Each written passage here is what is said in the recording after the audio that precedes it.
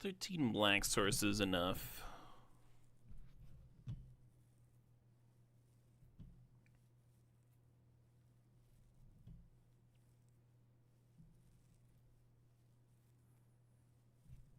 Hell yeah, Diabor.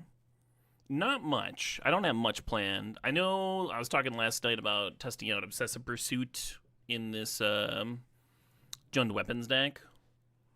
So I think I'm just going to do that for a little bit. I did put 4-color allies together. I took the version that 5-0'd on Magic Online and made a few tweaks. But it's mostly the same list. A lot of the decks that I was really zesty about before the new set didn't get much or didn't change much.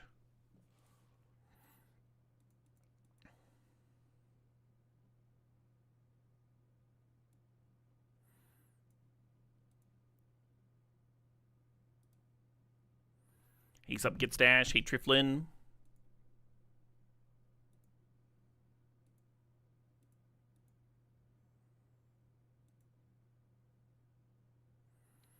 What archetypes have I been enjoying in limited? I like mono black. It's pretty fun. 4-color allies is sweet. The big blue decks with like multiple crashing waves are kind of cool. I think crashing waves might be better as a 3-of than a 1-of. The second one you cast is so hard to beat.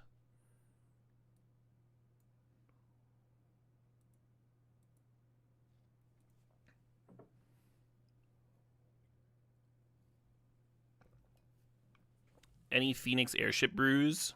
Is that the 4-mana 4/4?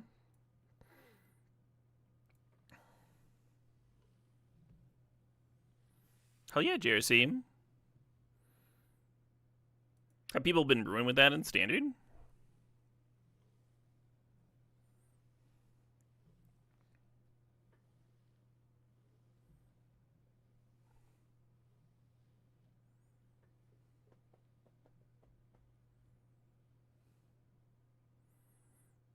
You stuck it in mono white tokens, so you added black for it.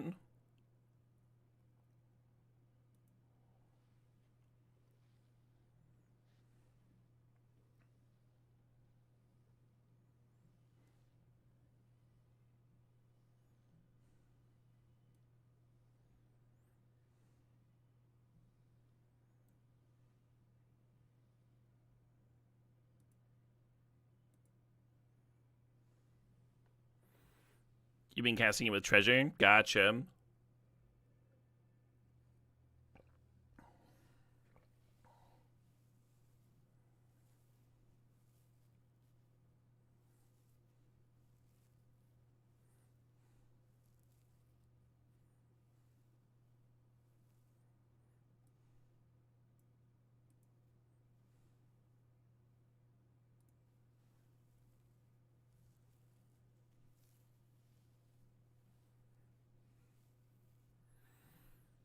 Yeah, modern cards that are good in modern aren't necessarily good in Standard, of course. I don't even know what Spike's doing.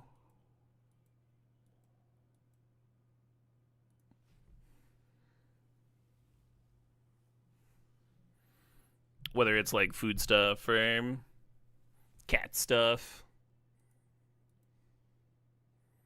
or other. He's playing it with Warden Soul Trader, sure.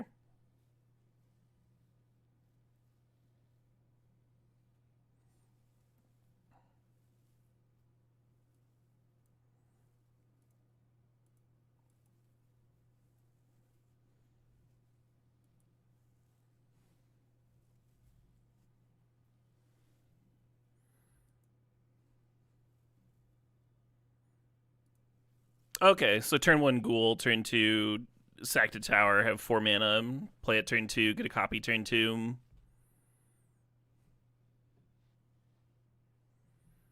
Yeah, none of this sounds like a reason to play it in Standard, though, right? I guess there's like some treasure production in Standard.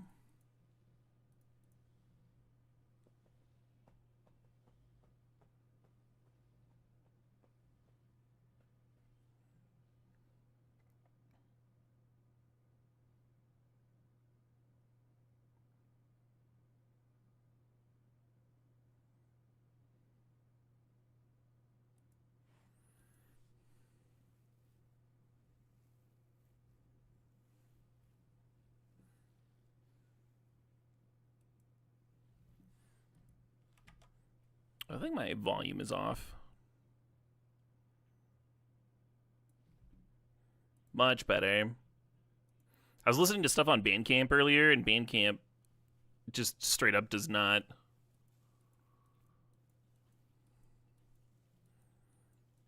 have a volume slider, which is extremely irritating. I hate it so much.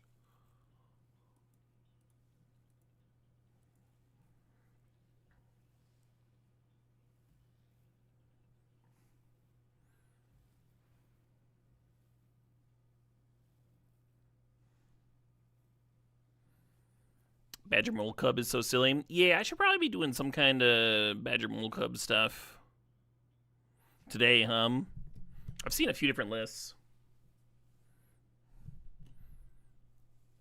There was a green-white list that had like a 70% win rate in best of 3.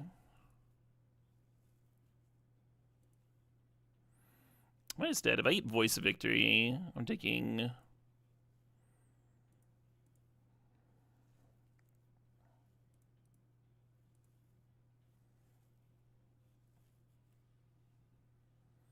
one life.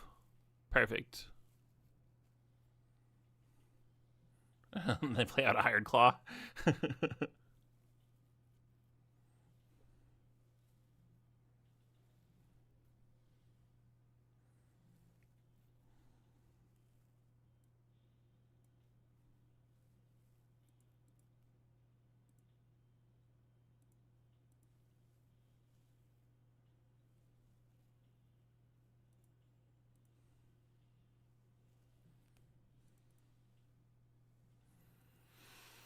All right, I'm in best of 3. Let's get these Molten Collapses in here. And I think because they're aggressive, I want to trim back on this Obsessive Pursuit, even though I just added them. That's the fresh card.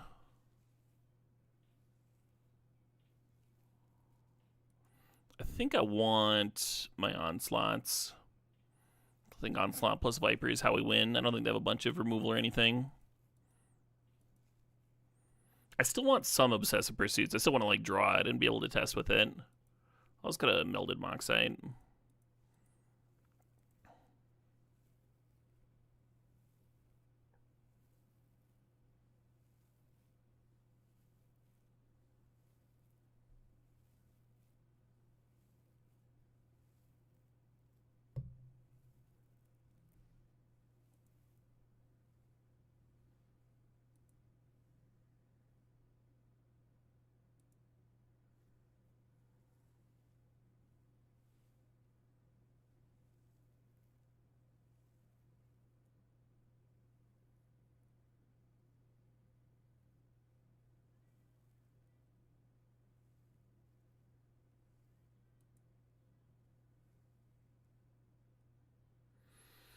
While we're here, I'm just like looking over the Celestia list. It seems fine. It's jamming Collector's Cage stuff. Looks like a pretty intuitive build.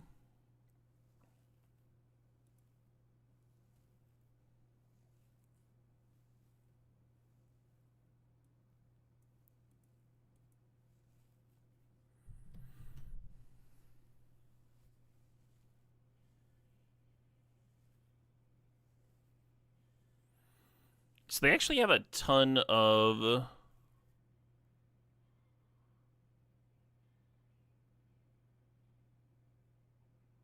chunkier cards. So I don't want to use Tithing Blade on the Hired Claw. You could play the Biotech out. I think I'm just going to Torch, make sure they don't pump it. Almost place Stomping Ground tapped. It's a little awkward, so it'd be nice to have played a 2-drop here, because then we could have done Torch the Tower plus a 2-drop next turn. So it's a little awkward mana development-wise to spend our turn torching.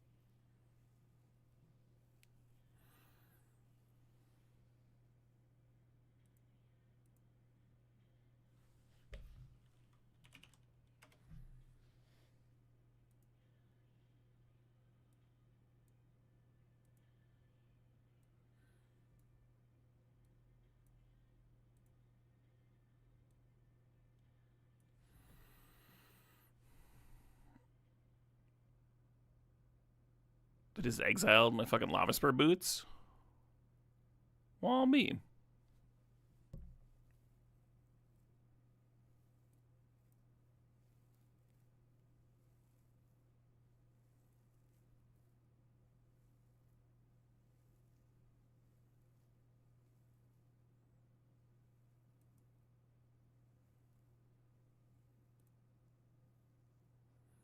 They knew the Viper was coming. That was probably it. If we had a land next turn, I don't want to sack the Specialist, but maybe that makes sense. Oh, the Conqueror is going to stop me from equipping boots. That's annoying.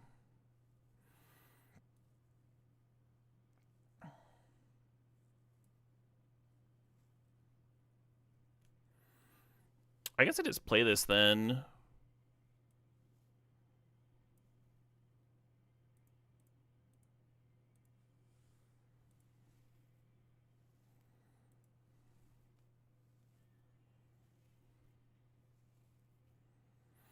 And I'm actually going to hold on to the Verge to potentially discard to the Moxite next turn. The Conqueror was good, preventing me from equipping this turn. Because an attack would have been devastating. They would have had two more of this, basically, where they would have had to decide to sack or discard everything or take a bunch of damage. But yeah, a lot of it depends on, like, do you have an answer to the Viper? If they do, can we find another Viper?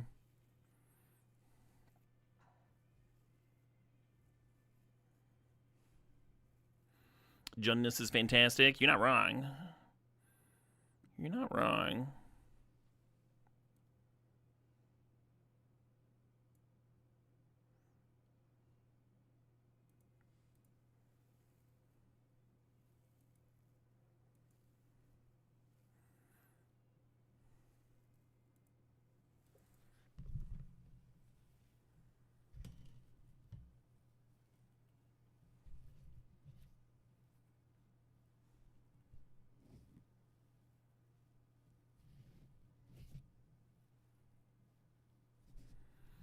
You were reading a Reddit AMA today from someone who builds secret doomsday bunkers for billionaires. That sounds like a racket, but also, like, not the most. Not the literal worst thing.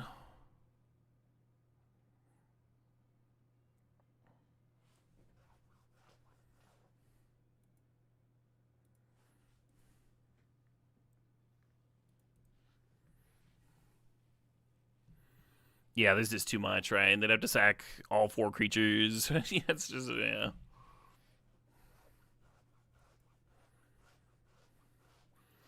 I feel like I want even more removal, Their deck's so... Maybe Fire Magic should be in.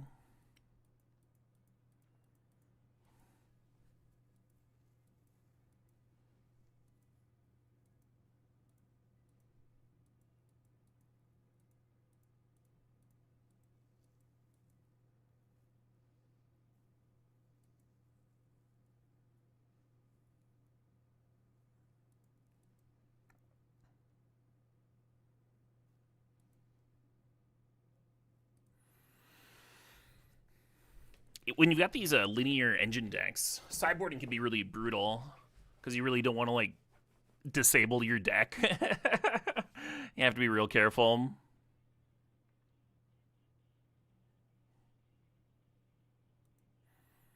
Voice of Victory shutting off Fire Magic. Oh yeah, that'd be pretty brutal. I was just thinking it was good against that 1/1. That's probably not enough reason to jam it.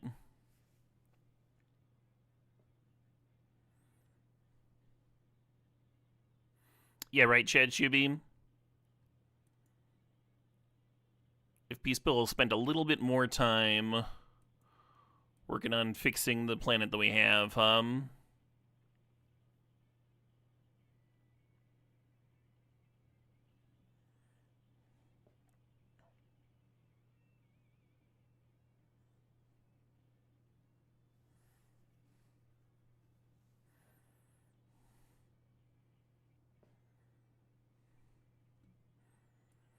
Cool. Pass with a lot of mana up here. We're a little tight on red. It would be nice to go manufacturing plus percussion, get that instant. I'm just going to jam this.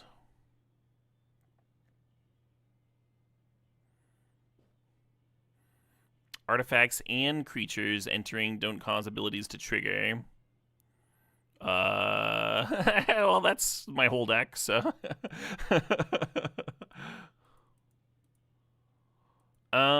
We do have 4 shocks. Actually, we have more. We have like 7 shocks.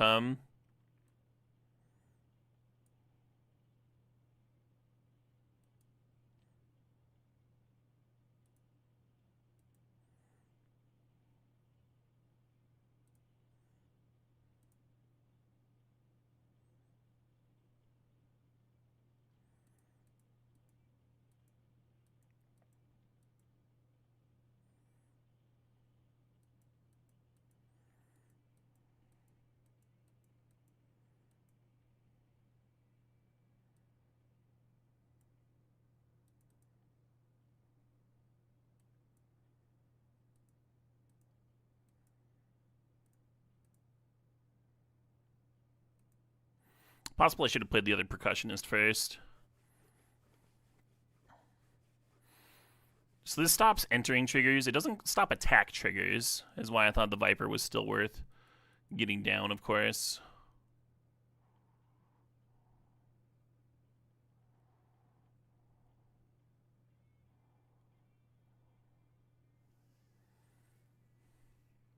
Oh, right. The extruder's not a shock. And then Thrall.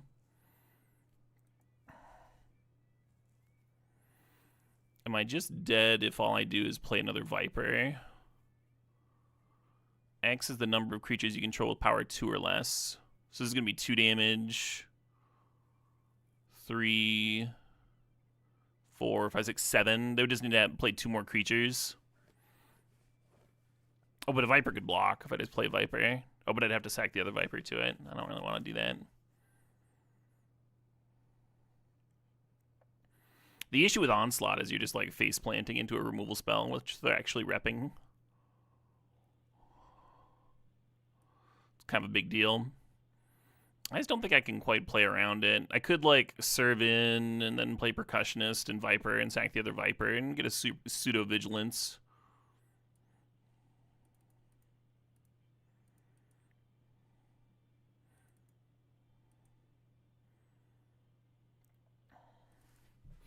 Well, they didn't. So that's nice.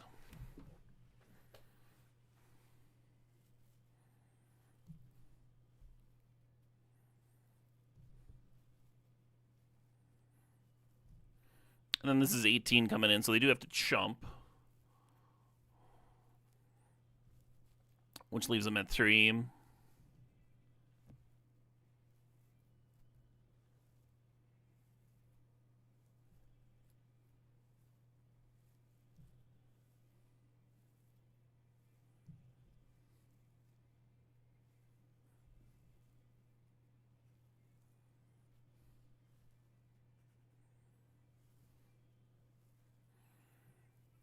Hey, Ram Demand thinks the Saw, the 7 months there.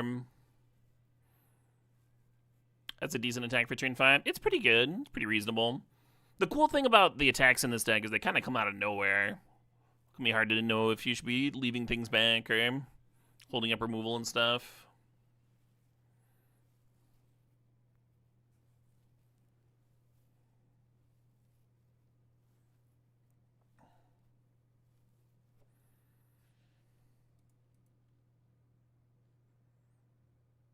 Their hand was literally just 3 lands. Some pretty weird flood. This Doorkeeper has been as good as multiple cards against me.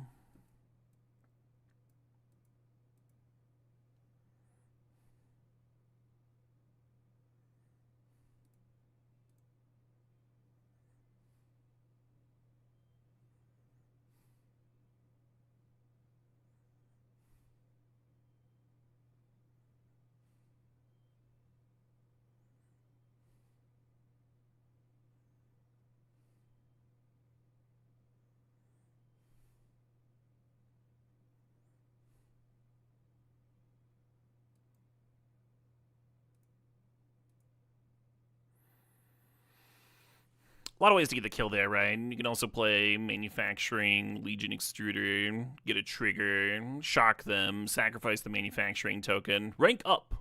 Platinum, tier 4. Officially Platinum Gamer. Oh, I could double Mythic this season. I think I got Mythic and Limited.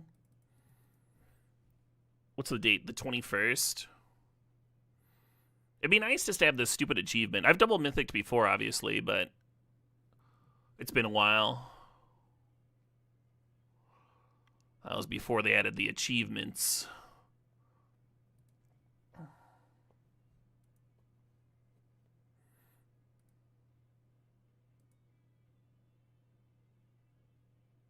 I always do that.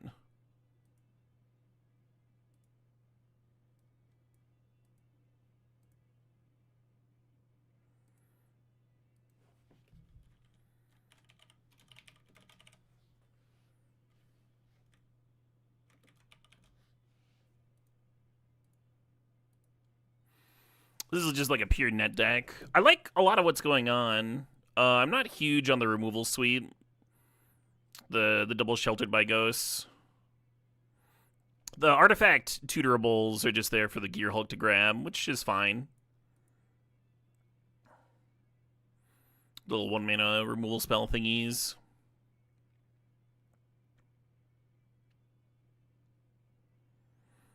Exile this artifact. Return target creature card with mana value of 4 less from your graveyard to the battlefield tapped.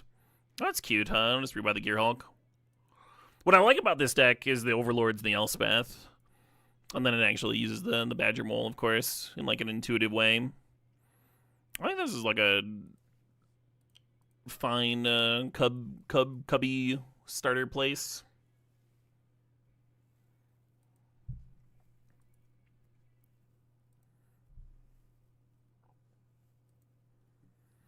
Can play a match or two. I do want to actually draw the new card that I added to the Jund Weapons deck. We can shift around.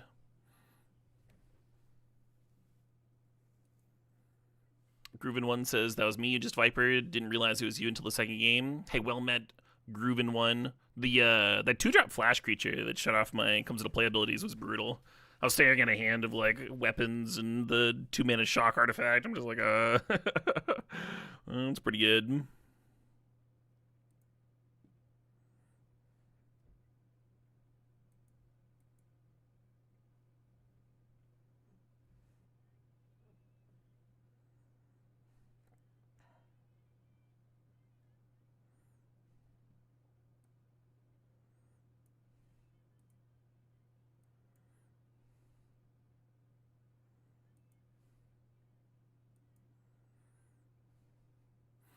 It's not an impressive turn 2. I'm willing to admit that.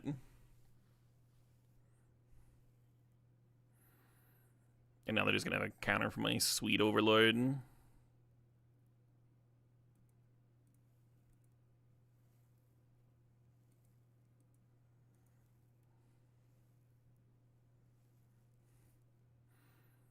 Essence Scatter, interesting. Yeah, you got a jam there. Sometimes, some versions of Dimir only play like one counter in the main deck.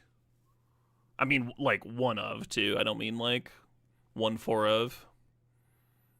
Getting some Kaido action in, sure. Cage would be a good draw here.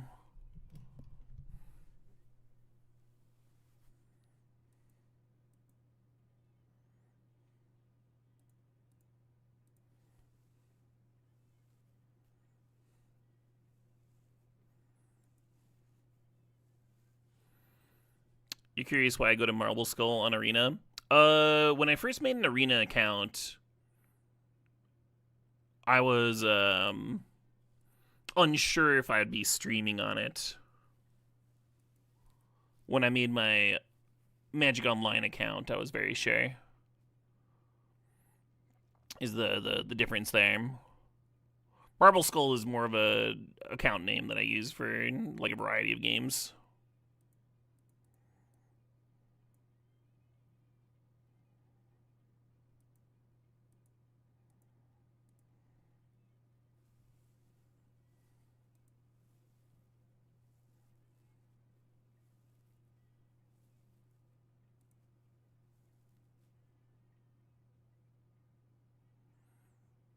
serve them all in. It's kind of brutal if they just have another Kaido.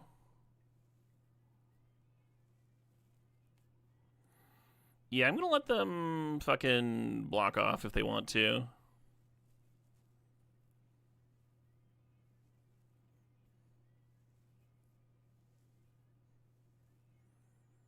It's kind of what I was expecting. You like the name? Yeah, it was. My first one was like Empty Skull. And then when I wanted to make it another account on one client, I added Marble Skull, and then I started using that one more. I don't know. The lore.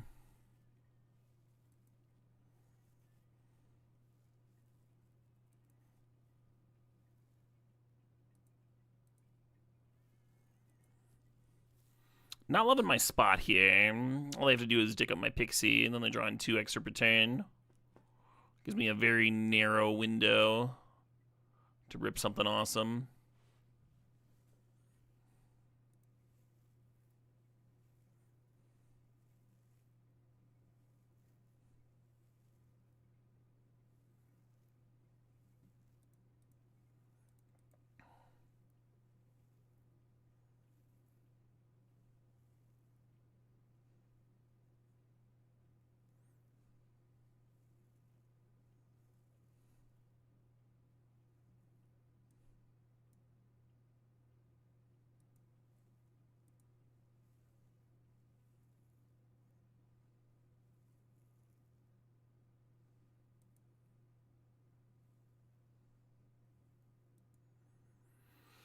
Seems bad for me.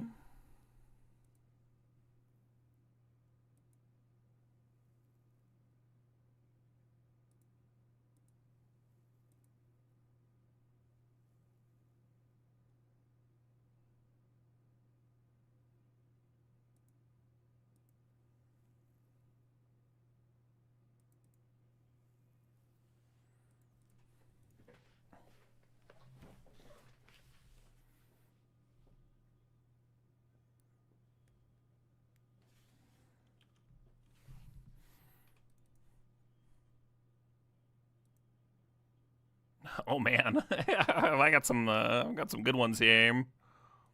Good customs.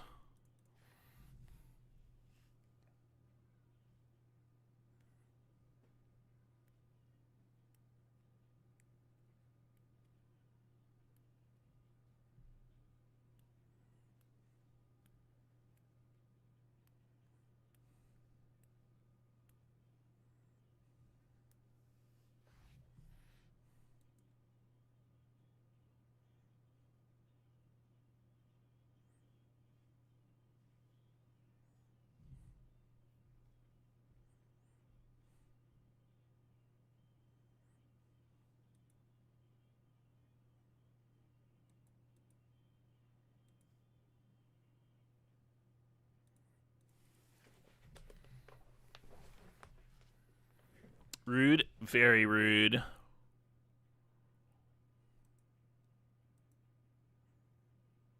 Oh, why can't I target it? Other than that creature. Oh, that's valid, I suppose.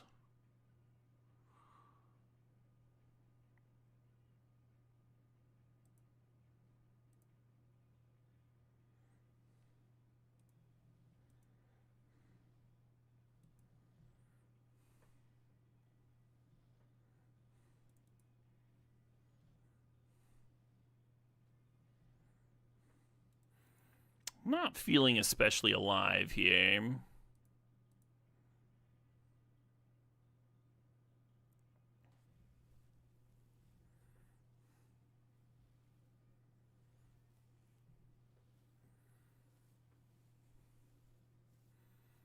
Yeah, even if I Elspeth jumped here, 20 lives is too much. Not a May? I don't think that's gonna matter. 27 cards over there. Very sick sleeves.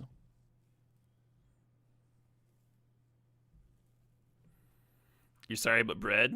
Yeah, a little bread action.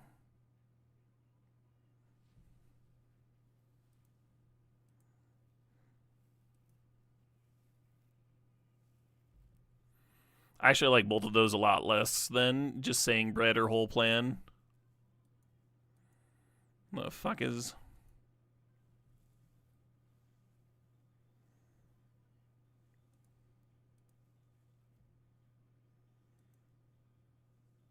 Hmm...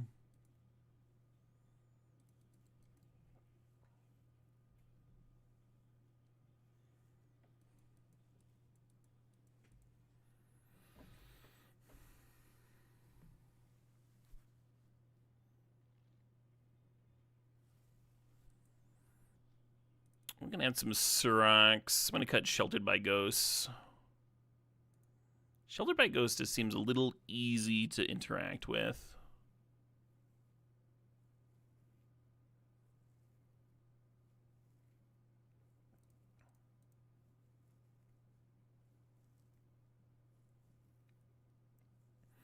I kind of want, with the Badger Mole Cub, like upping my amount of ramp. I'm not sure why I'm only playing 2 Elspeths and 3 Overlords. I feel like I should have higher numbers, like 4 Overlord, 3 Elspeth. There's a lot of slots dedicated to this Gearhulk engine that I'm not sure makes much sense. Basilisk Collar. What do you like, Collar?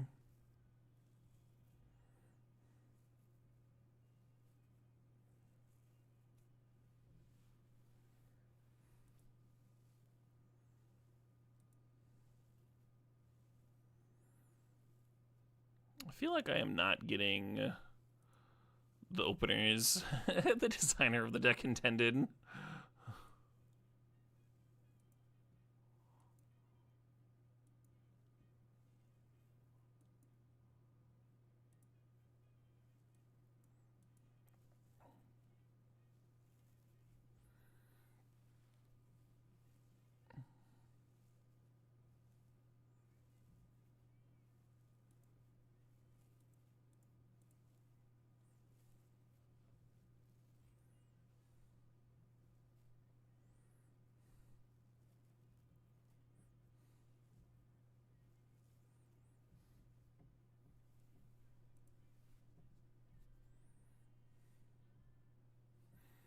Alright, let's move on.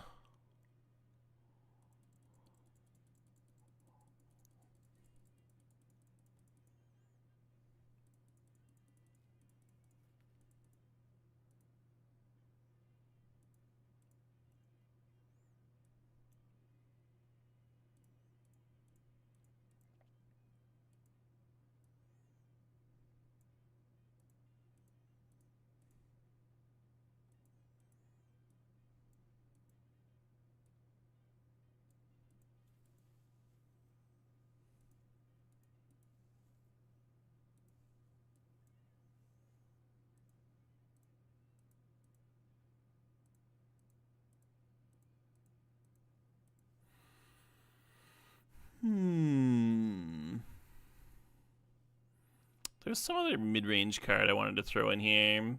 Oh, I wonder if I should play the 4/4, the 4 drop that makes a 4/4 token.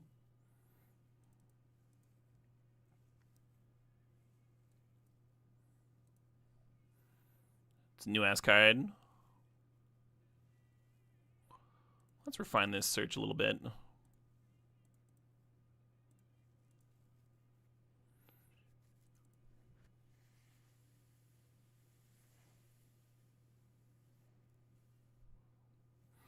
It's a legend. 2 seems like a fine number.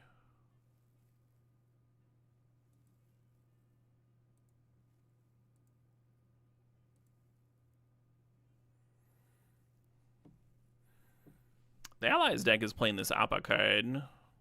I don't know how thrilled I am about it. Could try a couple. Might actually be good against that deck I just lost to, huh? Also spits out 1/1 tokens for the Salvager.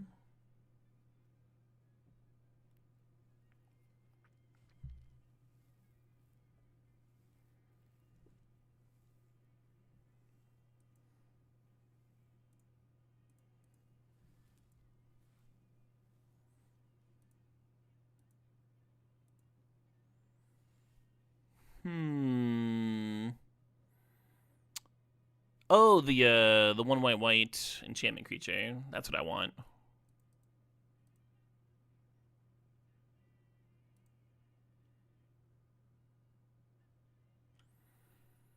Zenith's interesting.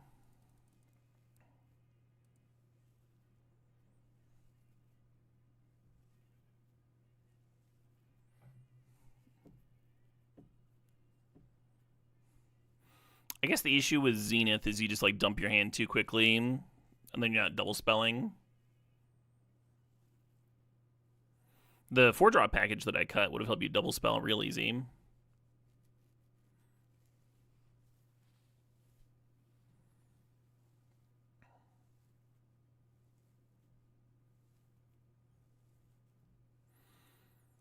What's the mana base for the double white spells?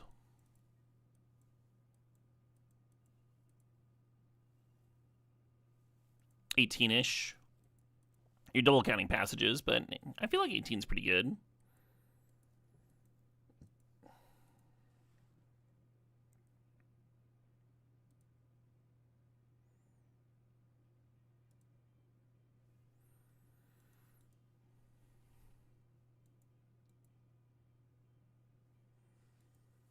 And then this whole sideboard is also like based around the package.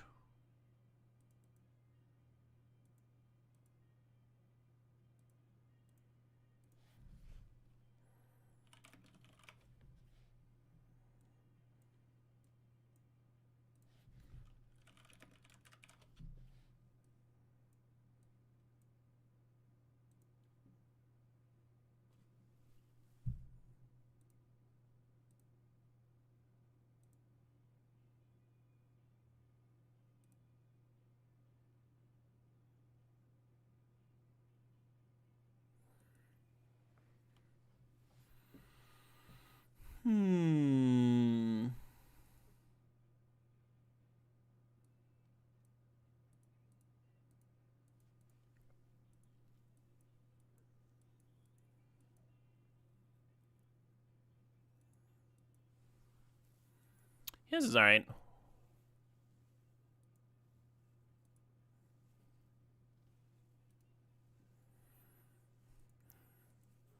Play one game with the net deck, change like 10 cards.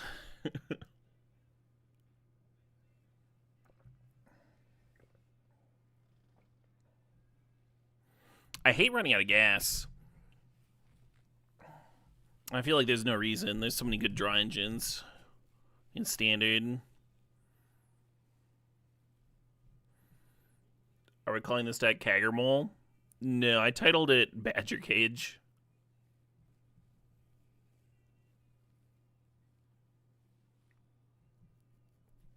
The Rabbit class? Like the 3-mana enchantment that draws off tokens?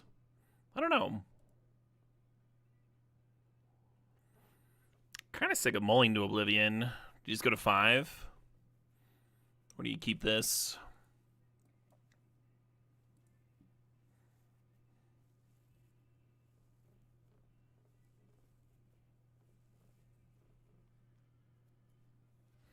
You like Ouroboros? You could try it.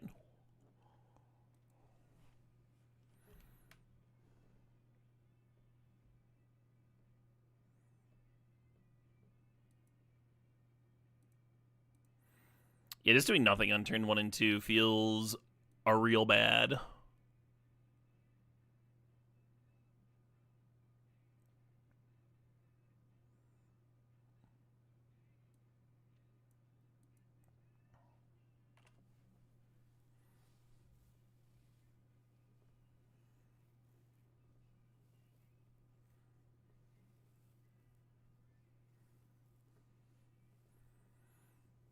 Opponent doesn't even want to trade.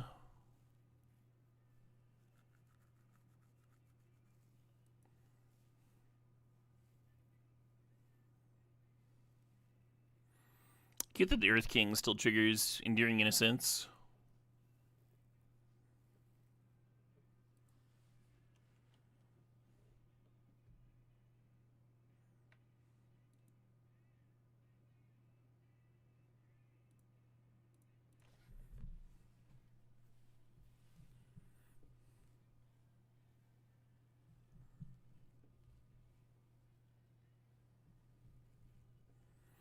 Is the token just a bear? What do you mean, just a bear?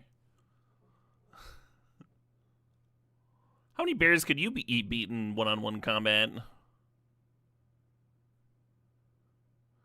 Just a bear.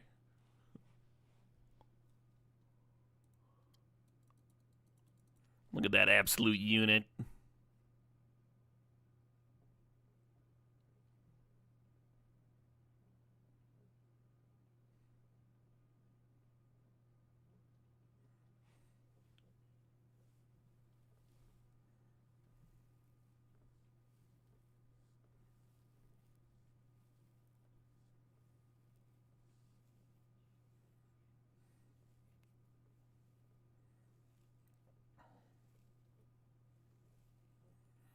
So I don't see why they sacrificed their sage to do that. Like, why they sacked the sage to surveil one first. They could have just sacked the sage, and then they'd have a 1-1, and then they'd be repping 2 airships here in terms of crewing.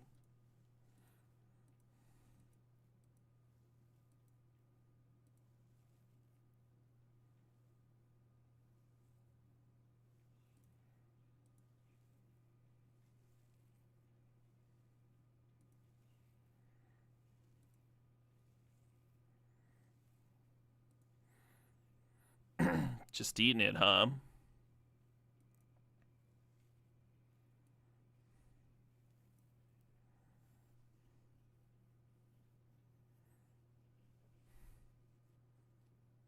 Yeah, that's exactly why I played the other Innocents. I was thinking if I drew into a dork, it would make sure that I could play Overlord next turn. And that appealed to me. Oh, you can only bargain tokens. I gotcha. And they had to sack a treasure to get to 4 mana, so they couldn't bargain that.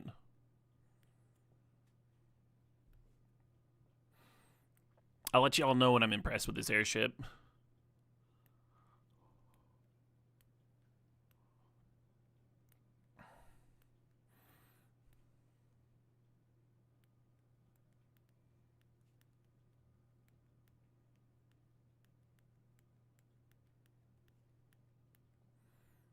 Hey, that's kind of cute. And now this Acolyte will spit out a 2-2 to crew the other one. Oh, they didn't serve. I guess they didn't really need to.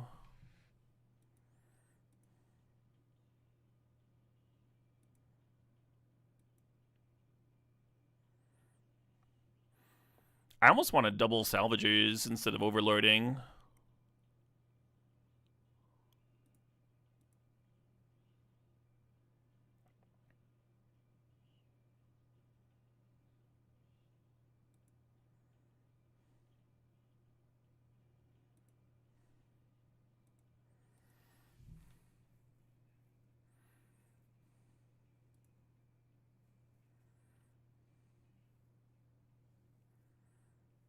Oh, maybe I should have played Cage pre-combat. Would have prevented that.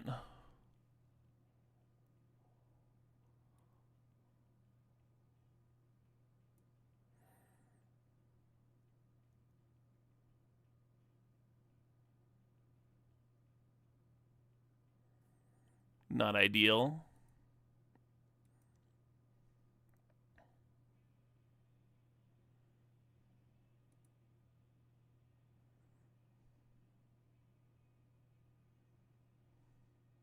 Ooh.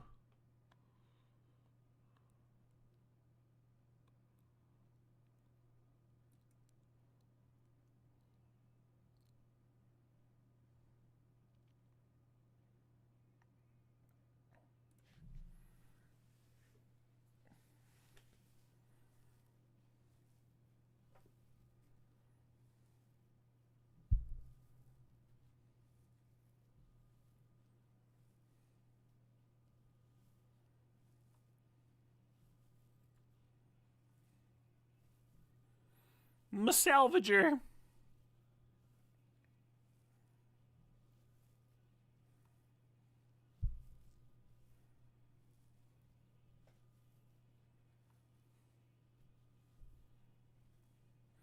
So we'll have 1 blocker.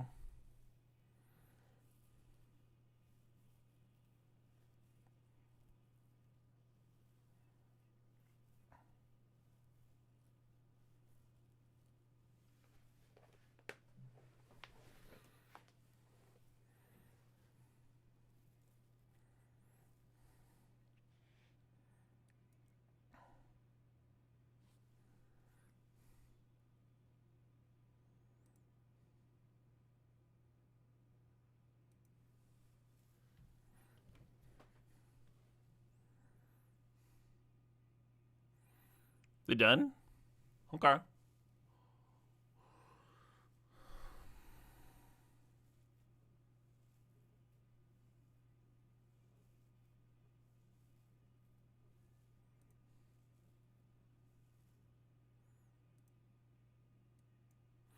Actually, this is probably a good matchup for this Sheltered by Ghosts card. Nice and versatile.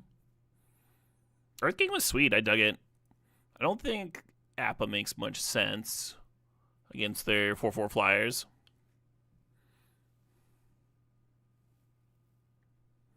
We didn't see a lot of spot removal against them, so I'll cut a Paw Patch.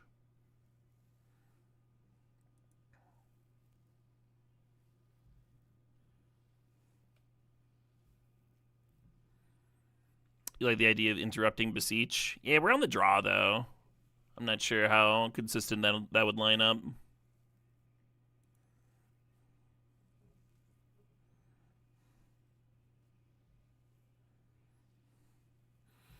Elspeth and Phoenix Fleet? Now you're speaking my language, Tater Chimp. Now you're speaking my language.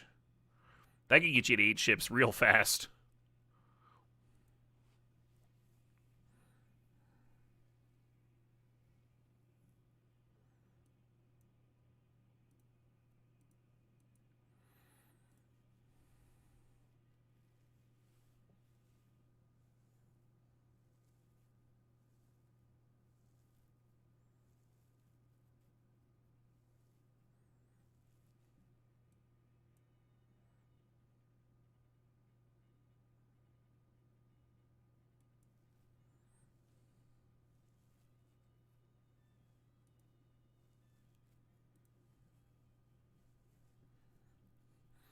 Maybe we could play the Angel in this deck. What's the Angel?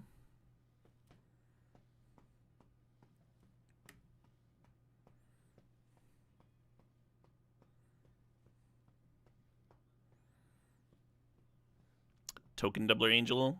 I don't know what that is. I'm ignorant.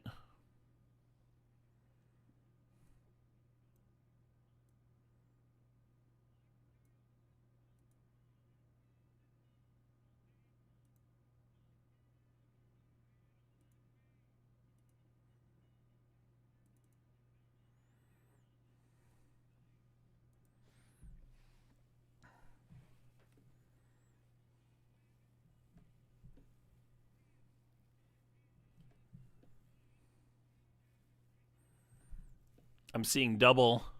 4 airships.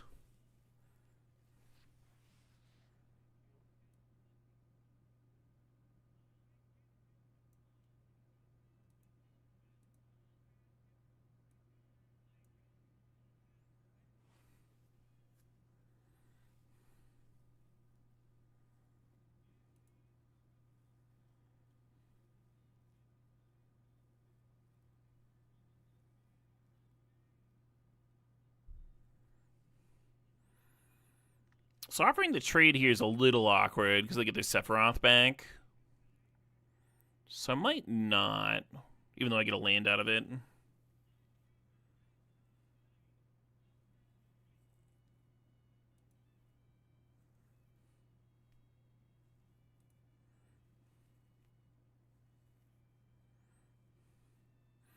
But you see how I can attack with his Paw Patch now and immediately get a land out of the deal.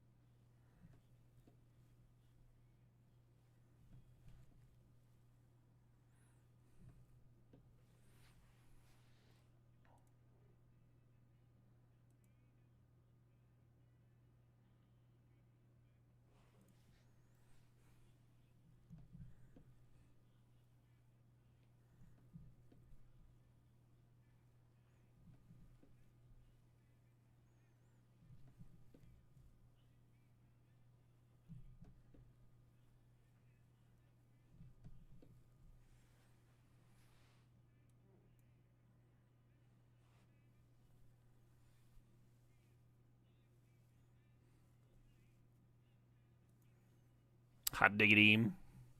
I didn't think about that very much. Maybe the disenchant was better.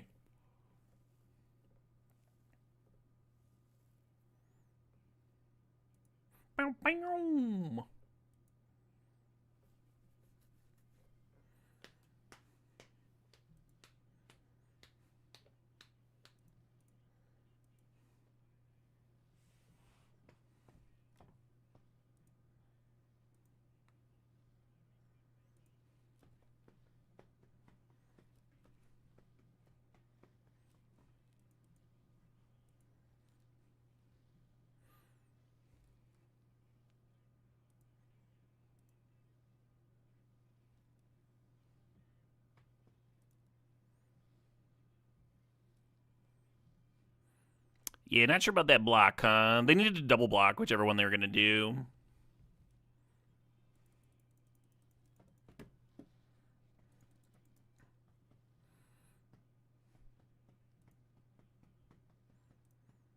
Oh, it would have let me grab 2 lands? I think I fucked that up in Limited, actually. I fucked something up like that the other day.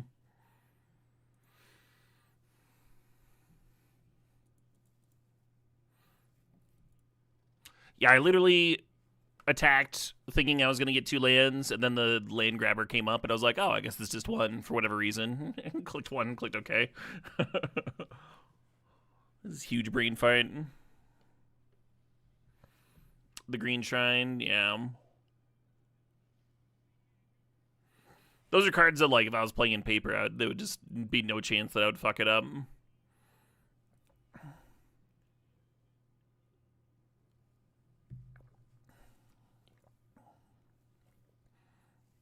But online, I kind of just assume the client's doing everything. No second white for this app.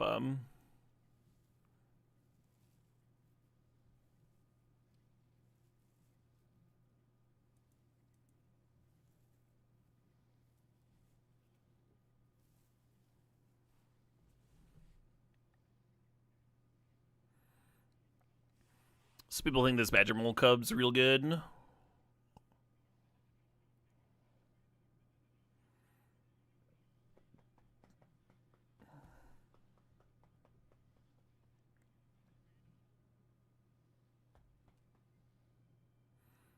You like Anthem of Champions? I don't know what that does either.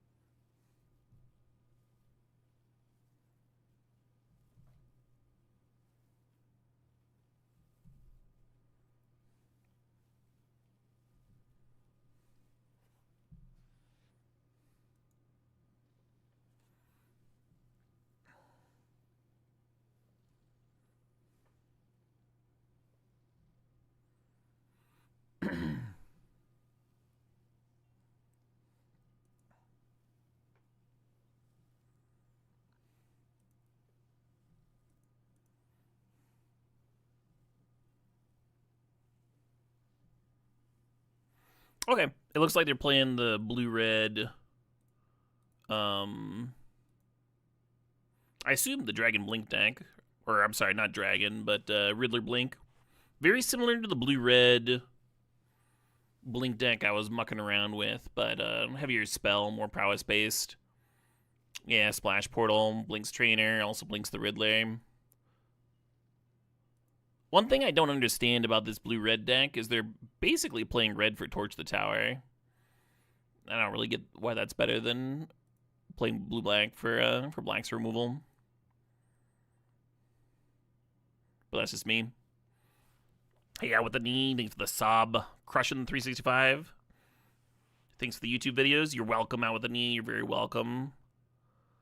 Glad you're still enjoying. So we could leave up a flashed Appa, which I kind of dig.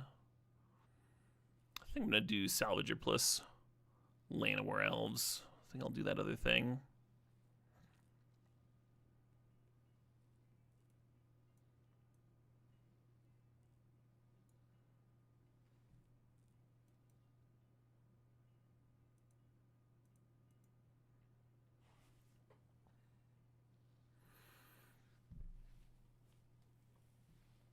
I like the idea of Steadfast Guardian blinking out Salvager.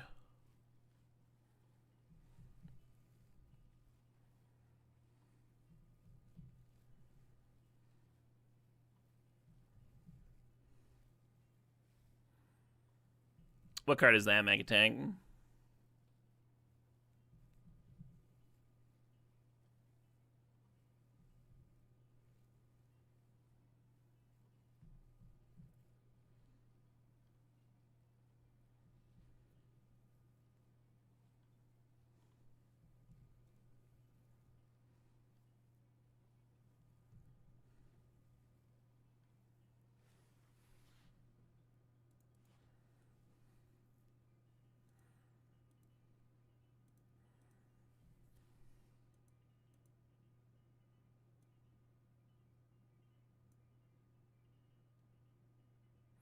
This card has flash, but I'm just gonna make sure it resolves here. Make sure I get my salvage a recast.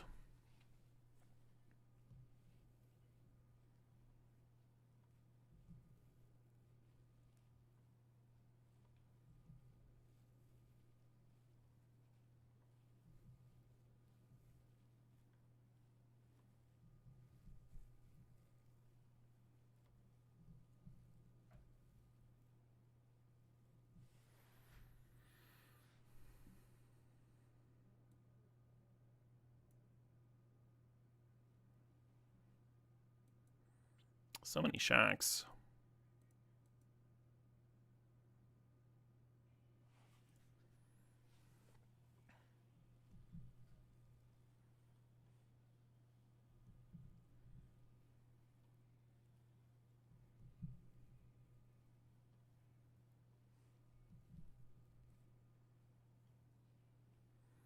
Y'all remember green white tokens with Gideon and Hangerbank? I played that deck on the Pro Tour.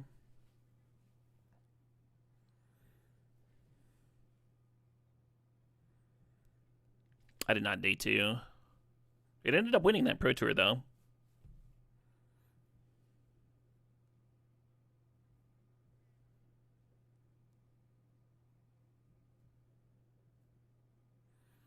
I think they were likely better off just casting the Riddler. But they ripped the portal. Lucky them.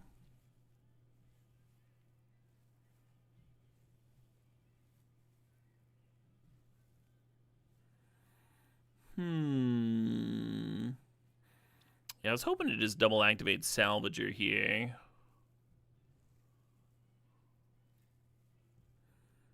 Possible I need to get the Overlord down so that I have tokens to block the Riddler and stuff.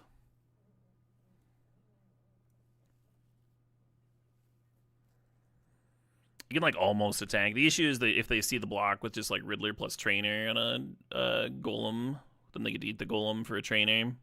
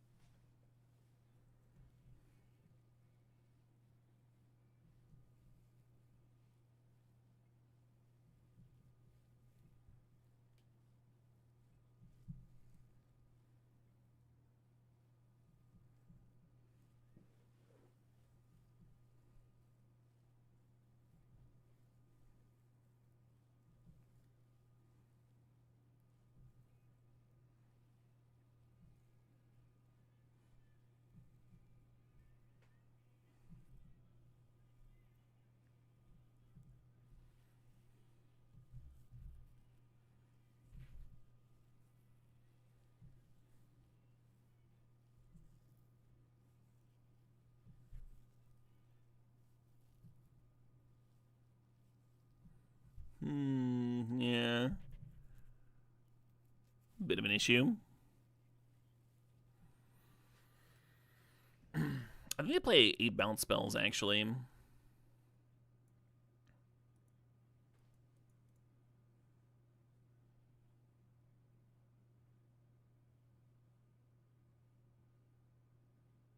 Perfect.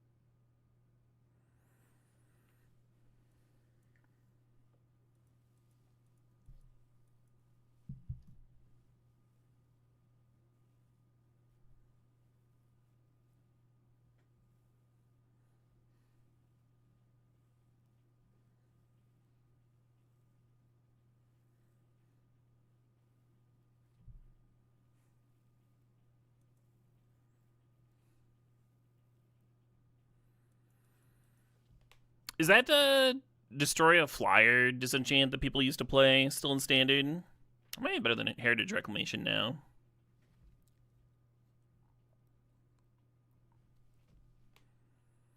Still good against demons.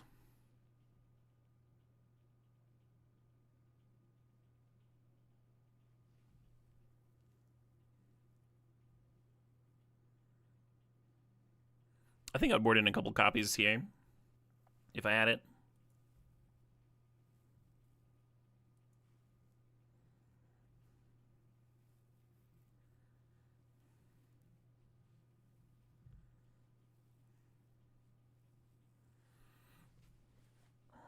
Paw Patch formation, yeah. I think I like the idea of a couple of those. I'd play them here, and then of course they would come in against demons. Whereas the Disenchant that's in my board right now hits artifacts, and there is an artifact deck currently. But it also hits graveyards, which I don't care about as much.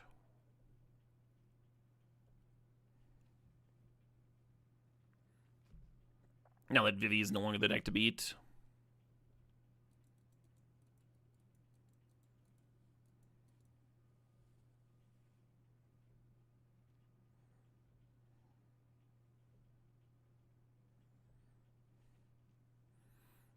Well, that was the first game playing the Badger. Did not exactly impress.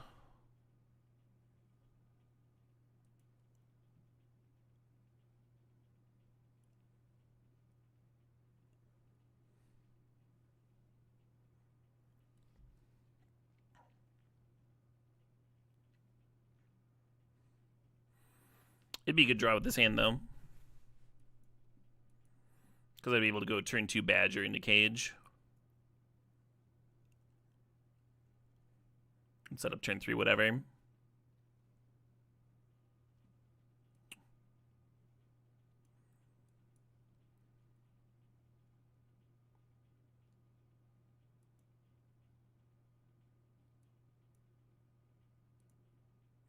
Well, speak of the devil.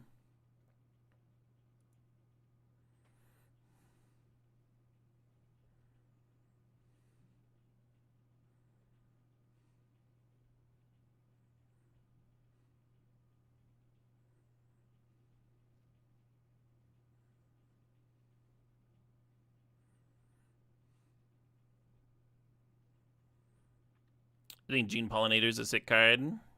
You know, they used to let us play with Birds of Paradise.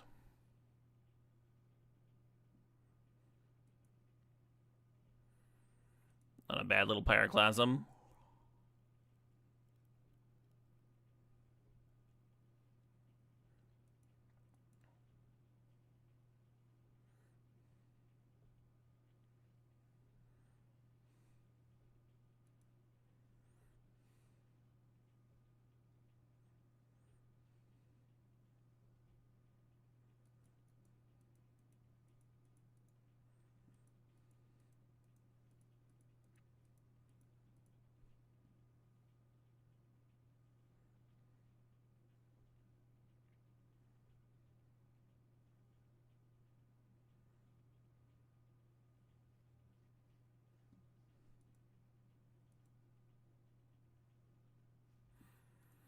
Pyroclasm is a sweet one.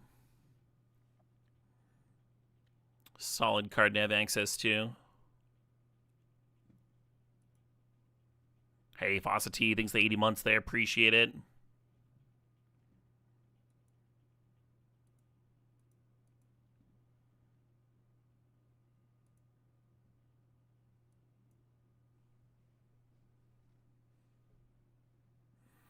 Wonder what their answer to an Elspeth is. Do they have to, like, bounce plus counter or something?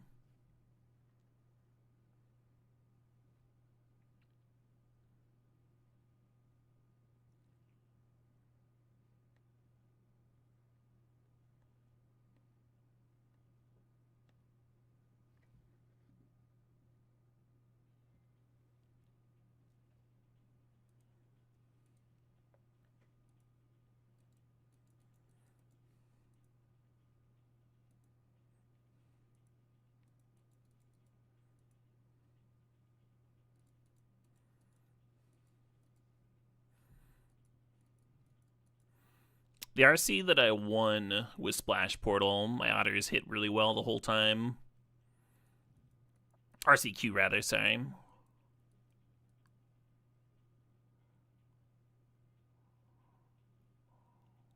Well, only doing the thing. Yeah, on board the Elspeth could just down tick on this Ridley, but I don't want to do that. I don't want to down tick my Elspeth. It just makes it a lot easier for the opponent to deal with.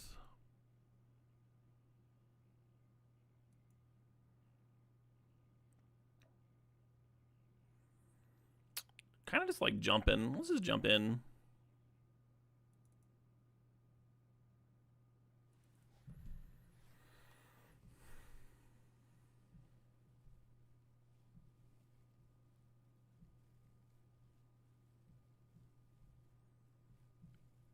Yeah, when I was looking at this format, I was thinking, like, how good is Elspeth, right? And then I put it in a control deck, and I was like, this is not as good as I remember Elspeth. Because I keep on playing it in Vintage Cube in these aggro decks, and just playing it and killing my opponent. But the blue-white aggro deck that I was playing only plays like 23 lands, and it's like kind of awkward to get up to 5 mana for Elspeth. But it's really at home here. It's really good. I can't believe the stock version of this deck is only playing 2. I think that's bananas.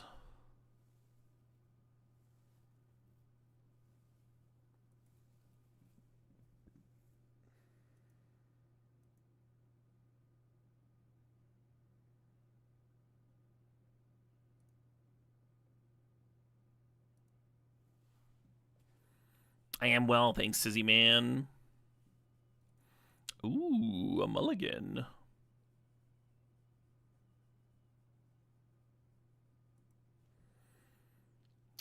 What do you put back? I almost want to bend the Innocence.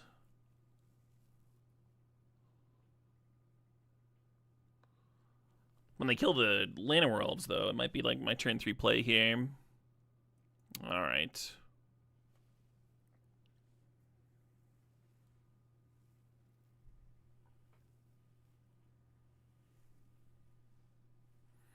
Cub allows for the most mana in Standard on turn 3 since Tron. That's not true.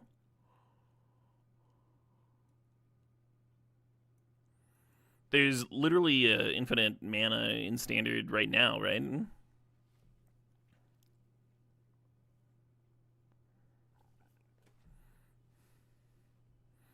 With the 2 mana artifact Soul Cauldron.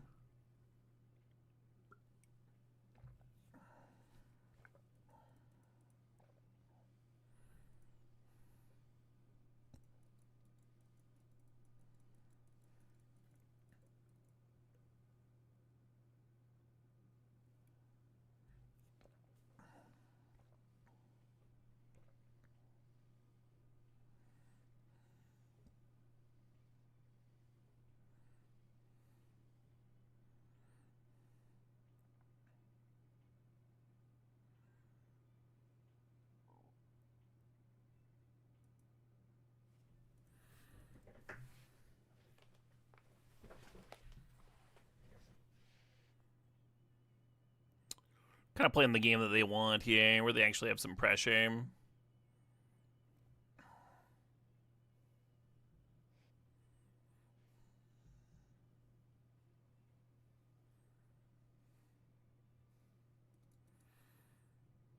Wouldn't mind playing the opponent's deck a little bit.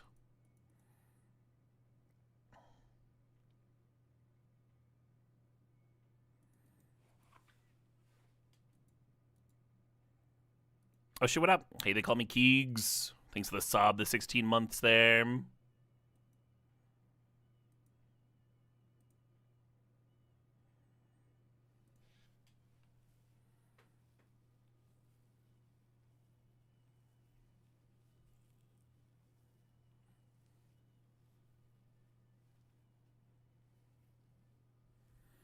Yeah, Endearing Innocence is kind of awkward against Torch. I think if I had more sideboard options, I would actually trim back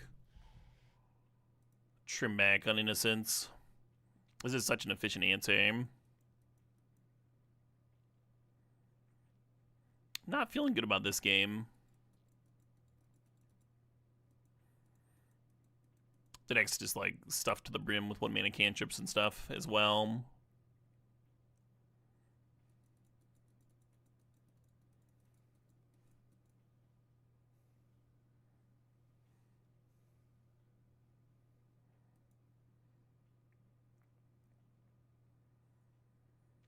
Can Earth King or Overlord in terms of putting 2 bodies in play?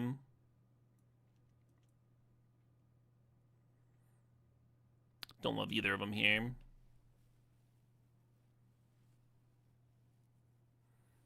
At least the 4/4 can't get torched. But I think they just have a bounce spell handy. They can just rebuy that if they really want to.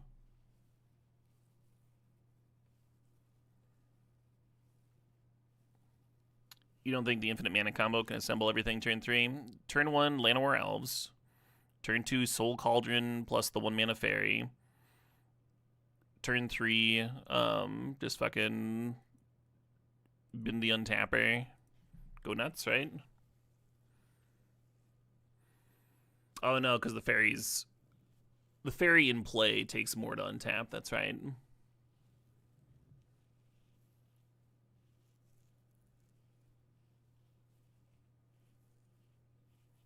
Yay, the stun counters.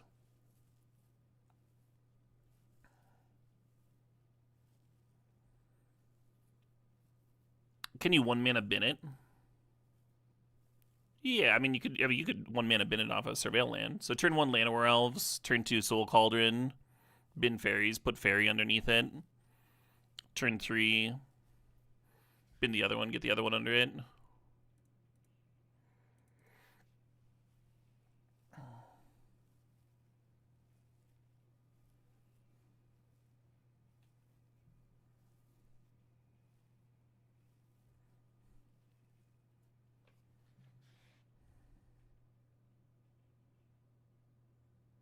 I'm gonna just rebuy that,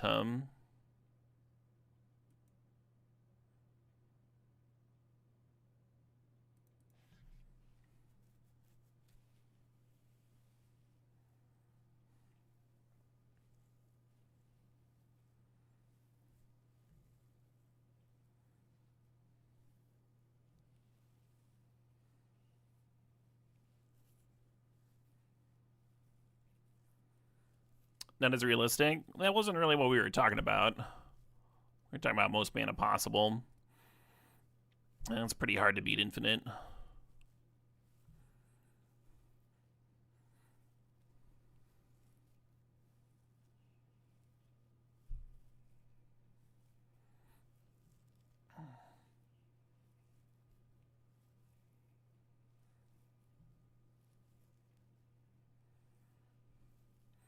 Can't actually trade here, because I think our way back into this game involves this Collector's Cage card.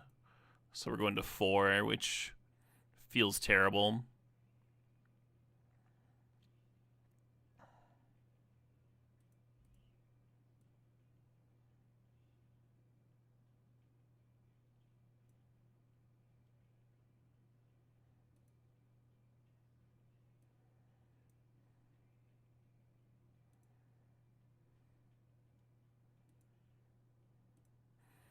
We're going to do this while they're tapped out.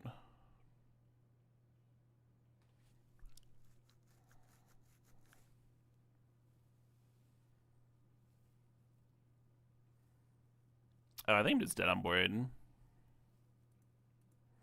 Even with the flyer here. Maybe I wasn't supposed to do it now. Maybe I did have to hold it. Because the Storm Chaser's talent's a sorcery.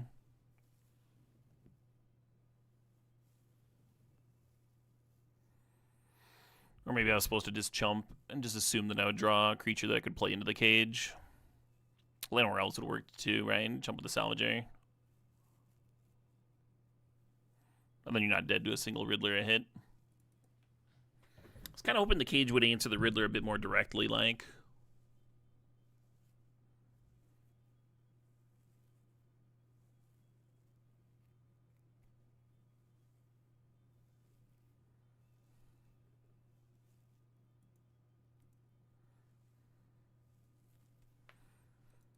Defeat. Yeah, I kind of like this deck. Kind of do, kind of don't.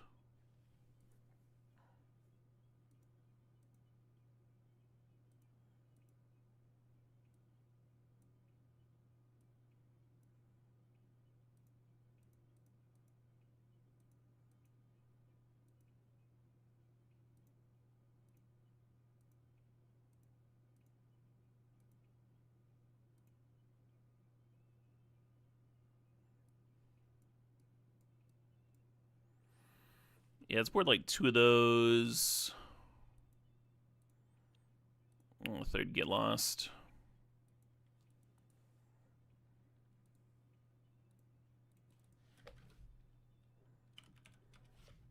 Oh, it's not Portable Hole anymore, is it? Well, also.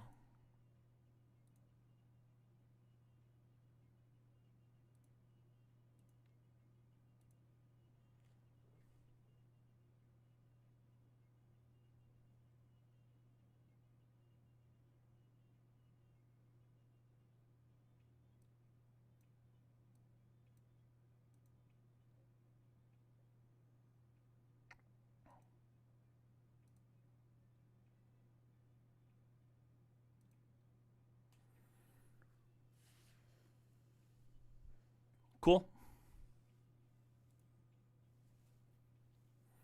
What time is it? 5:19. I'm gonna play another. I'm gonna play a game with his allies deck.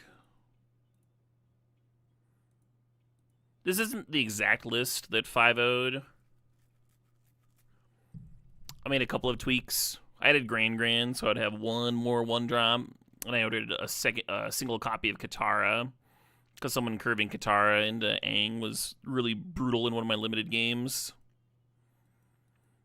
And that also saved me a couple wild cards. But yeah, the idea is you're using all of these multicolored lands, right? The Chi Shop, the Cavern of Souls, so you can embrace the 5-color mana base. And then the sideboard has to be mostly stuff that you can play with that mana base too, of course.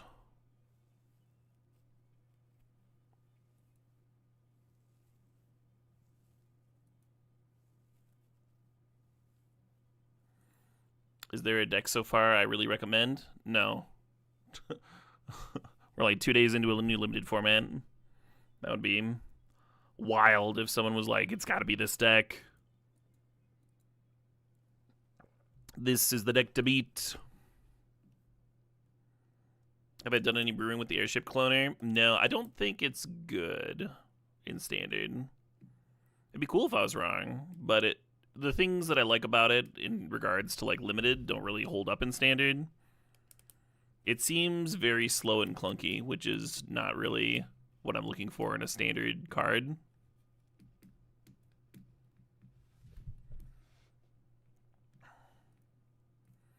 A lot of people have asked me about that card. Like, you gotta be brewing with this card, Caleb. Spike loves this card. You gotta brew with it. And I'm like, why does Spike like it? And then people list off this, like, all these exclusively modern specific ways to turn to the airship. Like, yeah, that's not... I mean, that's cool, but that's not a standard thing, right? Sounds like you need a lot of different cards than what we have. Some blue-black business. I don't think there's a reason to not serve with Grand here. We can loot away this starting town.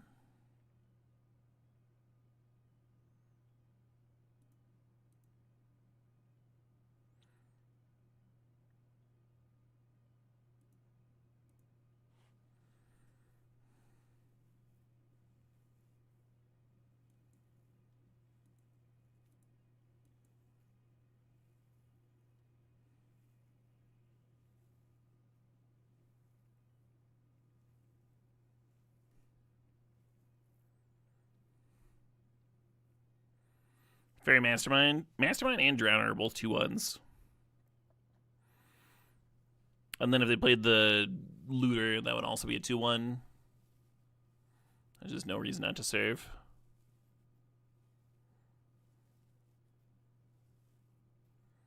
Creature or spell. Not very good against Resolved Kaido, is it?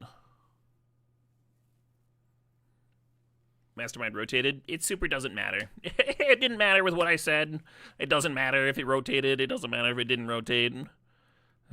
It's just, yeah.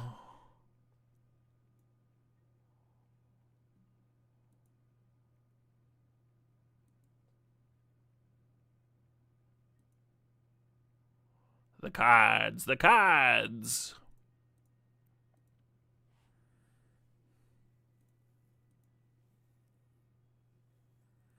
This card's a little bit better if you're playing Quad Cavern, higher blowout potential.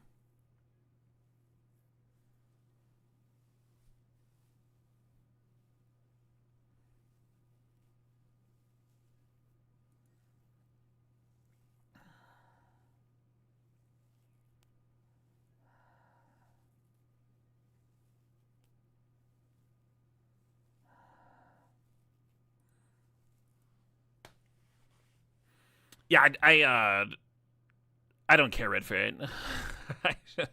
That was what I was trying to get across.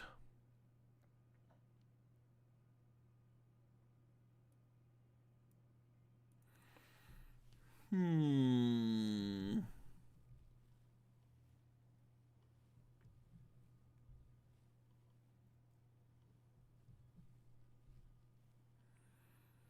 think I'm just supposed to pass here. Maybe Earthen Ally should offer the trade.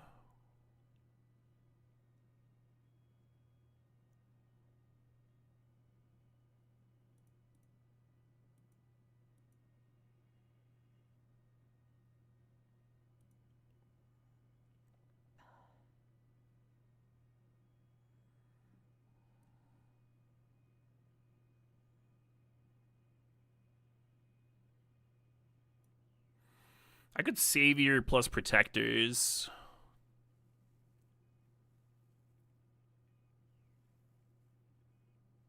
Then I get to draw a card.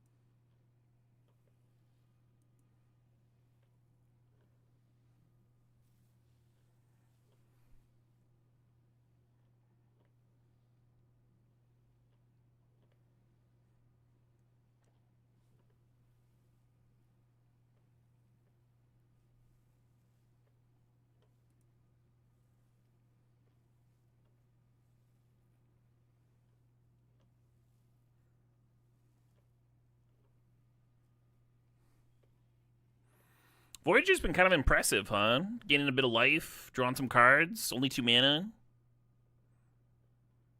This deck might have some legs.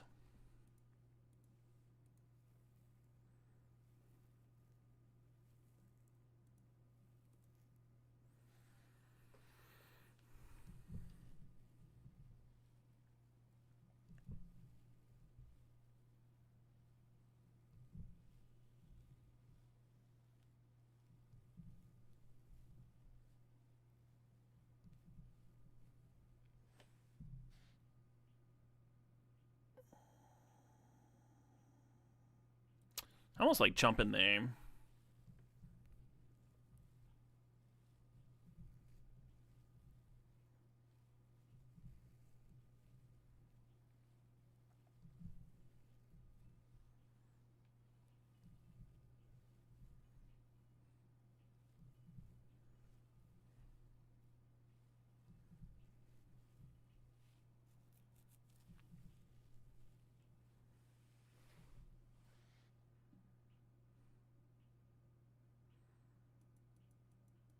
They're just scooping.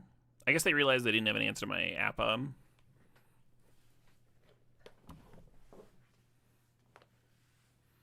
So there's a couple of different approaches to this post board.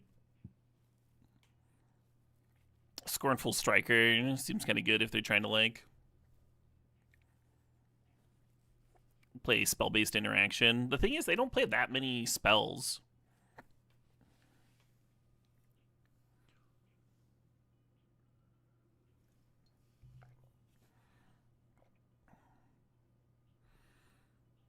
I think I want some allies at last. Some just like cheap removal. One off Grand just for card selection. It's not just for card selection. So the deck's playing a bunch of cards that really want you to have a pile of allies in play. Like Guide turns all of your allies into mana dorks. Earth King Lieutenant puts a 1/1 counter on each ally you control. On turn 3, like going Voyager plus a 1-drop is really good. So I added Grand not for card selection, but to have one more 1-drop ally. It's possible there should be 2 in here, because one can loot away an extra if you draw an extra. I was really happy with how it played that game.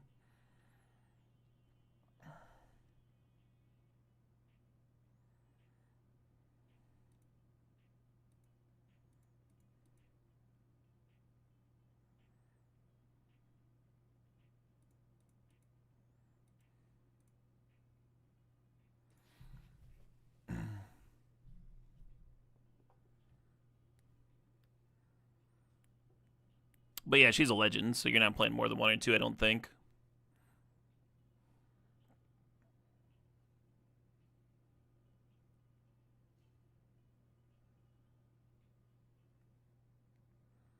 I appreciate that over voltage.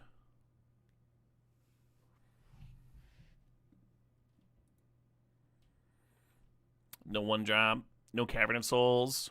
Almost a Maul.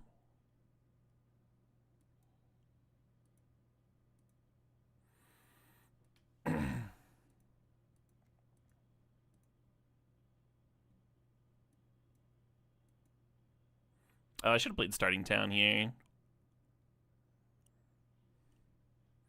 Oh, nice. It's a 2/3. I thought it was a 2/2. 2/3 means that they have to sack to torch it. If you're playing as a torch deck, it's relevant.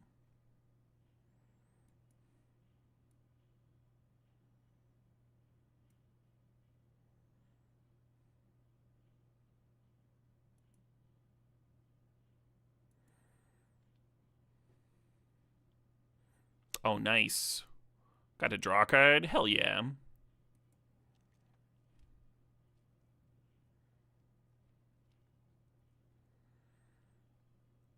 Interesting that they tapped the Earthen Ally. Oh, they're not blue-black. They're Esper, sure.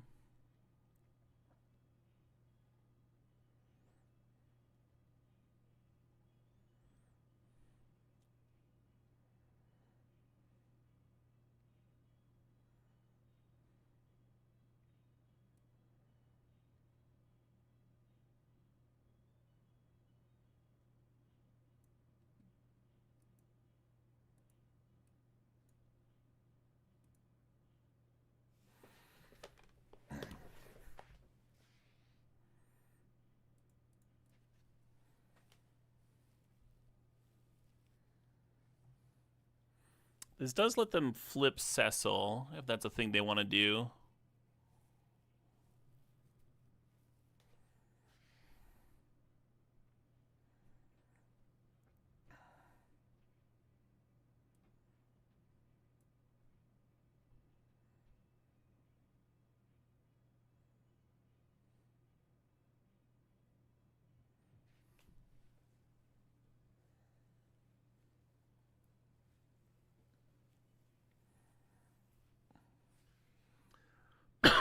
Excuse me.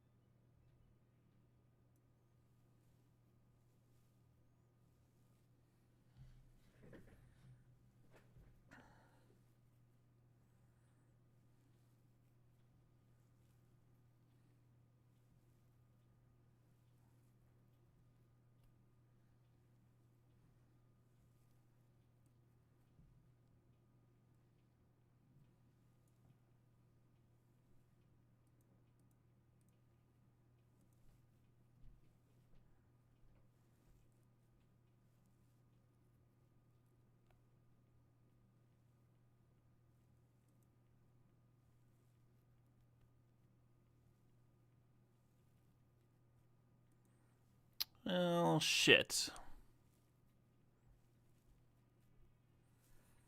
Certainly played into second Flood Pit. I almost played the second Earth King and then just passed the turn. I was kind of surprised that they had this and they just like let me collect a bunch of 1/1 counters. But I guess it worked out for them. Could have served with a 2/2.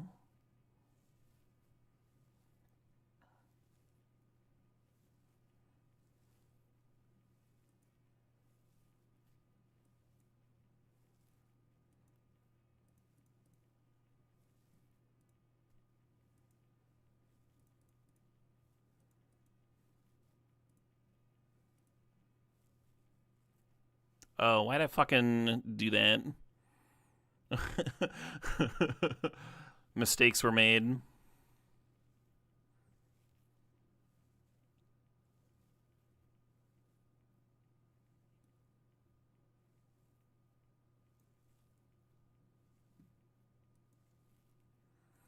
I was about to scoop.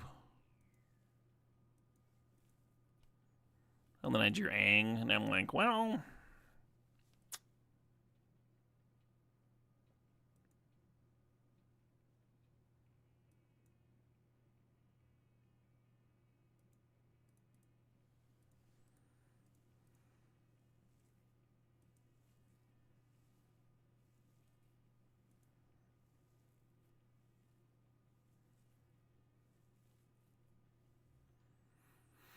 Disaster of a couple turns, huh? Just horrifically played.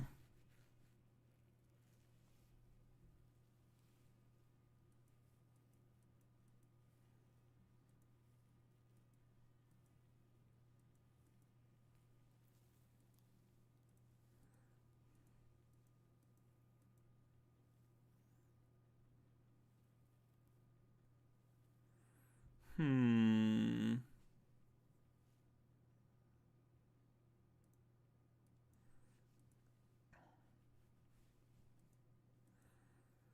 One mana instant speed removal seems so good. Maybe I'll trim back on reinforcements to get a couple in here. Aang's kind of nice to unflip their 1-drop if they do manage to flip it. Or get the Preacher off the board.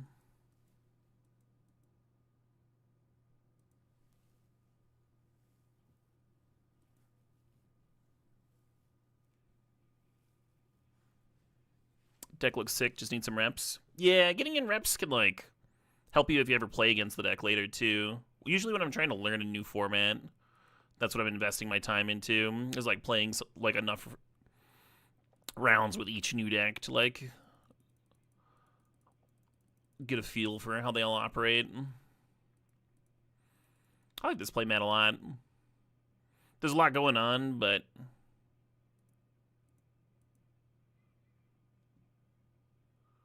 it's not distracting. The colors aren't like, the animation's not too like in your face. The colors are kind of muted, so even though there's like a very intricate pattern here on board.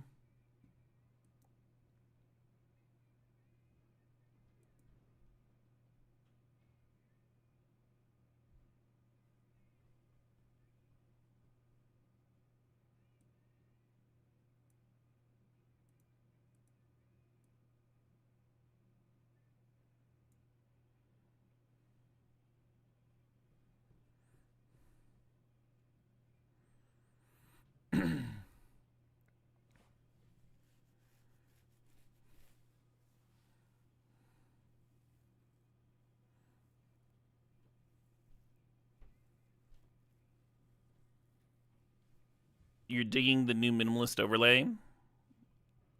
This is the same overlay I've always used with Arena, but I'm glad you enjoy it.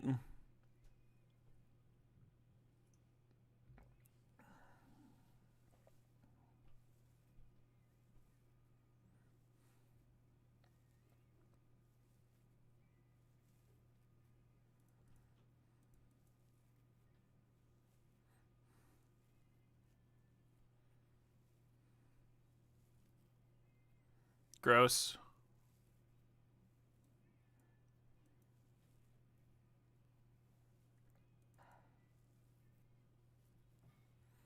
I have a card that's split up.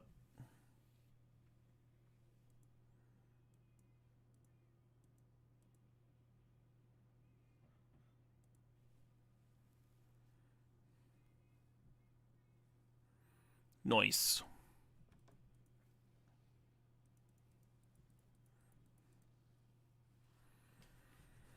Yeah, this deck might just be good.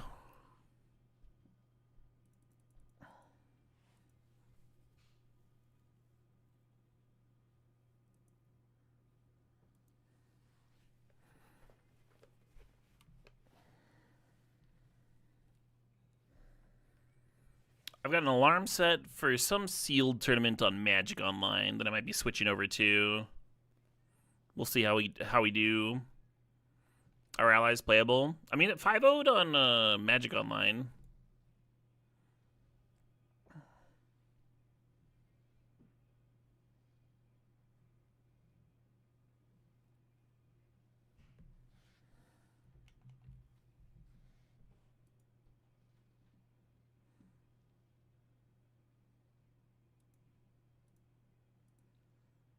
This is probably my most hated background map thing.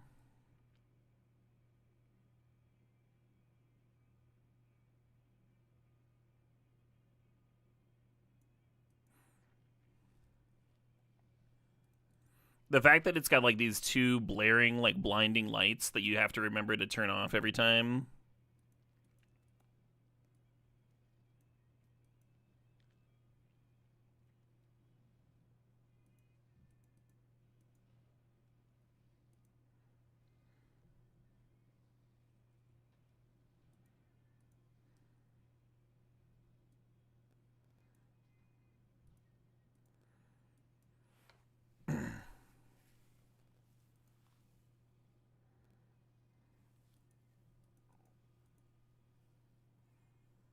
I wonder what my opponent's up to over there. You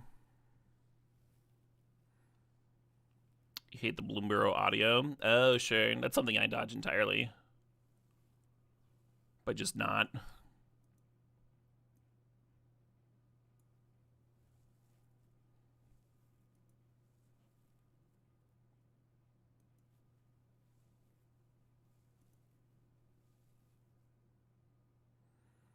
This deck could use a collected company, Interesting. I don't know why you wouldn't jump the 5-drop. It doesn't have trample or anything. Oh, it does have trample. Well, I'll be.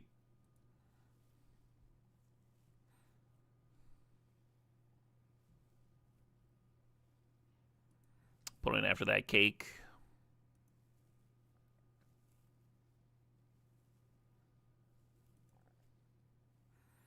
Isn't there a Coco in standard? There's one that gets like non-creatures. It like gets a non-creature and doubles it or something. It's weird. They play it with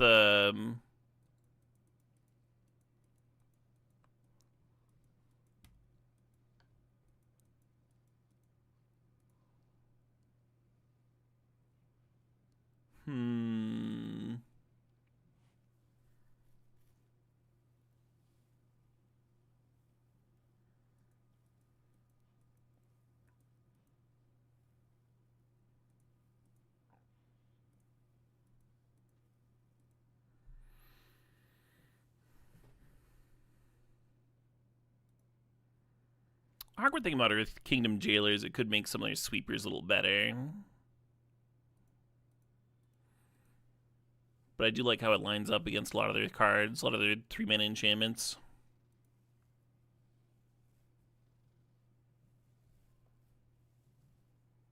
Yeah, the synthesizer card. There's an Alchemy Bloomborough one. Doesn't that one cost like more than 4? I remember it being uninteresting.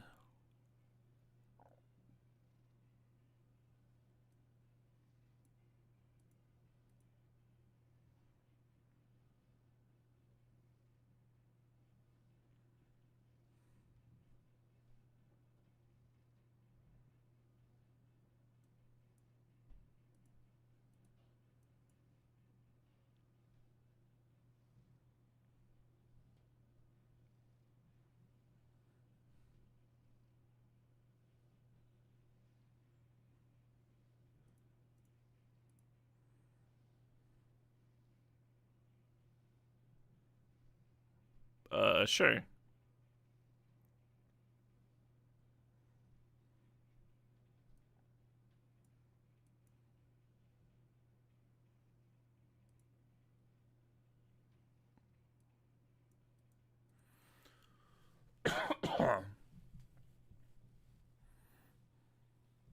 It does prevent me from going Katara into Lieutenant next turn, I guess.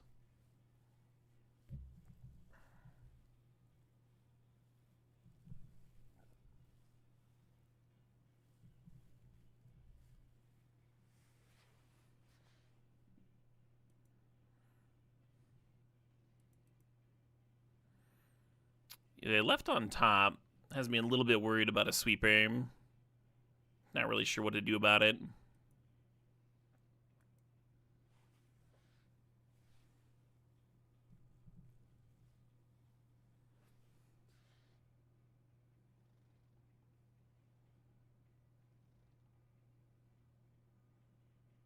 Exile all creatures and spacecraft. Okie dokie.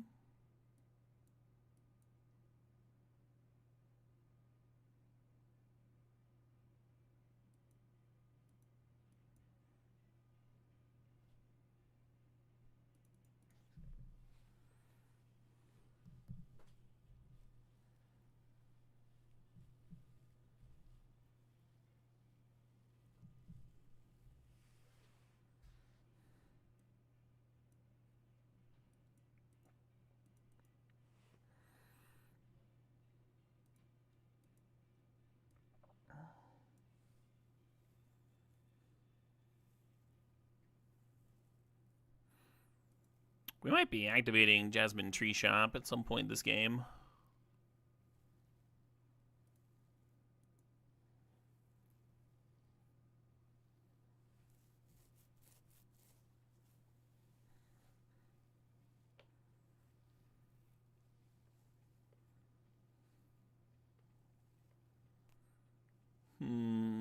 Scribe to the top.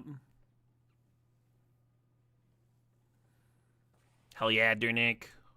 I wanted to catch this tour, but I ended up missing it.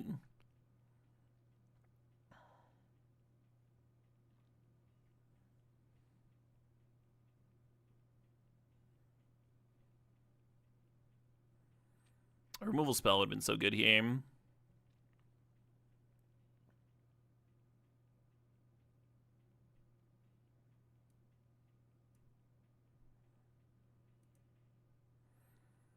An Aang would have been a great draw.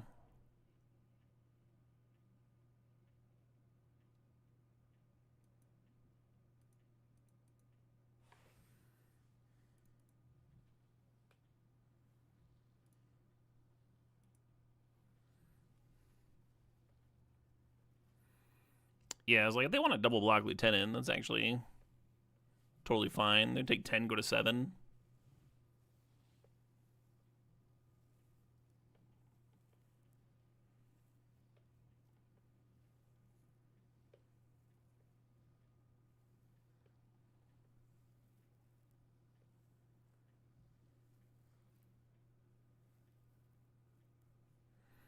GNS asks, does the D stand for dishes? Because you bet my ass I'm doing some dishes right now. Hell yeah. Get them dishes done.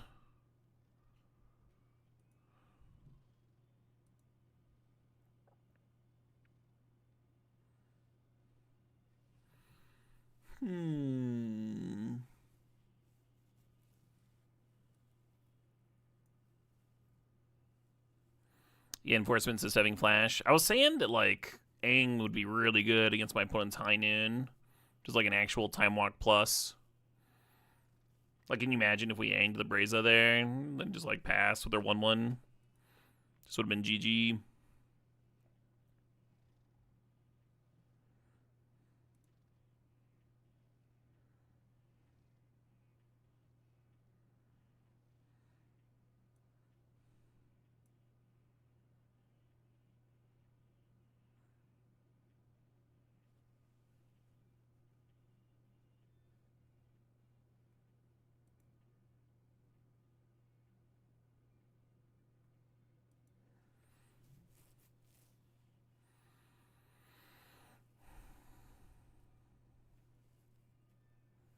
Activate an ability of the creature source of the chosen type. Just think about activating this thing.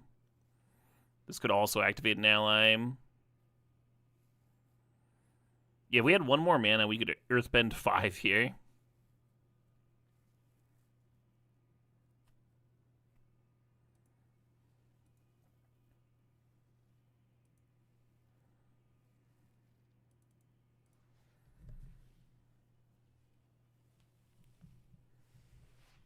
Cavern and Avatar Courtyard prevents that. I don't think that's true. The starting town taps for any color. This can activate the ability of an ally source. This is just a green. Both of these activate. We have 5 here.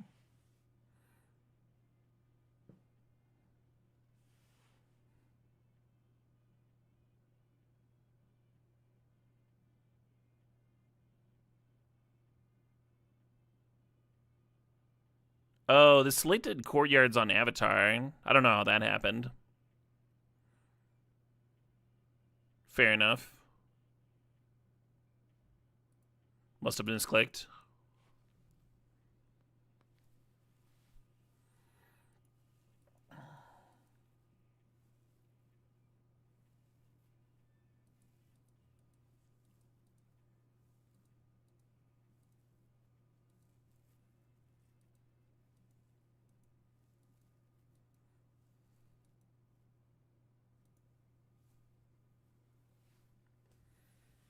Is the party mechanic ever going to get printed on a standard card again? It's a pretty miserable mechanic, having to like keep track of all that shit. I think that was the worst mechanic in that set by a lot. I don't know if I found like a single person that was like, this is a good mechanic. It's like possible if they return to D&D though, right? Anything's possible. Not an exciting opener. We don't have any of that card draw nonsense that we really want.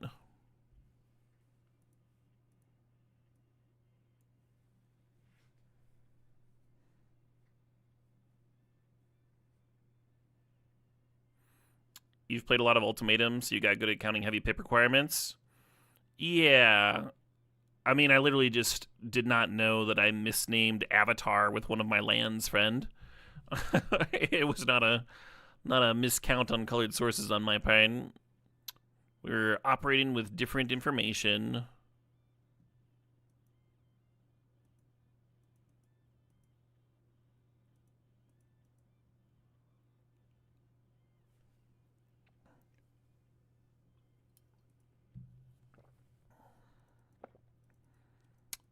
I hope I draw something to do this next turn. Might be hard to imagine winning if we just don't curve out.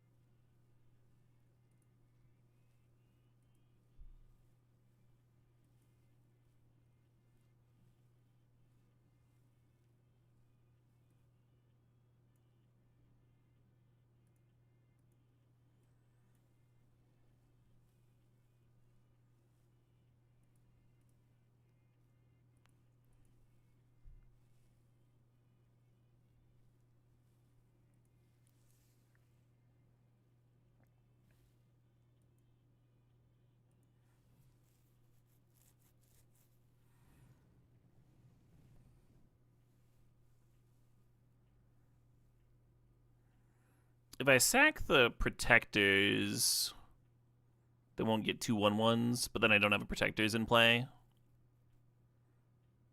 I guess that's worth. The ones with the Enduring Innocence, they would draw a card.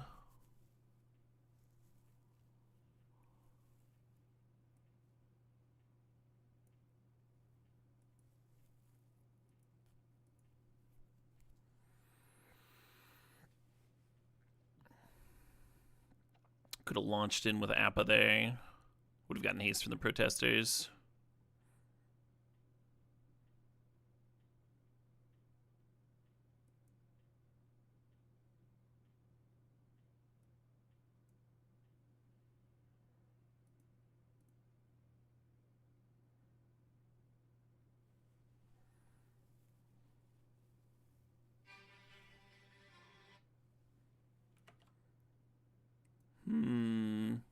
loving that sealed event's firing. 13 people have joined, 32 minimum. I'm flooding to bejeebus again over here.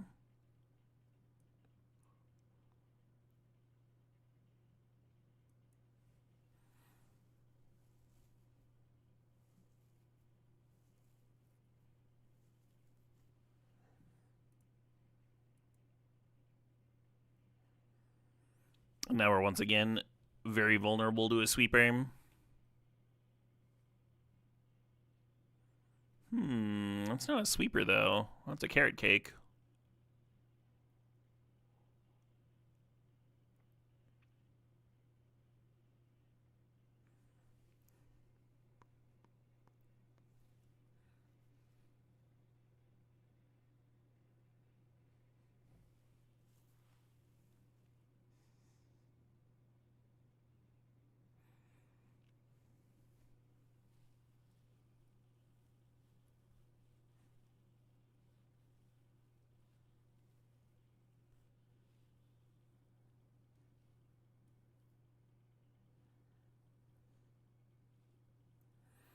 Could Earthbend.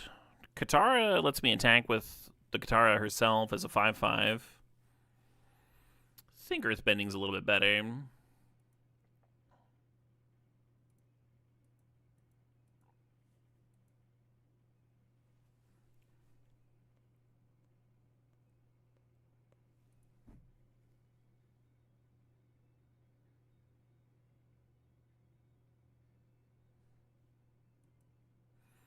Oh, that's true. There's the authority.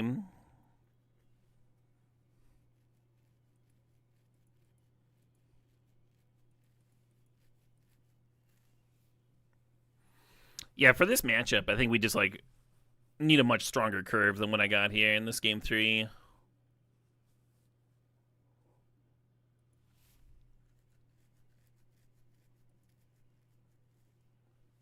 Sure looks like a sweeper to me. But if they had a sweeper, isn't attacking with the Voice of Victory awkward? I guess they get to draw cards here, but then it opens up the chance that I have a counter.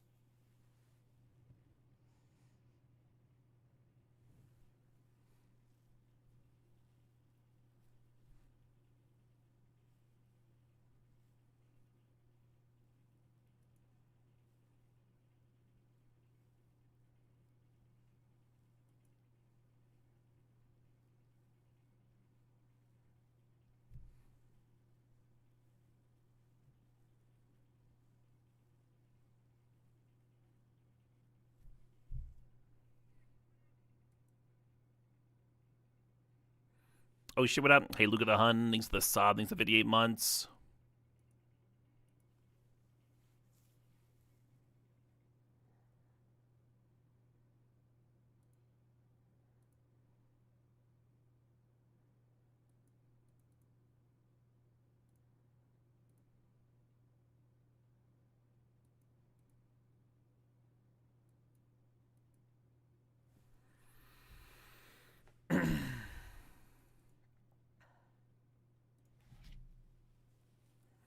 You don't understand the get lost play there. They realized that if we had a counter, we could counter their sweeper, and they'd be in a rough spot. The line I mentioned when I said I was surprised they attacked with their Voice of Victory.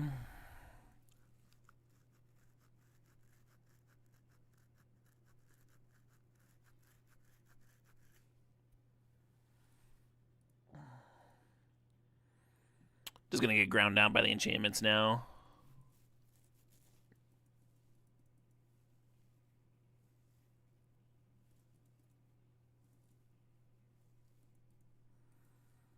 I'll play one more match.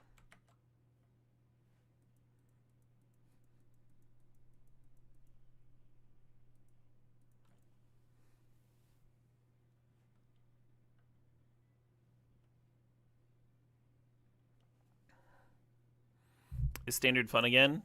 I thought post ban standard was pretty fun.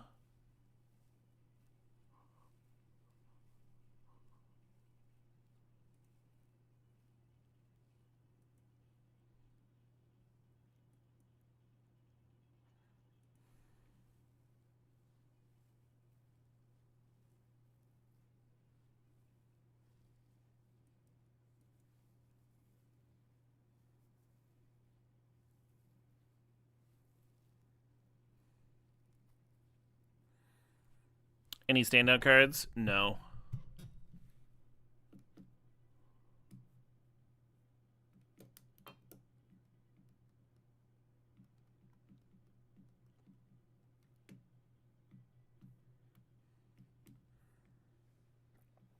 Everyone's really rock hard for Badger, but it kind of reminds me of Lotus Cobra.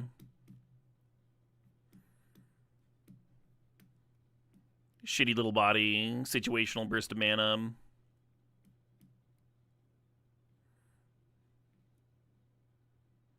Not bad by any means, but I am much less excited than everybody else.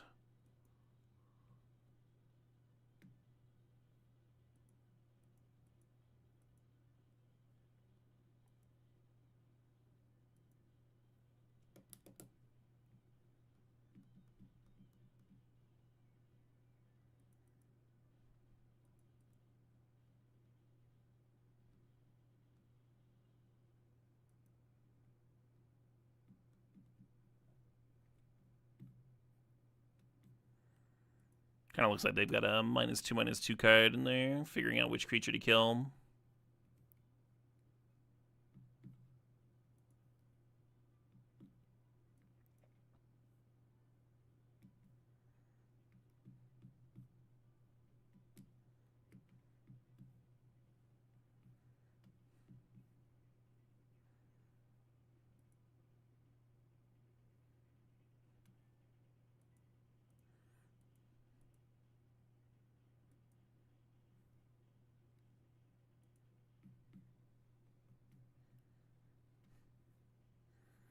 Badger is a weird little combo card, but the combos are real. What combos? Llanowar Elf? What are you talking about?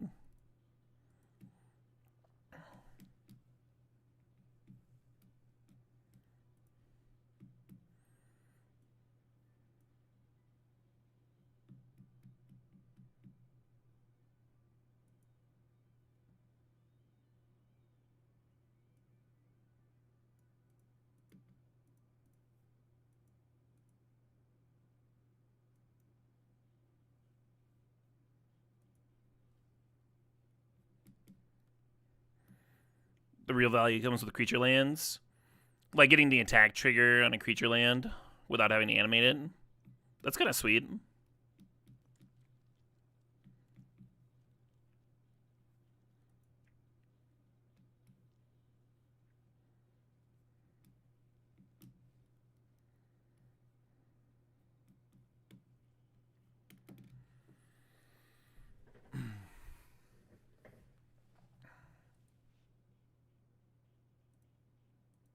Is this Katara finally going to do something?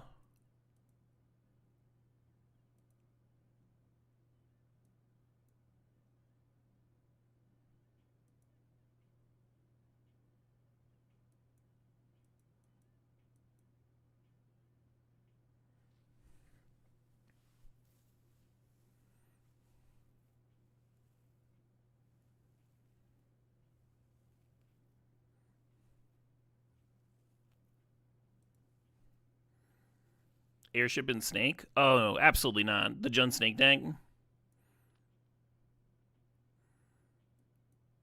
The issue there is that it doesn't solve any problems for that deck, and it actually creates some because it's a very clunky card. Like turn 4, make a vehicle is just like not what that deck wants to be doing at all.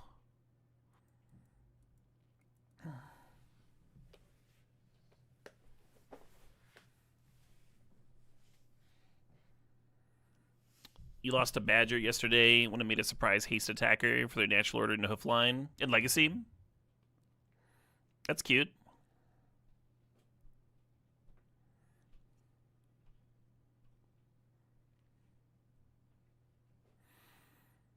Real mana efficient way to animate Gaia's Cradle too.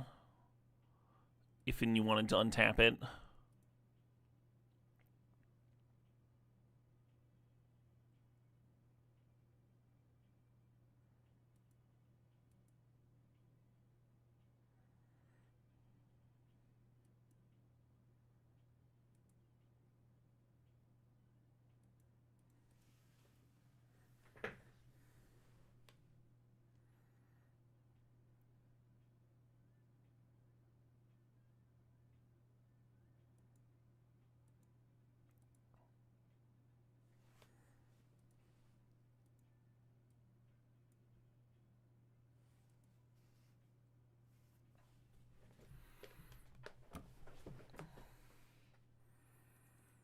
Hmm.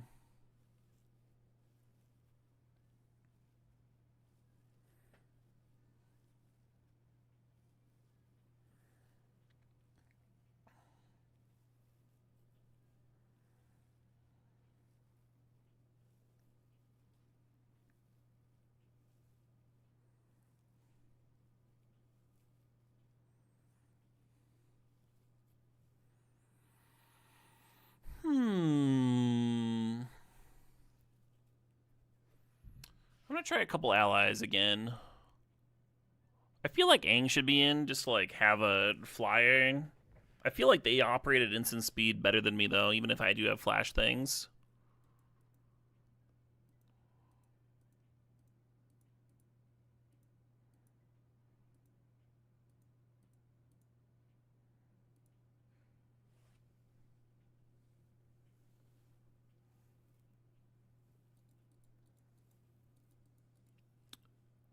Mine is that the 2 mana 2/2. I don't think you want that in this matchup. They play more creatures than spells.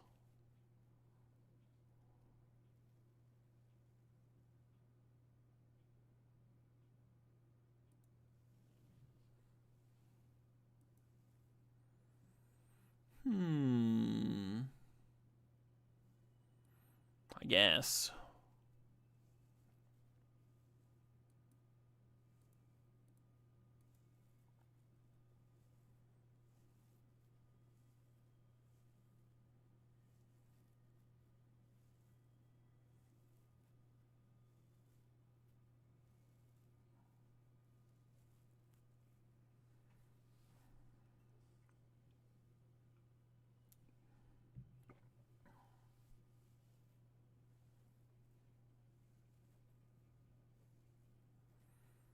You love that this game just has a card named Stab. Yeah, I dig it too.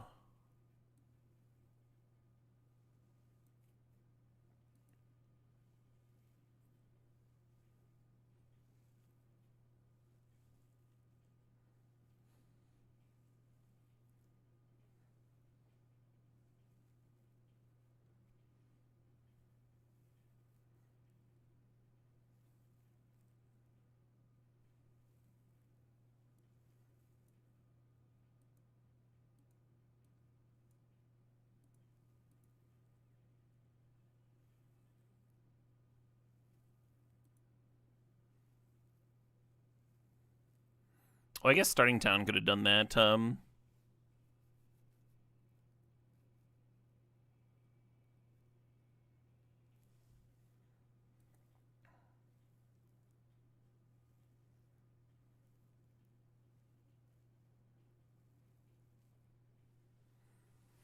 have not at Wobbles. I haven't seen it at all.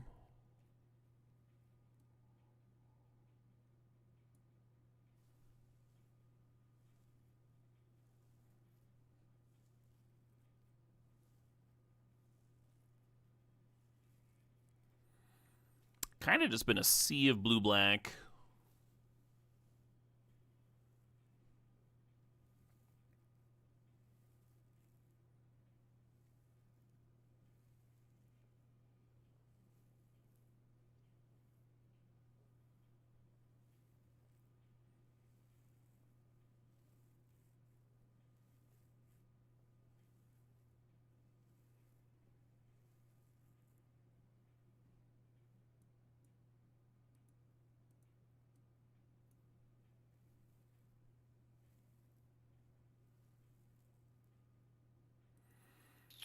Well, at least I didn't have to draw through that five patch.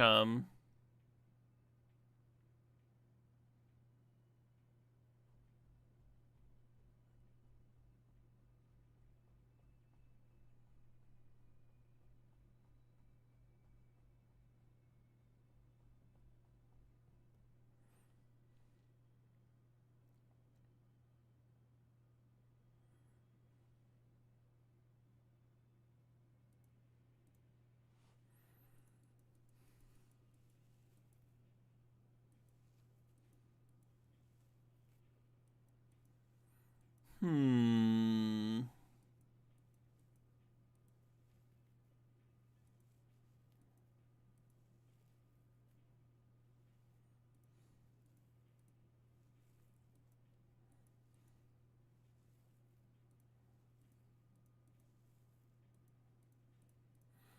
I'll just leave it as it was. I certainly have more targets for Jailer post-board. I don't know how much that matters, though. I think I'd rather have allies. I just have a shitload of removal.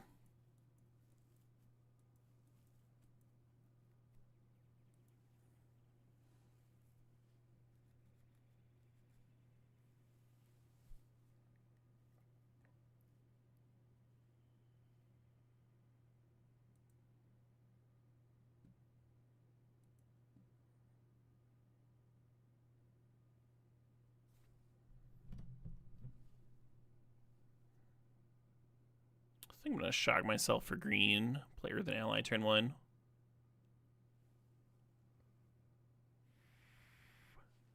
Reinforcements are what I boarded out, so I could board in some removal spells of my own. Aiden Crack.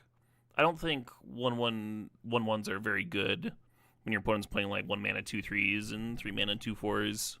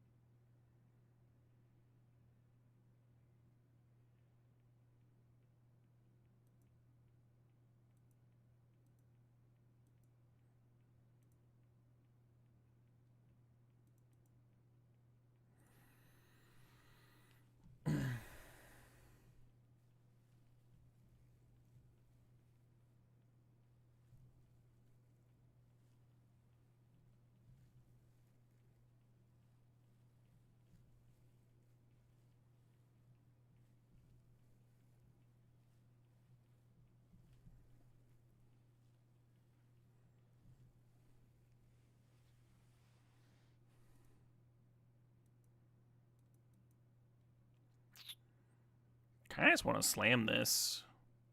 Deal them 6 damage. Just fucking sorcery, 3 mana 2/3.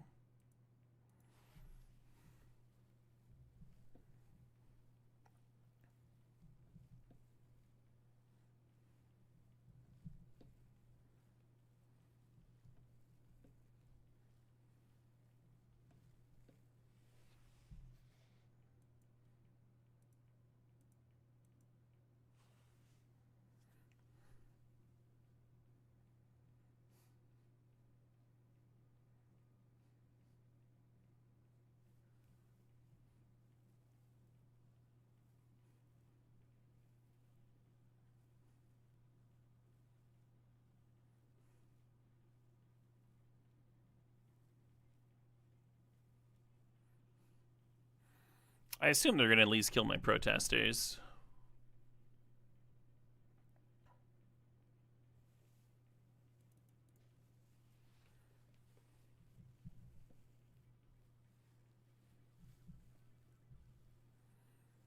If they have a removal spell for Aang, oh, they discarded a card. Nice. And they can trade there. Take 2, go to 4.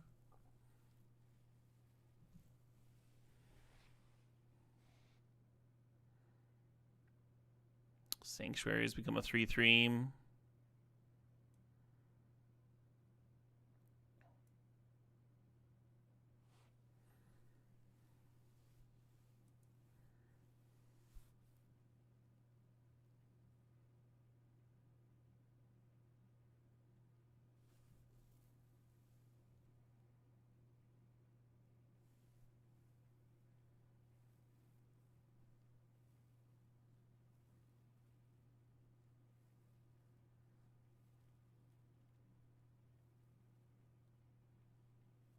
Offer the trade. I think so.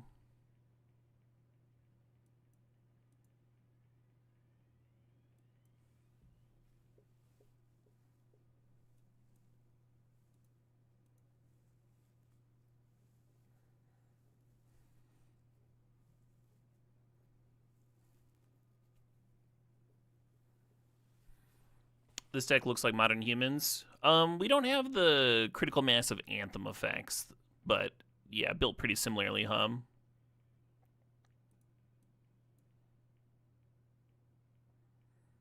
And then to the GG. Nice.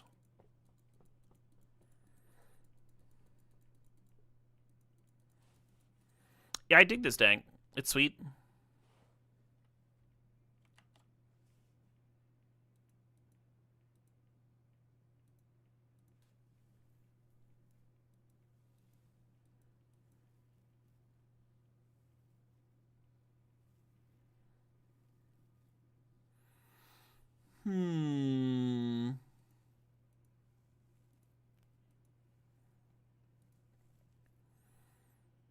What have I not jammed much of? Oh, I didn't actually play much of Jund Weapons. I threw the Obsessive Pursuit in, played a match, had a good time, but didn't actually draw the Pursuit. I'd like to try it again. I need a bit of a water break. Drying out over here. Hell yeah, Colin. I saw them here in Madison. They played a Halloween show here in Madison one year, and that was a very good time. It was also extremely stimulating. They played for like 4 hours in a row or something. It was crazy.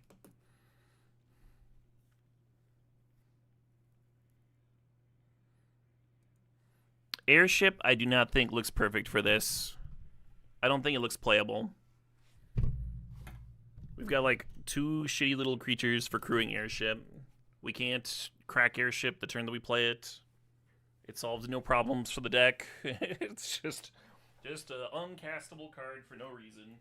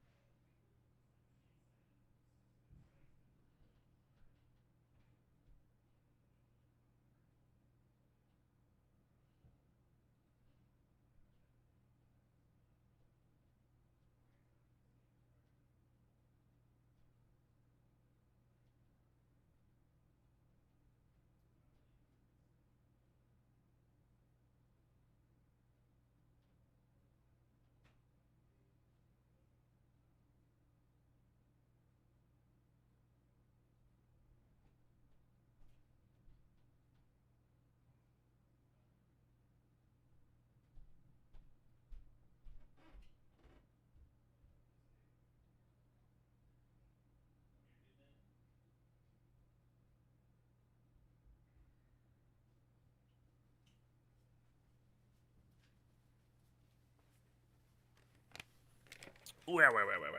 Got some water, got some ice. Yeah, I think if you're trying to play the Airship in Constructed, you should probably be trying to trigger the airship the turn you play it. And this deck can't really do that. We don't have like a bunch of free sacrifice stuff.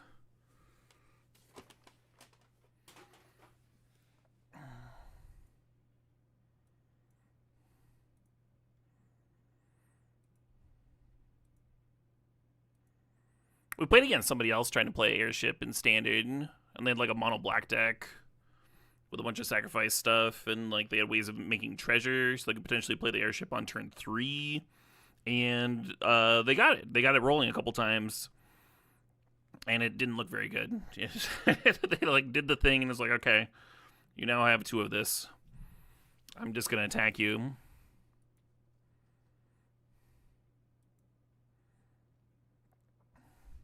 A lot of people are stoked because they saw Spike brewing with it and making it look good in Modern, with ways to like play it and trigger it on turn 2 and stuff.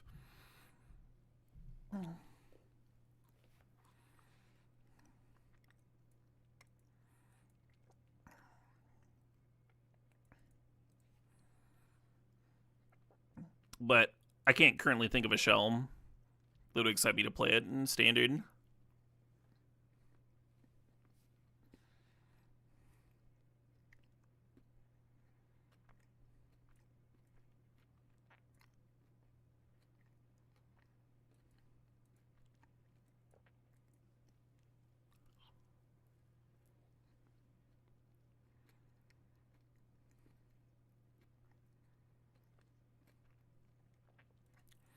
Kind of terrifying, the double ley line.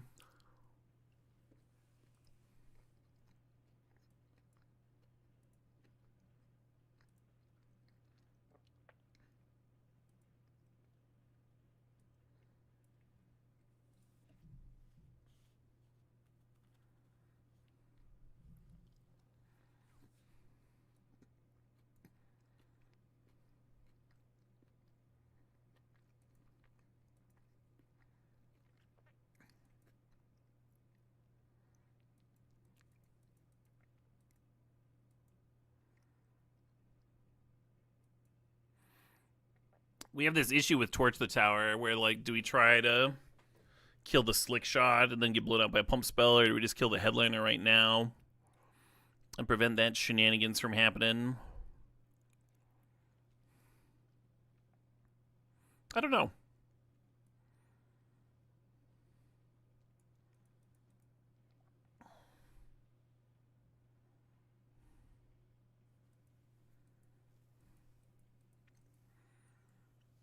Prevent their first buff. I don't know how successful you're going to be at that.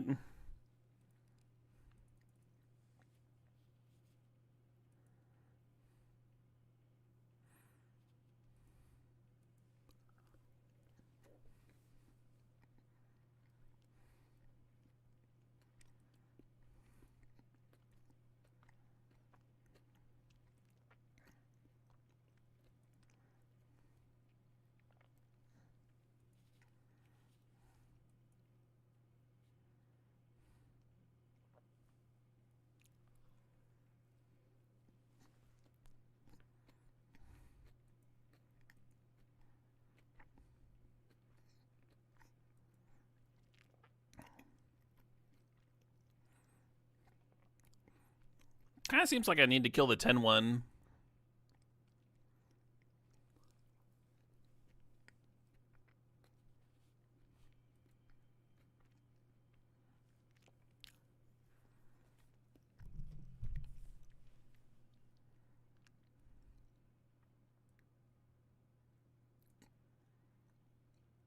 I'll just kill the Slick Shot.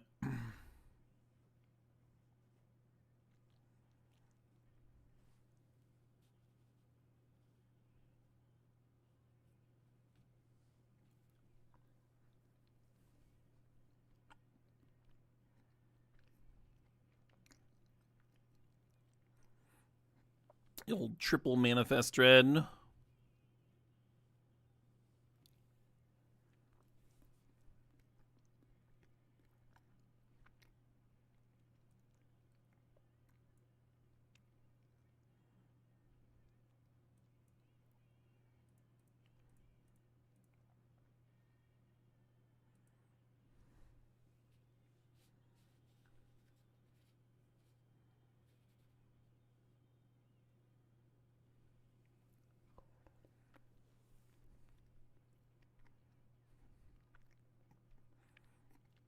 Yeah, it is dead on board here.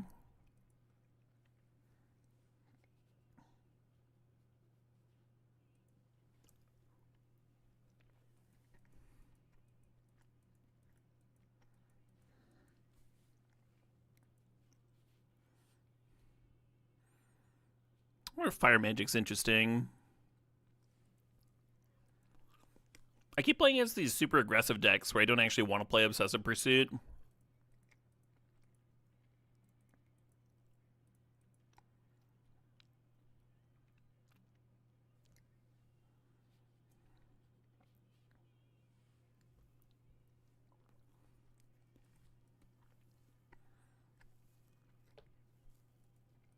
How bad are disenchant effects, huh?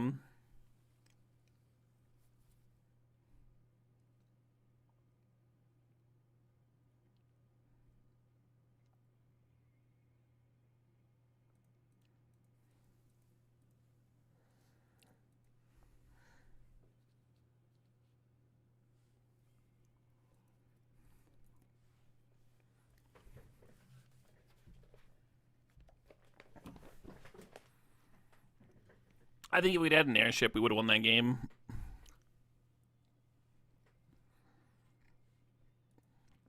It was the missing piece.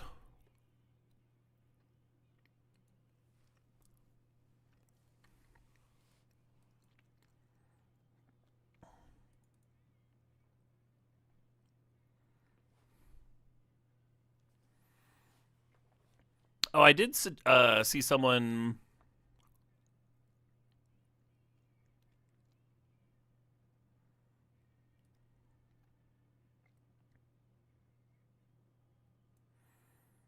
Suggest airship with Elspeth. That's a little exciting. I don't know if you're doing it like Abzan or what.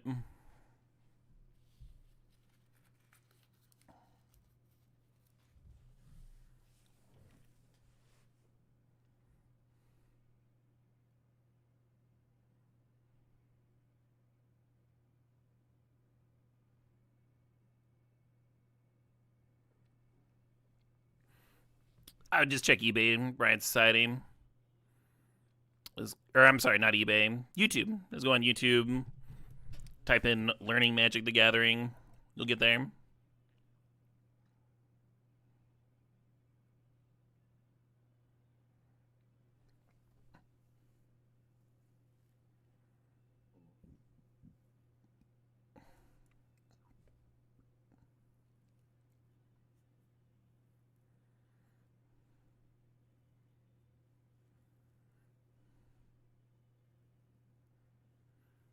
Hmm.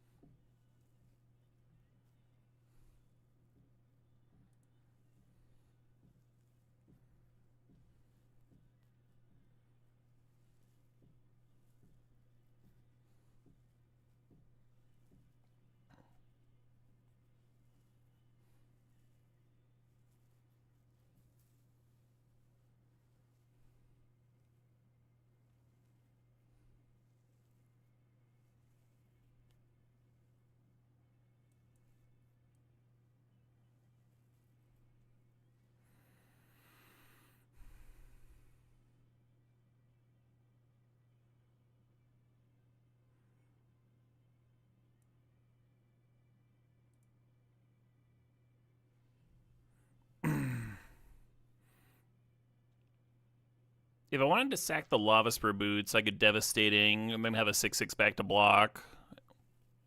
But then I lose the boots and the 1/1 counters that I put on it.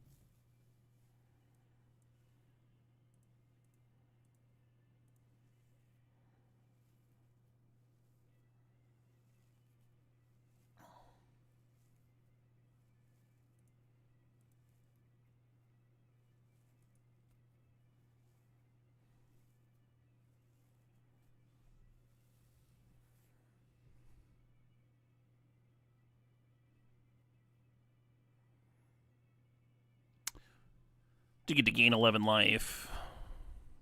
It's not nothing.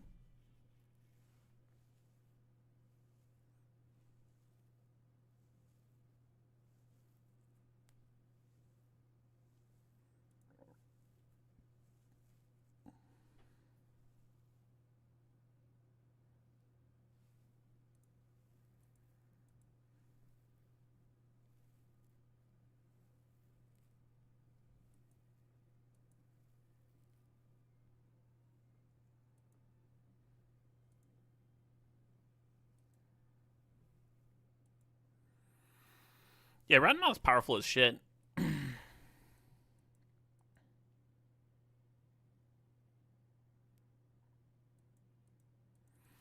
almost wonder if I want dresses. I don't think I do, but I almost do.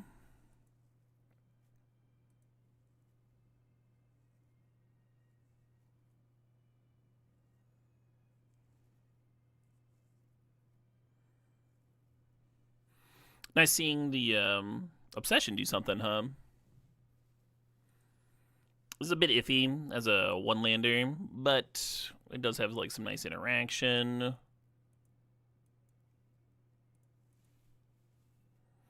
And it operates pretty well on 2 mana if we can hit the second land here. We cannot. Alright. Fair enough.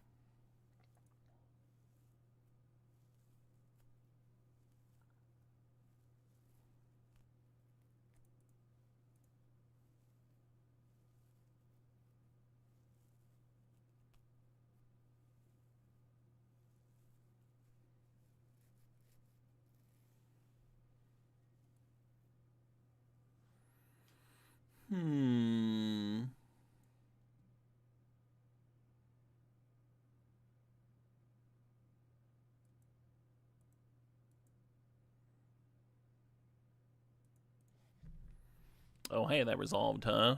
Interesting.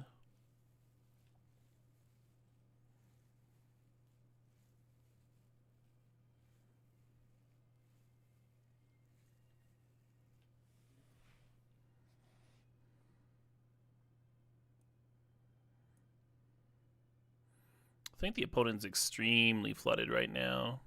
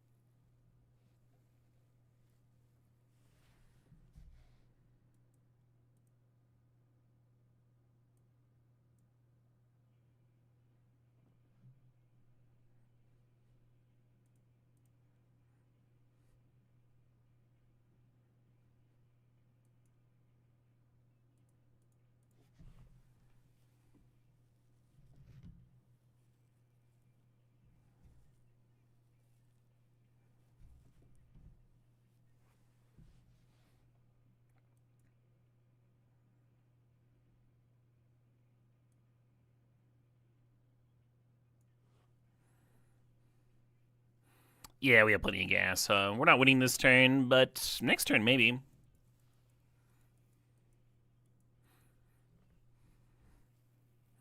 Got a little lucky there, but you kind of got it sometimes.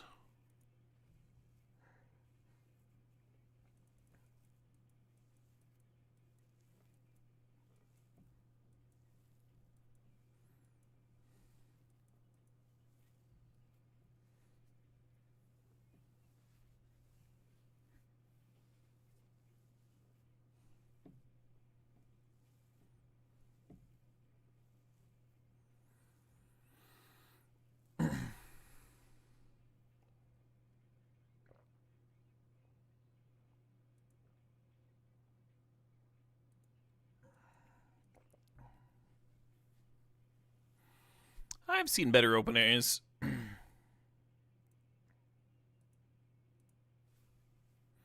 That helps. Now we get the specialist done too. Oh shit, what up? Hey Sabronis, thanks for the sob 112 months.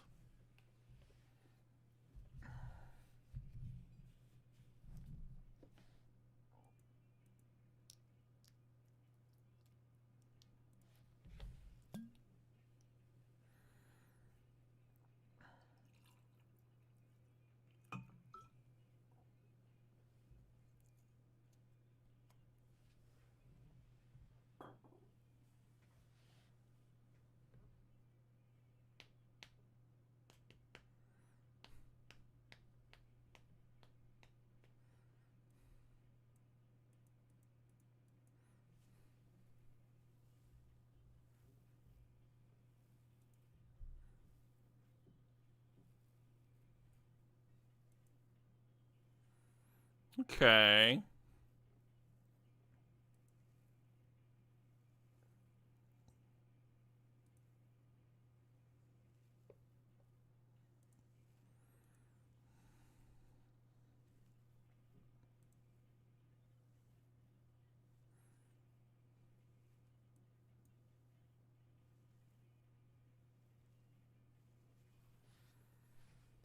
The Obsessive Pursuit draw is a little awkward there. It forces me to choose between Pursuiting or Vipering next turn.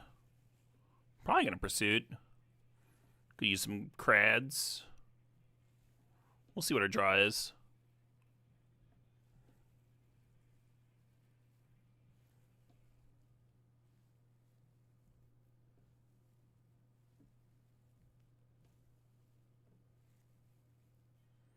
Could still Viper.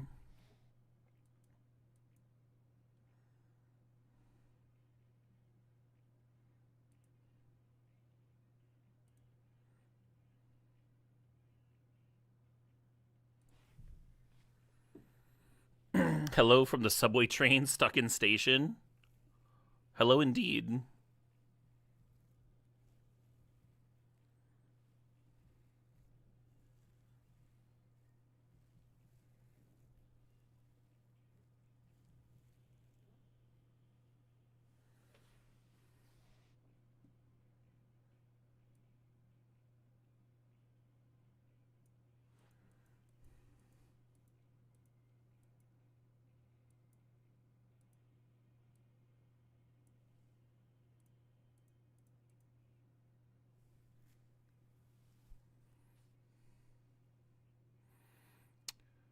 Now we get rocked by a Spell Pierce, but it is what it is.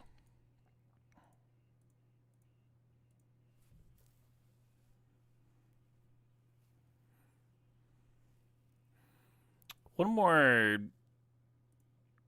permanent, I wouldn't have had to sack the Pursuit, and I'd be gaining like 10 life here.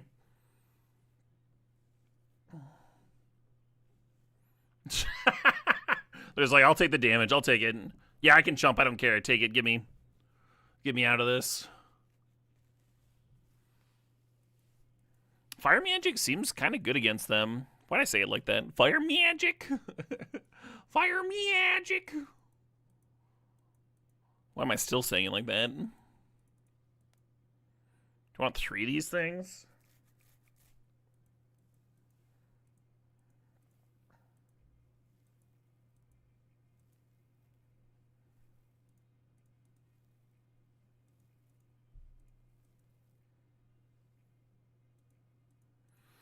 I like Pursuit there a lot. It's cool.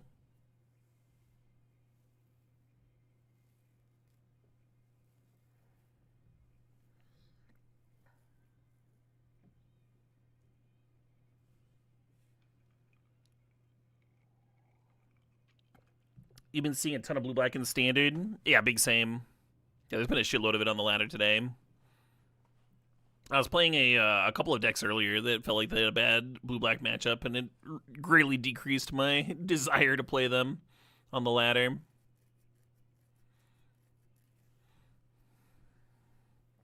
This mashup's a banger. I agree. Clearly, it's got a really fun music video too. They put way more effort into it than they needed to. A lot of clever editing and stop motion and stuff.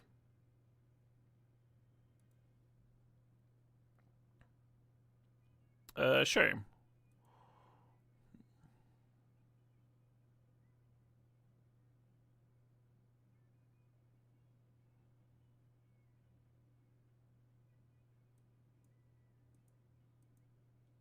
Well, we found our black source.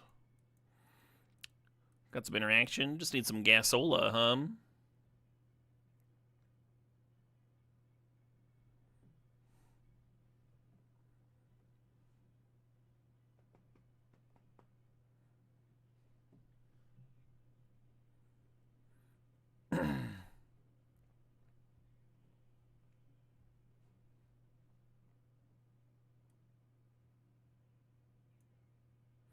Maybe they're trying to get me to burn the fire magic here. Might work now that I drew Percussionist, huh? I can double spell 'em. Multiple Tithing Blades could be awkward to land if they have a bunch of flash stuff, though. I'm just going to play it. And maybe they have the 3 mana make 2 1/1s, and then the Fire Magic lines up really nice, really neat.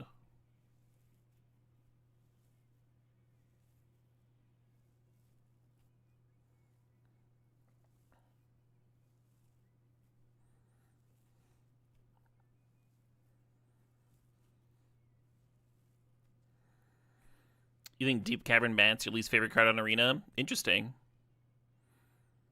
I don't even play them in my version of Blue-Black.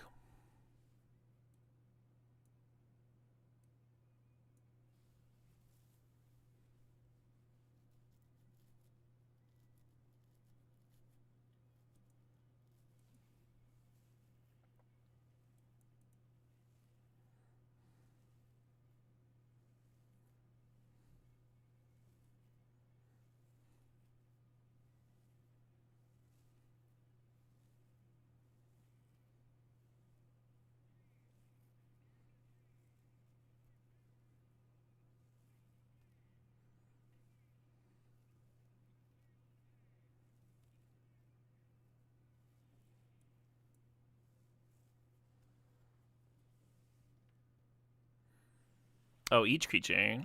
That includes mine, huh? A little rough.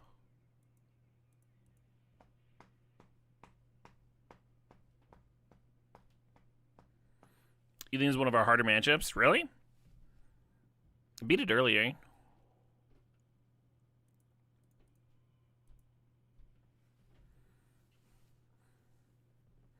Kind of also awkward to get down if your opponent's been blading a lot.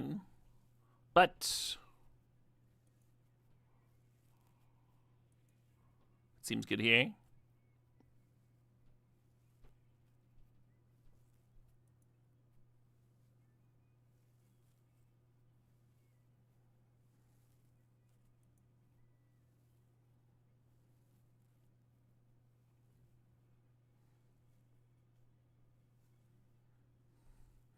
Well, if I had a snake here, I think he would just go nuts.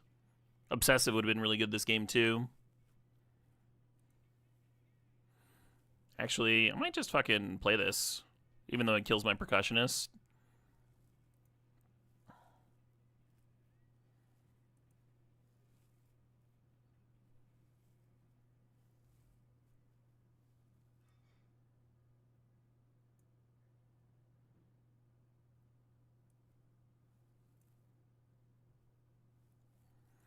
I'm a mana short. I guess I keep the boots around.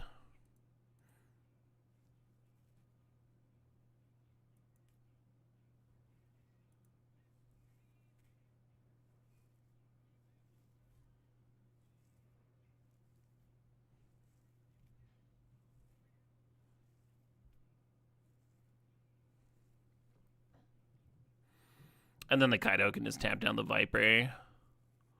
Because I can't haste it to attack in.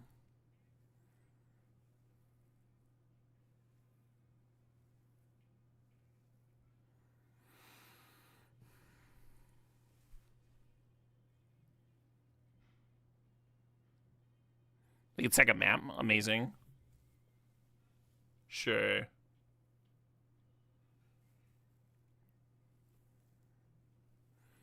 All right, expel off the top for the win. Expel off the top for the win. Oh.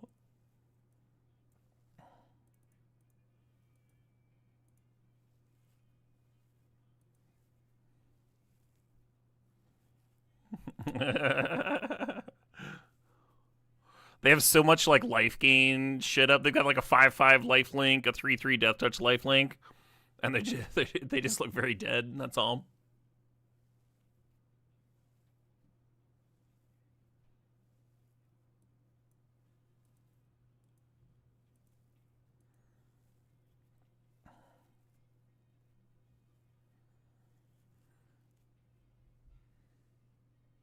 Yeah. So each attack trigger, they have to do 2 now. So they'd have to discard a card, sack their Planeswalker, sack their creature, and take 12.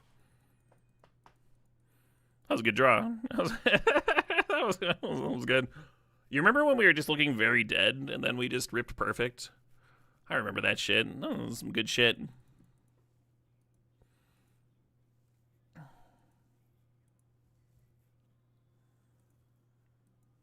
Yeah, Obsessive Pursuit, the fact that we won a game against aggro with it off the life gain kind of makes me think it's the real deal. It's possible we don't want 4 in the main deck. It's possible you want like 2 or 3 with the other copies in the sideboard. I could see drawing multiples being awkward. It is like easier to get a pile of artifacts out of it than manufacturing, but then you don't have the weapons manufacturing synergy of just, you know, getting a bunch of extra shocks. You're on 3 right now. There's a chance I might want to try out a version that's just straight red-black. As good as the Biotech Specialist is. I don't think you lose too much out of the board. Couple disenchants.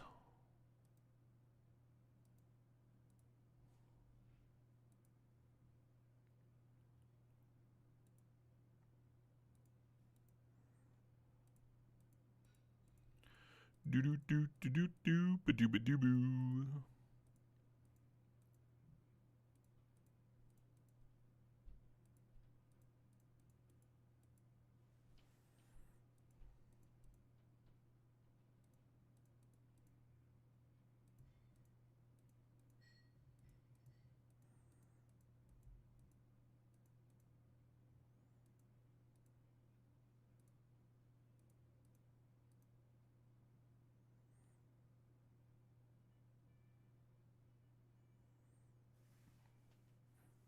Yeah, I don't think we're playing Restless Vents.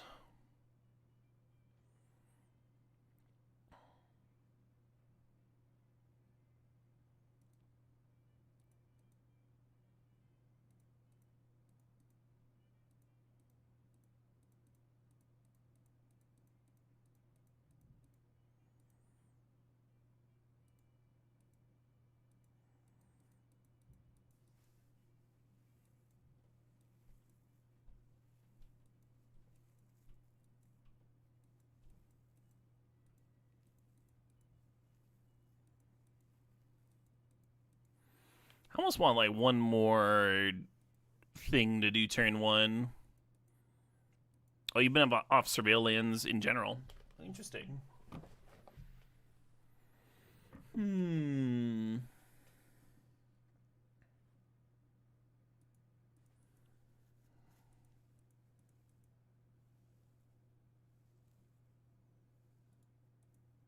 Oops.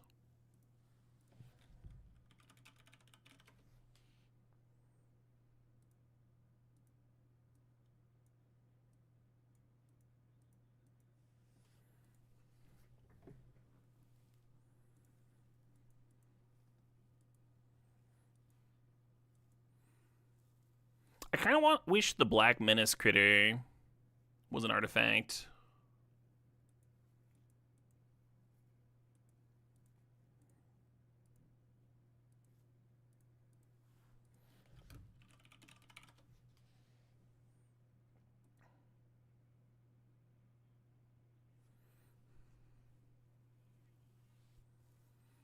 Almost like Deadly Precision. Could play a Grim Bauble. Oh, shit, what up? Hey, Untouched Marlin, thanks for the 90 months. Throw a couple baubles in the sideboard.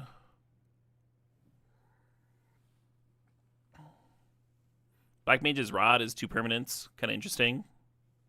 Not good, but interesting.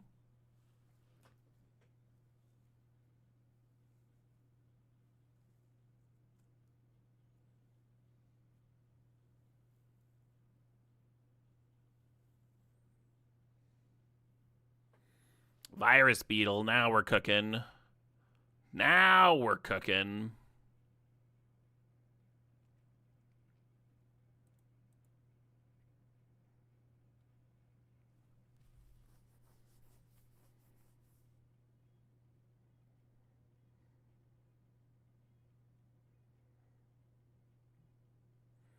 Could almost jam Goblin Tomb Raider in this deck.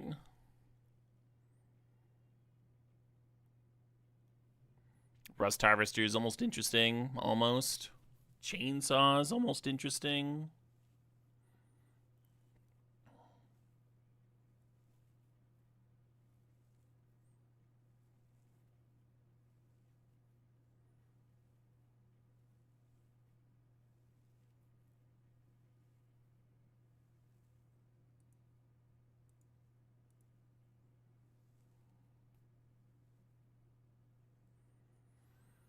Oh, I'm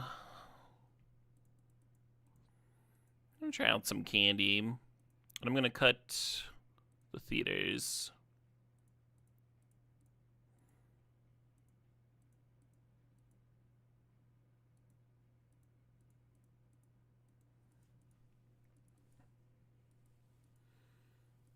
Might go down to 2 boots again.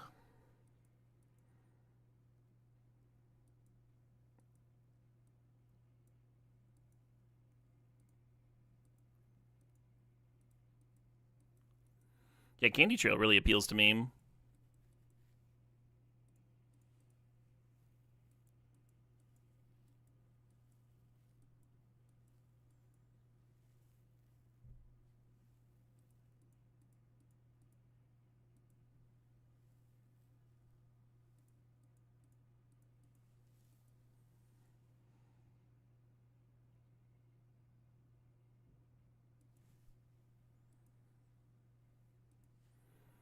Nine plus 4 is 13.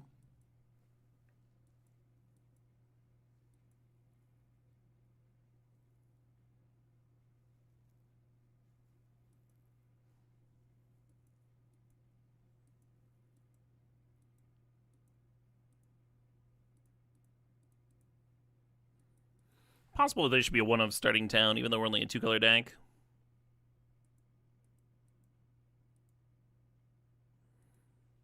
Even liking Tarian's Journal.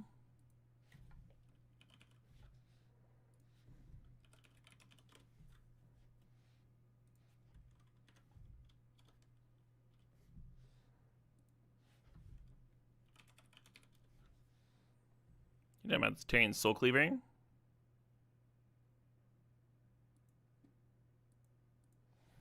Scavenging Talent.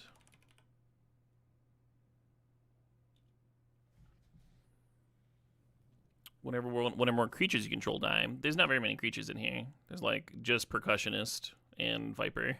So no.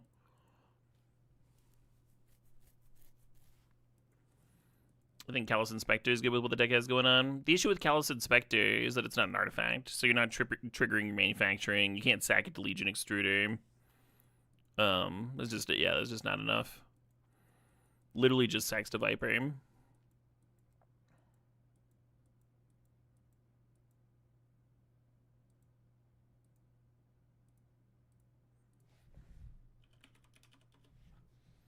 Oh, this thing.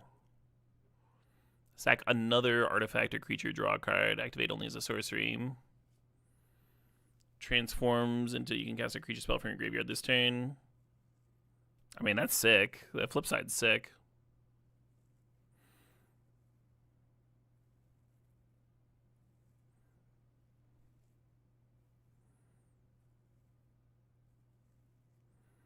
Yeah, you're just playing like 1.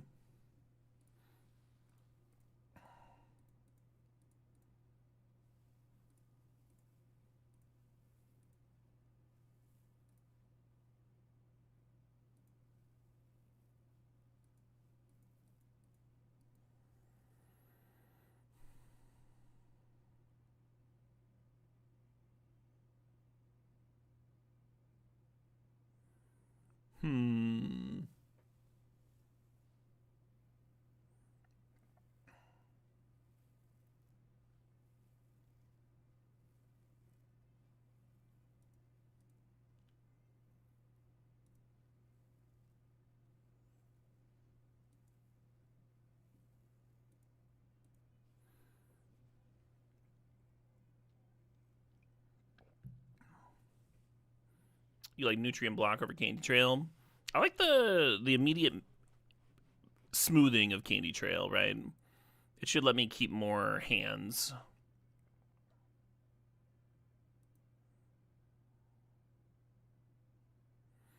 Like, you can keep, like, one landers on the draw is the idea. Oh, I'm playing the wrong version of the deck. I just made the, I was like, wait a minute, Stomping Ground. What's going on here? That's fine, I'll still play this out.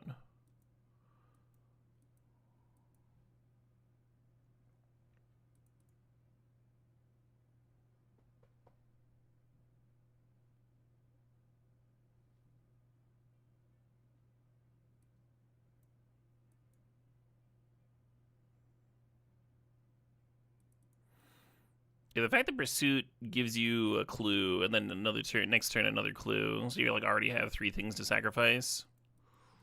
Pretty nice. Ornithopter's not in standard, is it?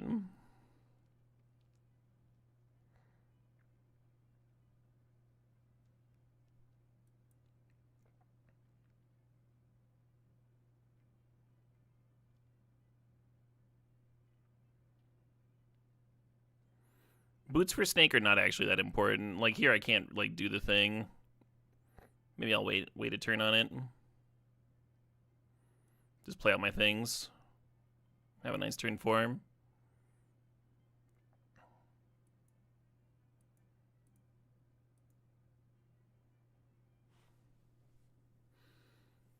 The nice thing about this is that I'll be able to keep the Obsessive Pursuit.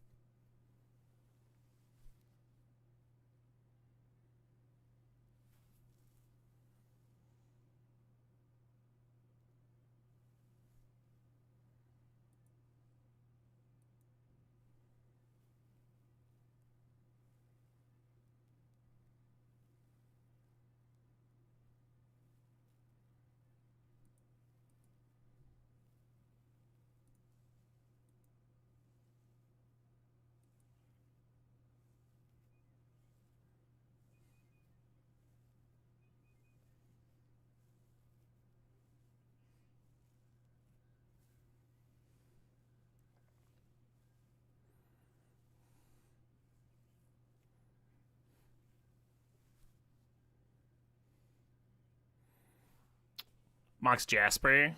It'd be hilarious to have Mox Jasper in here. Literal just 0 mana, fucking nothing.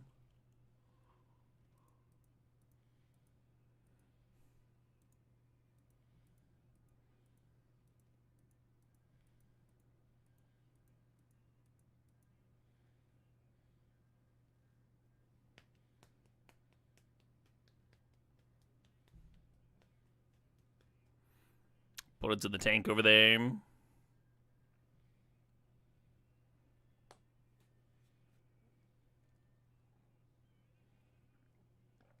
Recently, Doomwink said they would never register Rottenmouth Viper again. Oh, that's funny.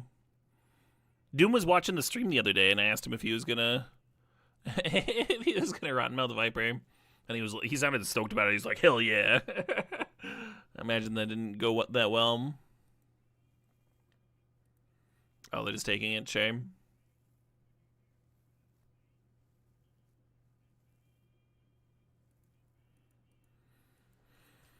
Actual Pyroclasm's in. I wonder if I want a mixture of Pyroclasm and Fire Magic.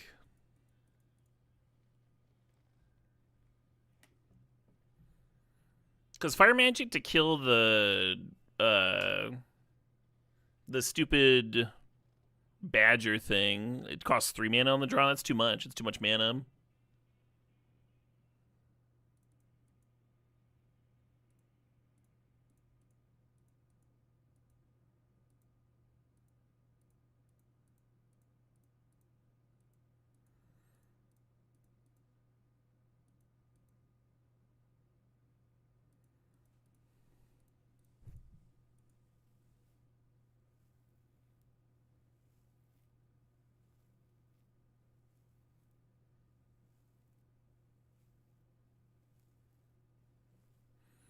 Airbending a Viper seems good. I don't think it does. When you airbend a Viper, you reset it, so then the opponent only has to deal with a counter of 1.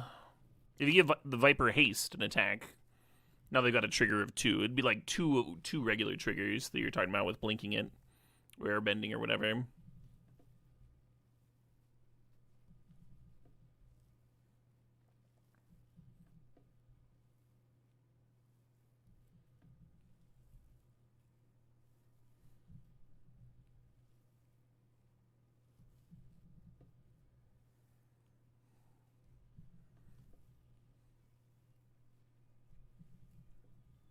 A tapped artifact land? Wait, hold on.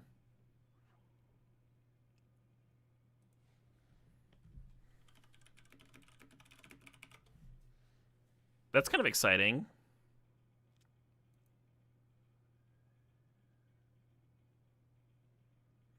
Yeah, it would just be like straight up colorless. Yeah, I think that's worse than just playing a 1-mana artifact on turn 1. Almost interesting.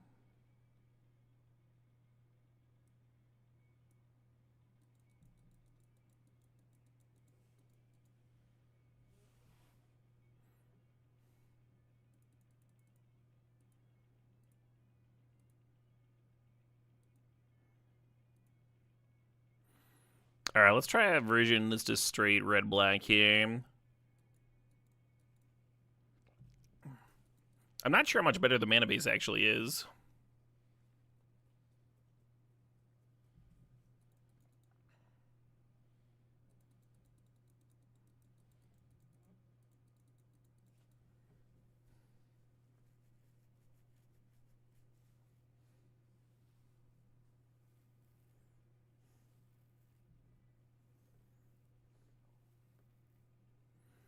Yep, both decks have weapons manufacturing. This version has a quad. The previous build had 3.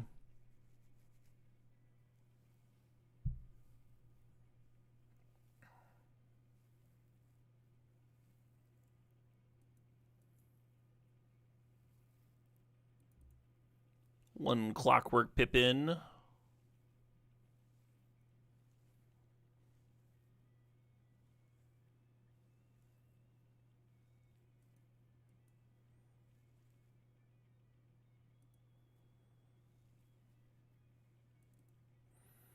Pretty excited every time Legion Extruder just gets to answer a 2-drop.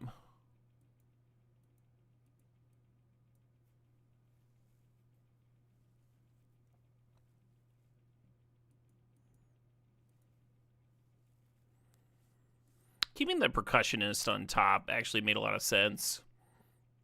Because then we would sack this Percussionist, make a 3-3, flip over the other Percussionist, play that one. You know, just keep the chain going.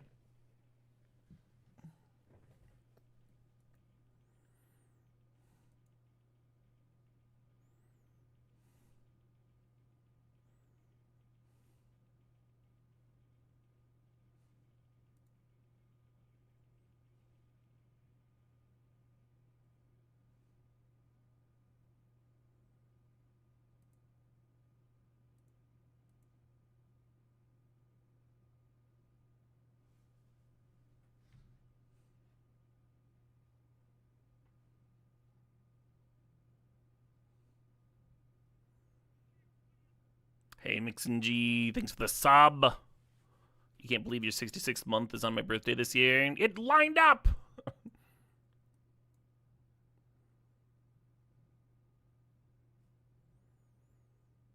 Yeah, it sure looks like they're holding up protection for Torch the Tower.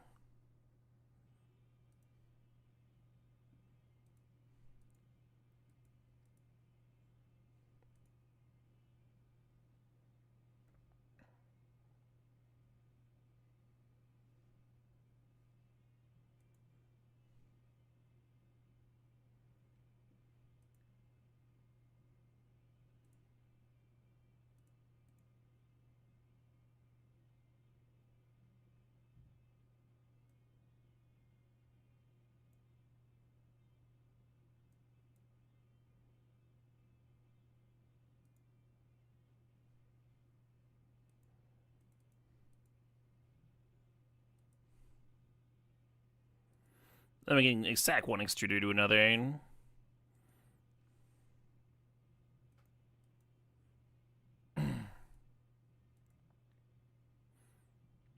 Gotta be drawing a card, right? Yeah.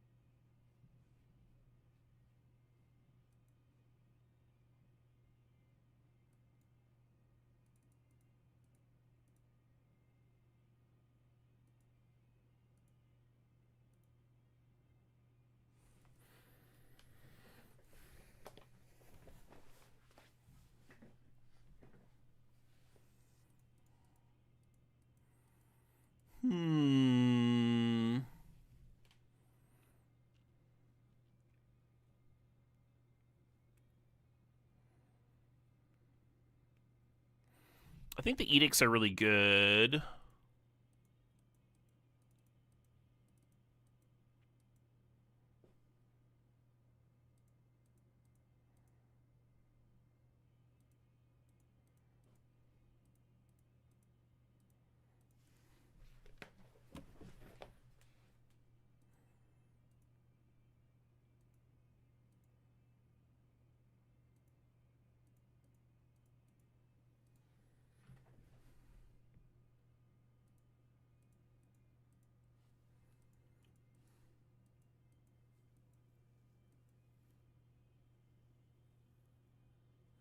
Yeah, I agree. I'm random. I thought their blocks were totally fine.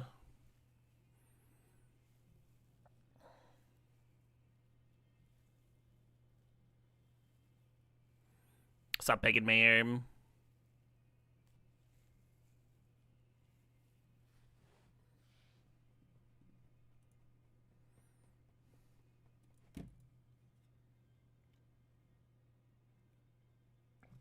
How the game's been? Pretty good. Switched around to a few different decks. Played a little bit of allies.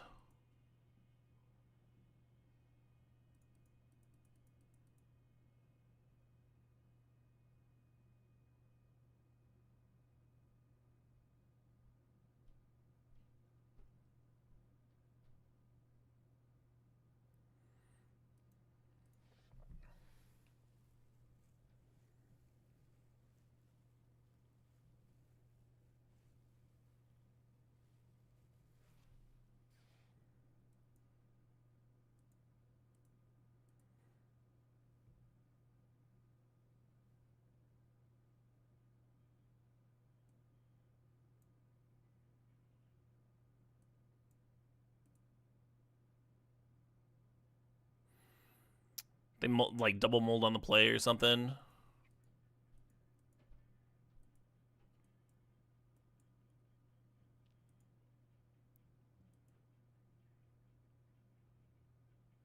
I getting blown out by the flash enchant?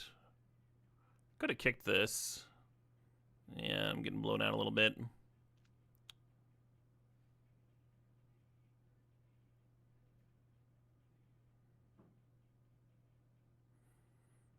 Yeah, the issue with kicking is then like if they don't have it, you kind of nuke your whole turn. And I was a little greedy. I wanted to get more stuff in play. I wanted to do things. Ward 2.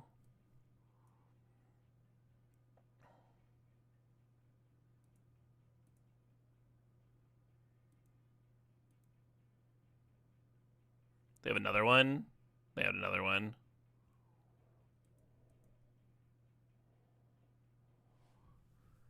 Troubling.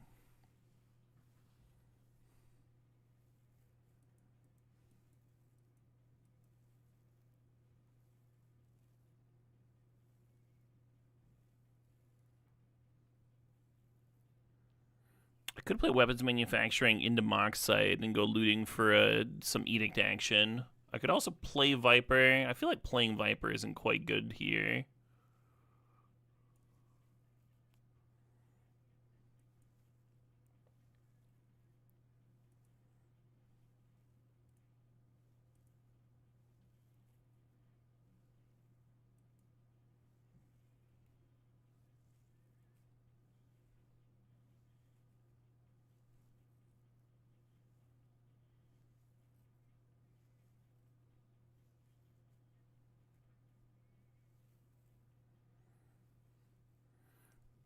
Well, that's a creature that can be blocked.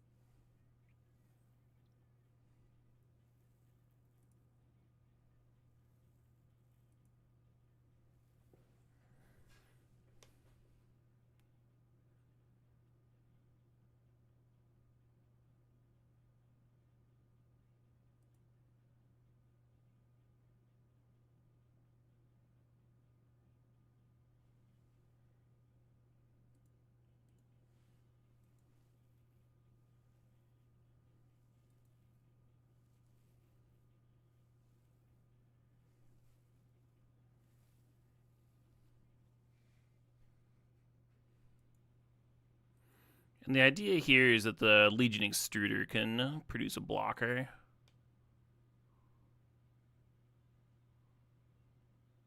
If they just answer the Viper.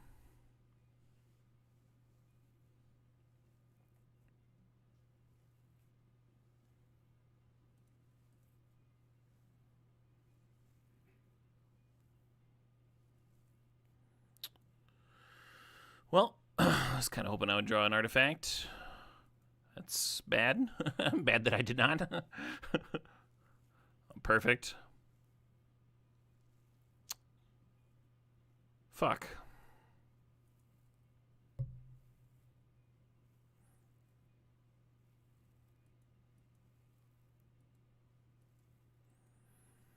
Well, the game was going real well until it wasn't.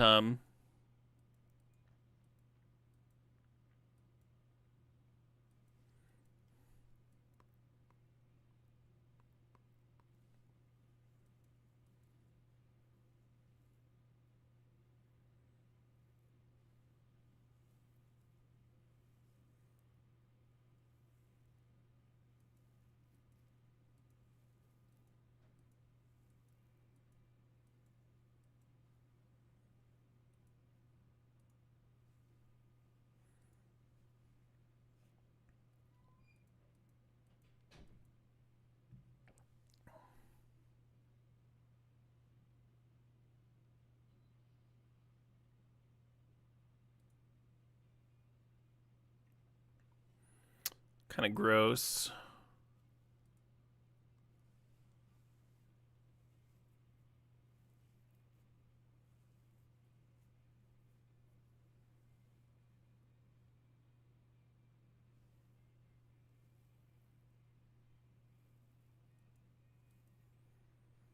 Hell yeah, Tilbairn. The CubeCon coverage just got on YouTube. Sweet. Yeah, we really need to not draw too many lands here.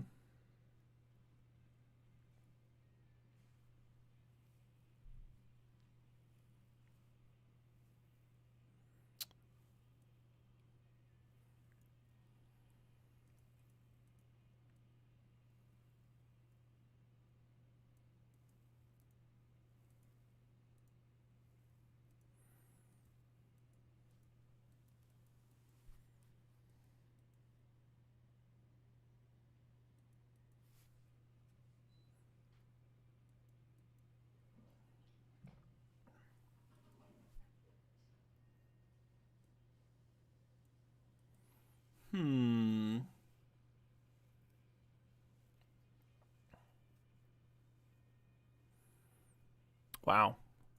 I just got annulled.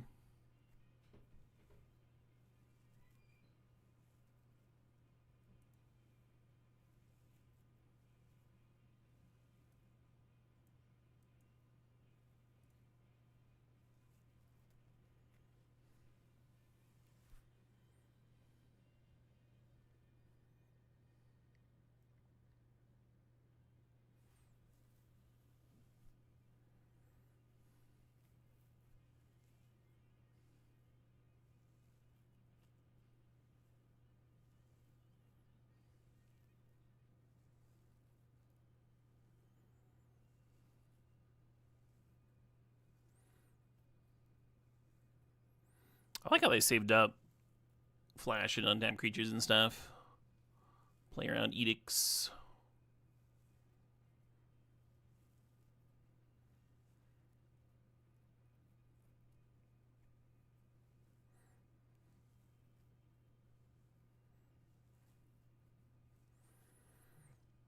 Think I'm likely dead.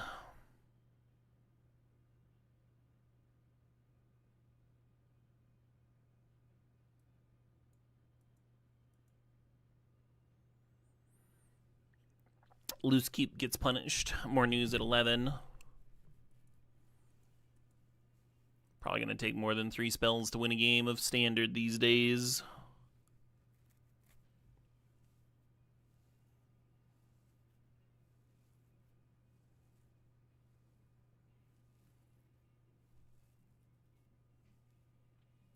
Very dead.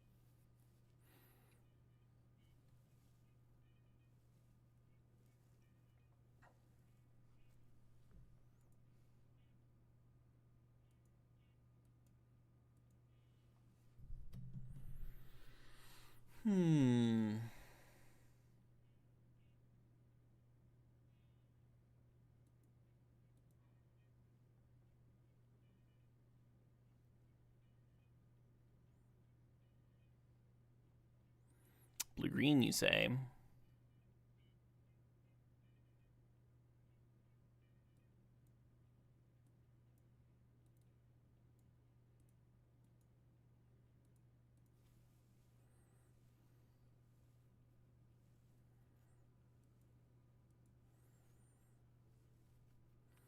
It's not great, just eating the Spyglass Siren, but it does give me another Edict in hand with the Devastating, if I want to do that on turn 3. You're trying not to let your Ouroboride opponent flood the board with random shit, right? Right.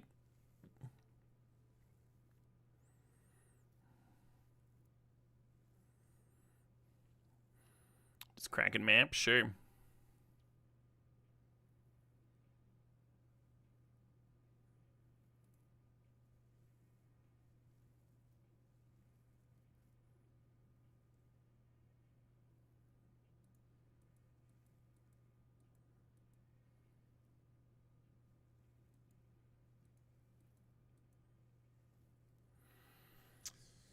During Curiosity on top, I am not a fan of my spot here.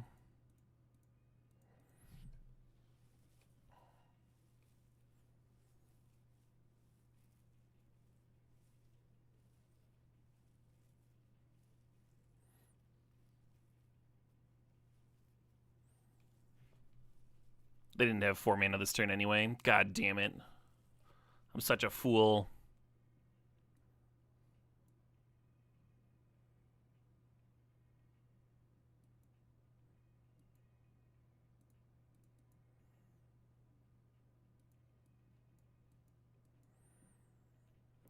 Well, the journal there wasn't bad.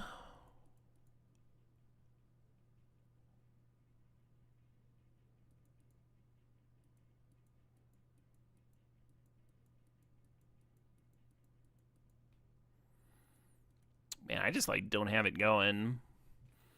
I think I'm gonna try 4 weapon manufacturing, 4 of the enchantment, and just like have all max engines. Because the games where you don't have an engine feels so bad.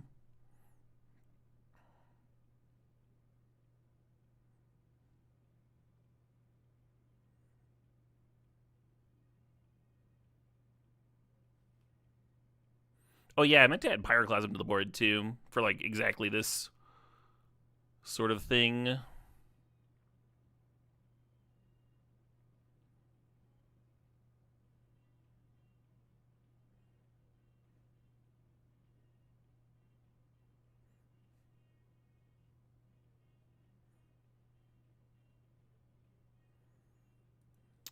We can just see they're taking a while here, I guess.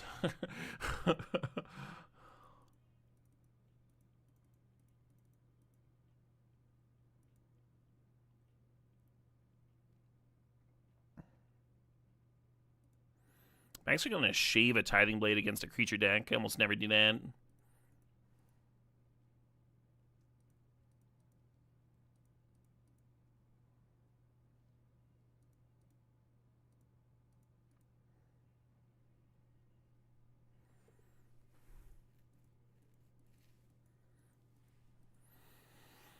I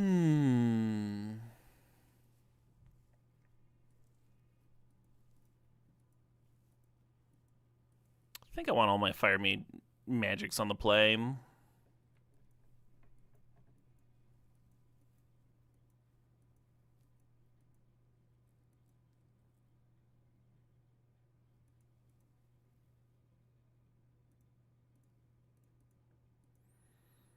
Cutting a Torch feels weird, but I did bring in double Grim Bauble. Kind of doing similar things. Clarion Conqueror's blown you out a few times. We beat double Clarion Conqueror earlier. Actually, the opponent flashed in the 1-2, and then they played Clarion Conqueror. But the Snake just beat him. The Snake was just like, yeah, I don't care about any of that.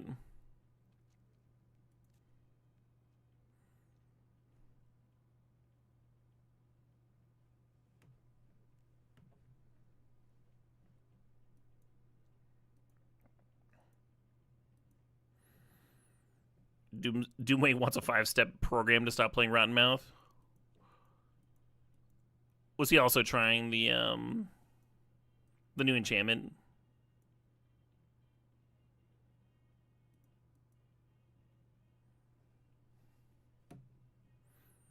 I assume so if he was playing yesterday. The new set out and everything.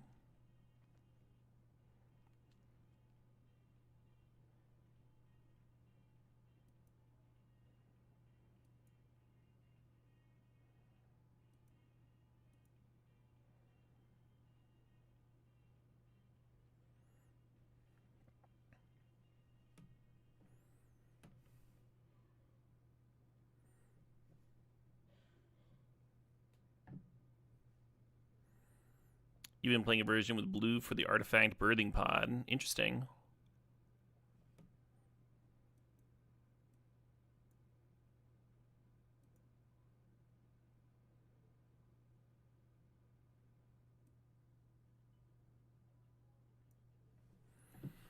Really want to get this blade in play.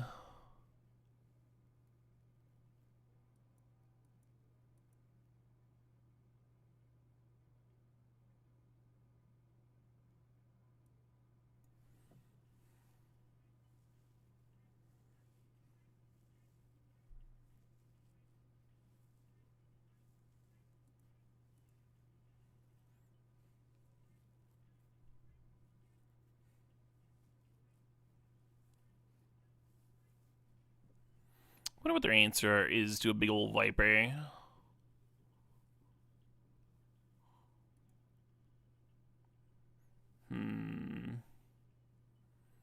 How bad is blocking here, I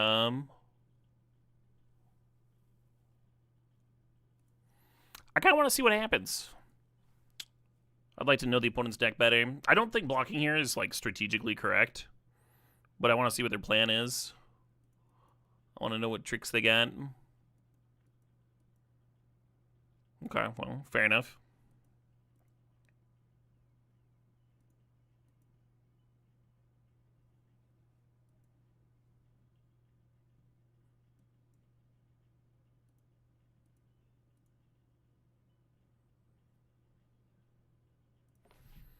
Feels like they're holding up Cat,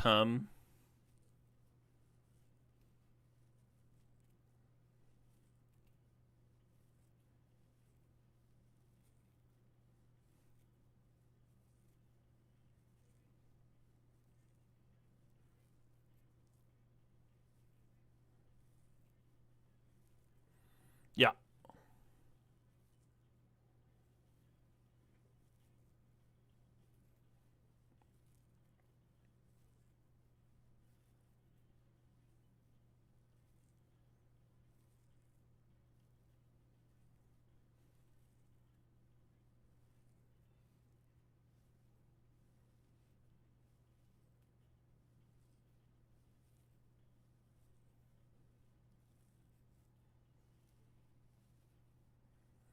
So 8 plus 6 is 14.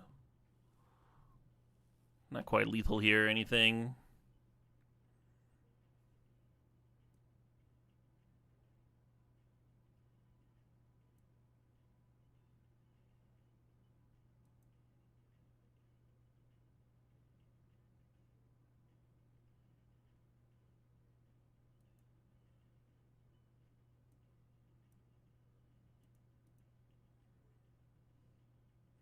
Oh, but now it's 17 because we got to keep our 3/3. I didn't have to sack it to Torch. I think that's Xaxes, folks. Oh, no, they can sack the talent, right? I guess not.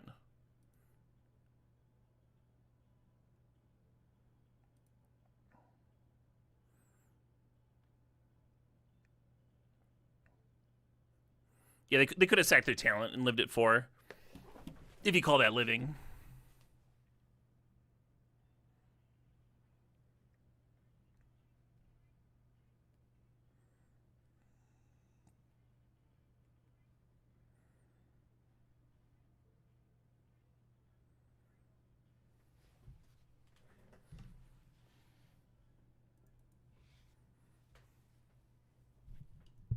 Viper's a cool card. Viper's a really cool card, yeah.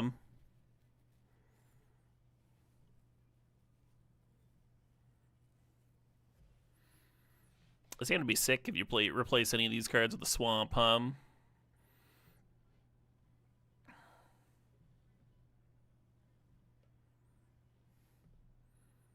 Just kill all the things.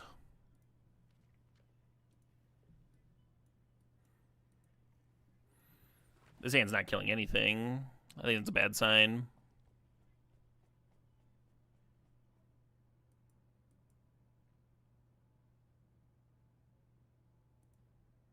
Why haven't they reprinted Engineered Plague?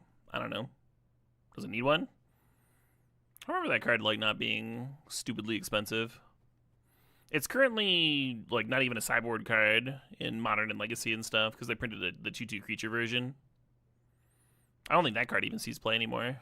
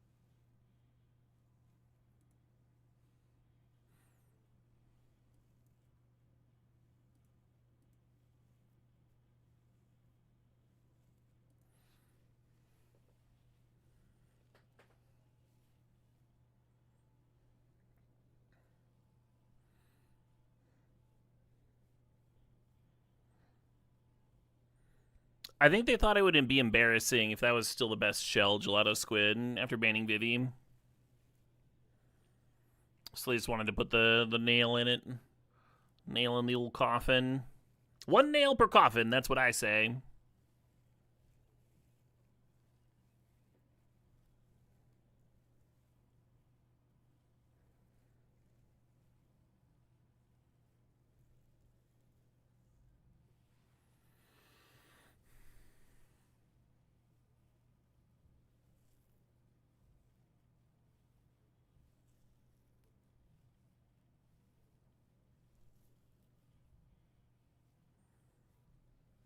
No, my pursuit. Fair enough.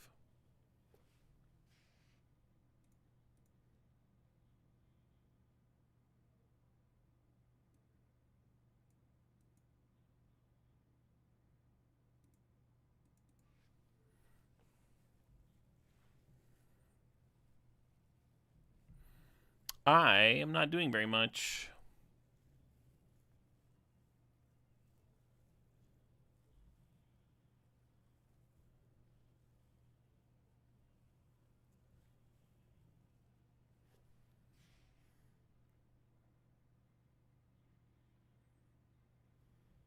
We're cloning Flood Pits drowning. Incredible.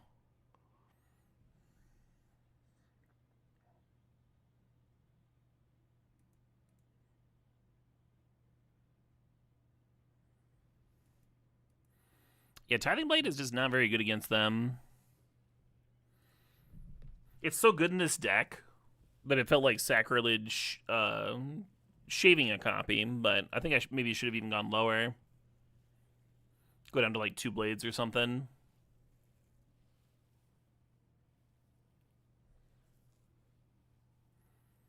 I think if they activate talent, they deal me 9 down to 1.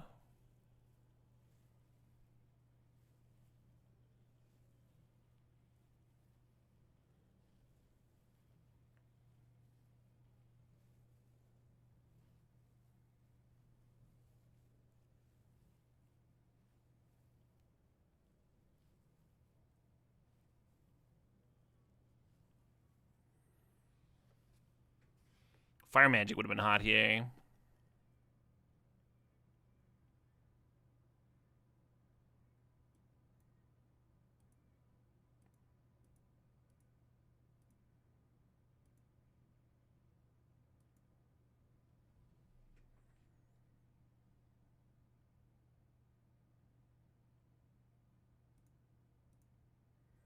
I don't think there's anything I can draw into, actually.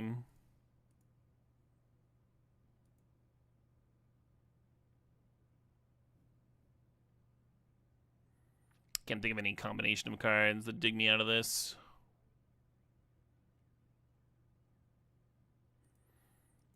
Yeah.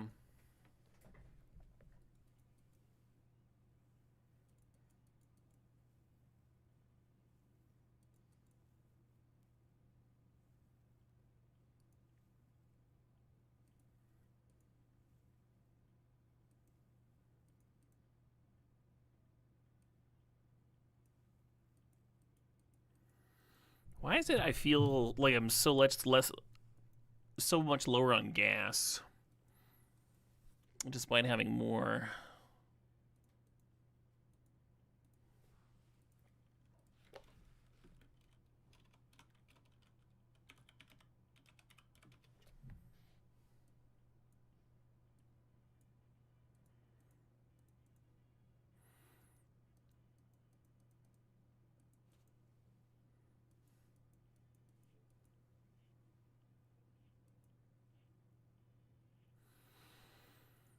You know, they were load-bearing Moxites.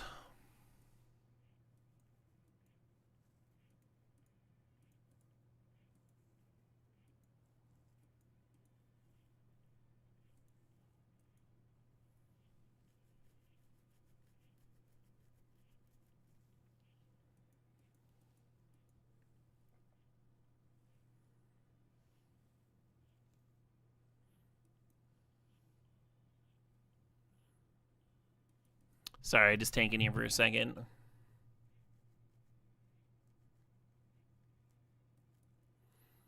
Maybe I'll treat Tyrion's Journal as a sideboard card.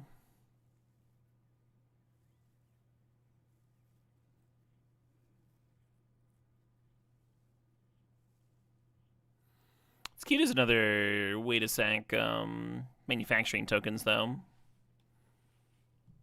GG's.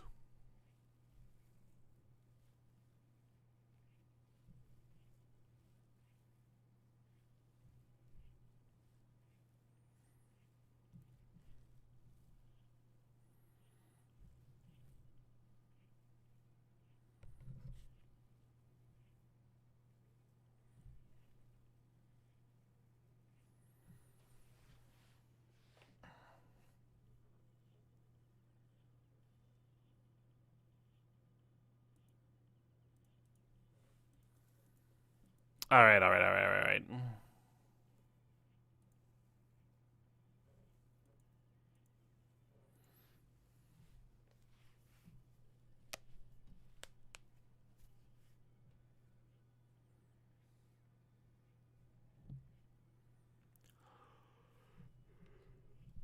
Have you ever rebought a snake with the journo?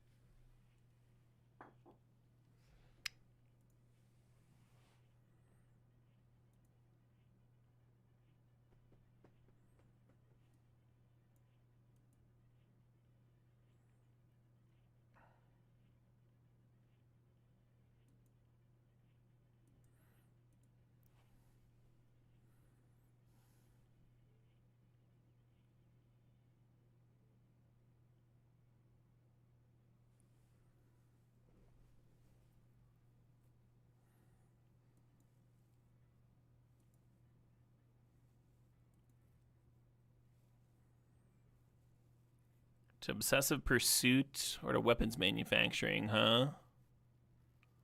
Which is the better turn to play? Well, since I plan on playing Tithing Blade next turn, I might as well play manufacturing.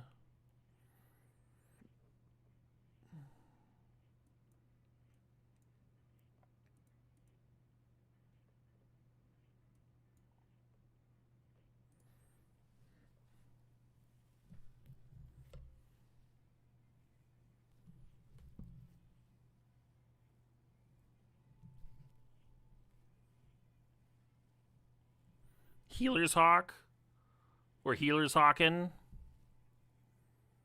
Opponents hawking their wares here.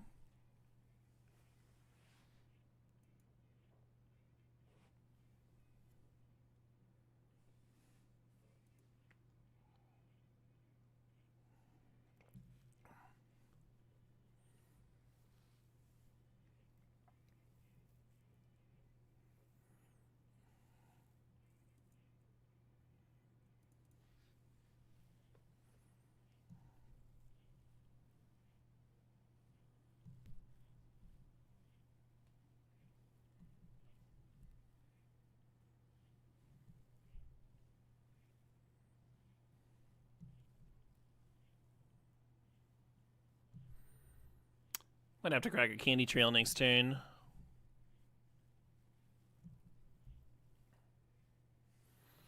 When the opponent spent their first turn cracking Fabled Passage, I thought I knew it was up, but they're on some kind of bird pile, huh?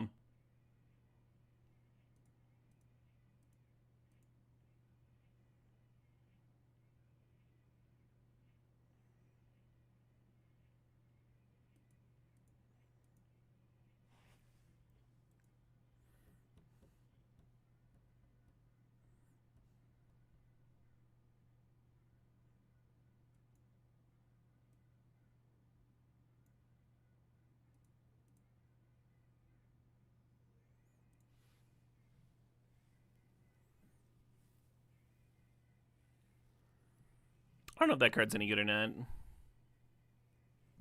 In Standard.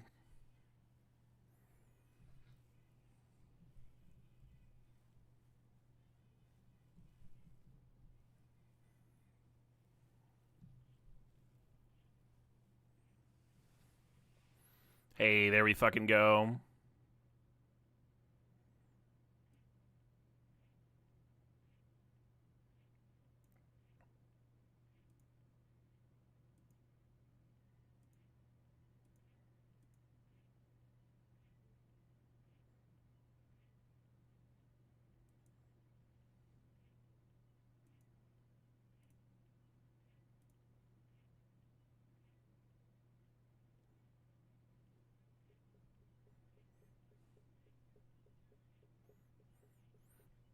You get another comes into play trigger if you devastating onslaught, so I think I'm supposed to do that. Instead of equipping the boots.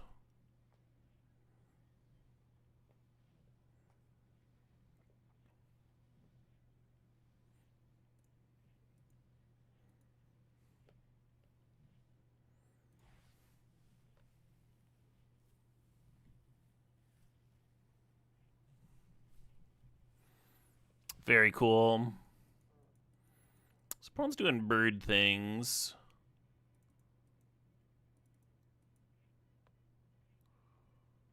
What are fire magics where it's at? Just like all the sweepers. Probably don't want these then. Doop boop boo doop.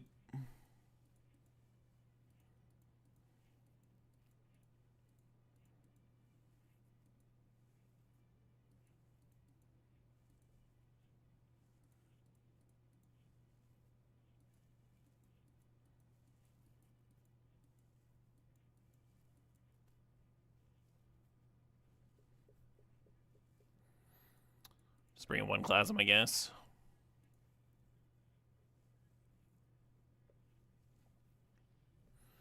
The enchantment's worth for the clue tokens alone, right? Yeah. Just getting a free artifact every turn is really good in this deck.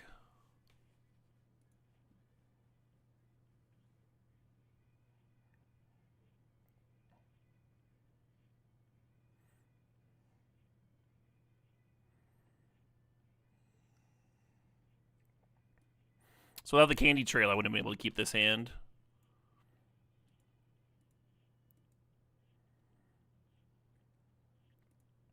Grimbobble's kind of pleasant. I wonder if I want a mixture of Grimbobbles and Torches in the main deck.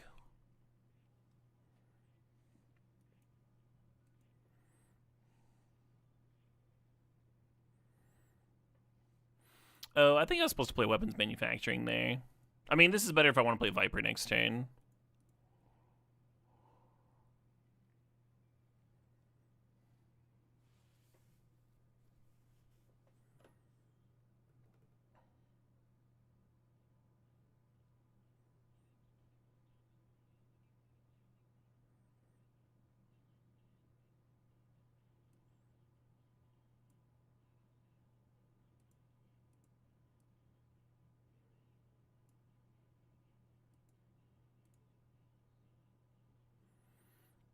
Kill your things, why not?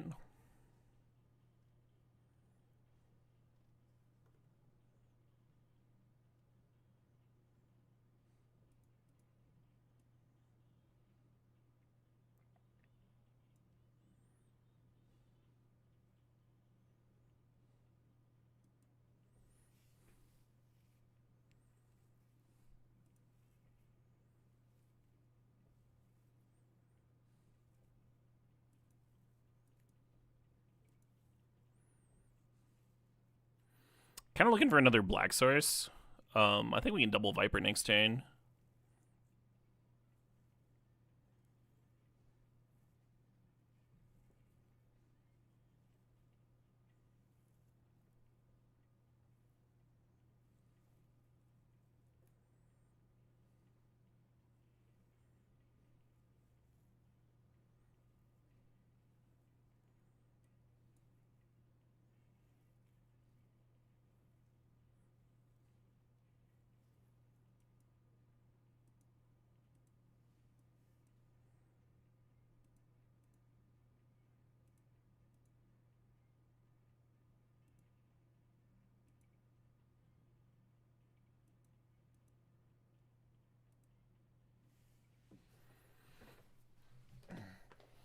And then the monkey could actually collect the 5/1/1 counters there for the lifelink smack. Kind of sweet.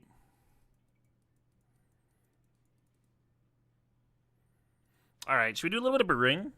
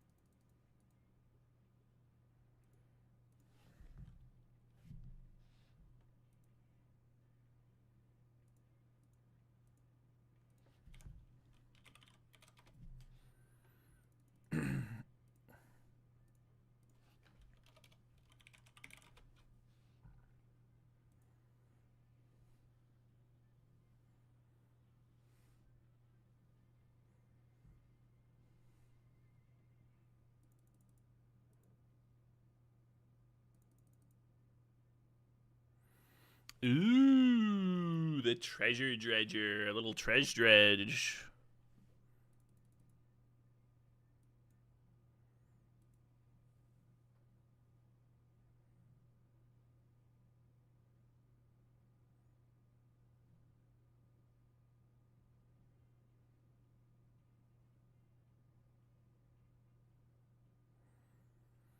Hmm.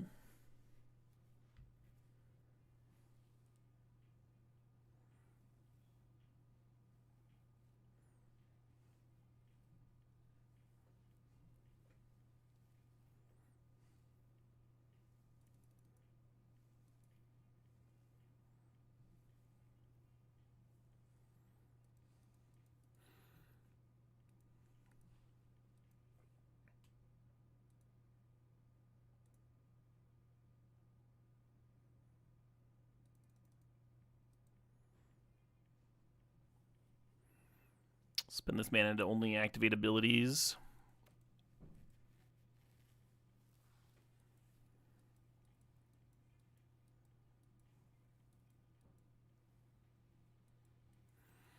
I am aware that Spike has been crushing with the ship in Modern. I don't think it's a particularly good standard card, but I thought it'd be funny alongside Elspeth.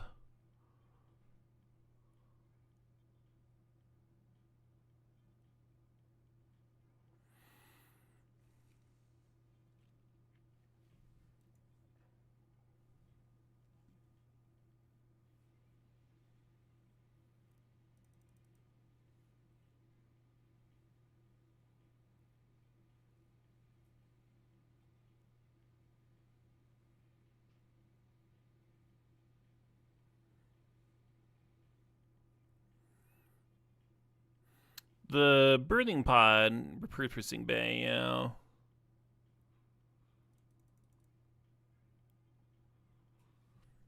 I guess then you're just a synthesizer deck and you're not playing Elspeth.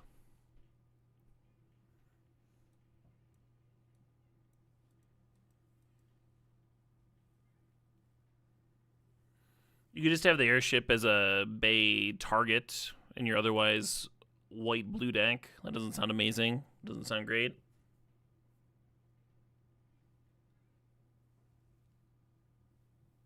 Maps. Well, see, the thing about treasure is you can sack it to pay for the airship. You can't really do that with maps.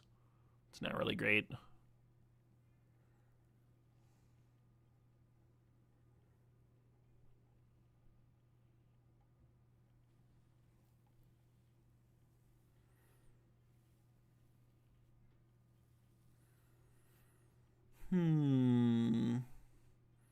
Airship's your win con? Well, why wouldn't you just use synthesizer? They're kind of cute together. Just more synthesizer triggers.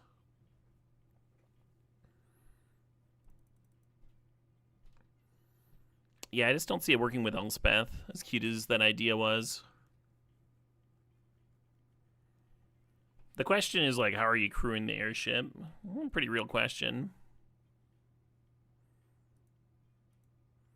Let's look at artifact creatures real quick.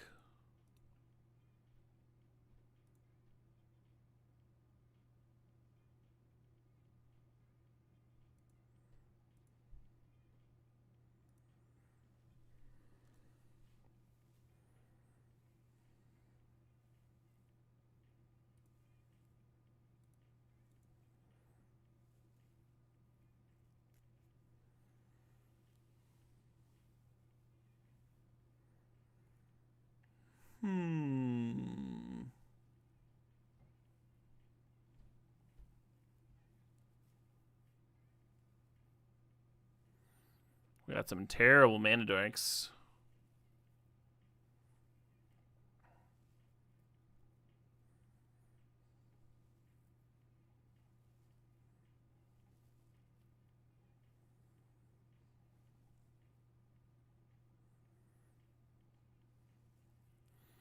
I almost like Solomon here.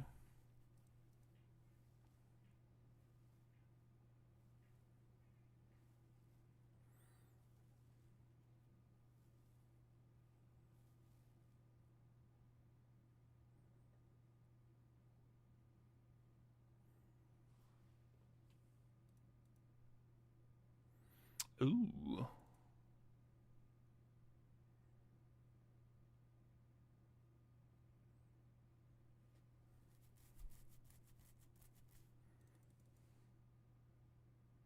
Demon Wall's an artifact,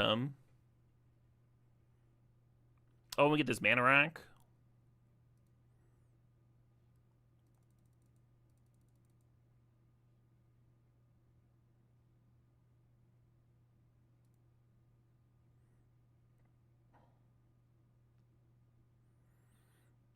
Can make some zombies.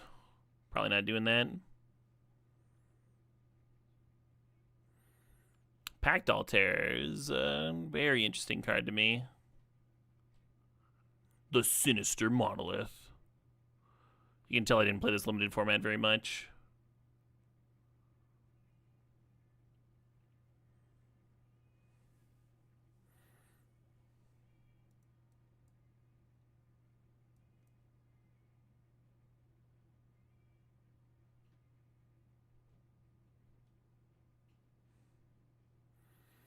Oh man, we could oil deep it up.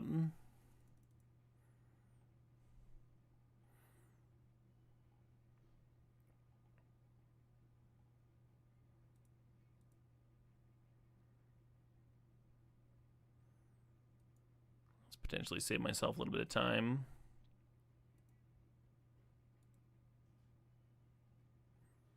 Oh man, I like Maze Mind Tome with the Enigma Jewel a lot. There's gonna be too many fucking artifacts in this deck. Or too many cards. Oh, treasure maps in? We got treasure maps?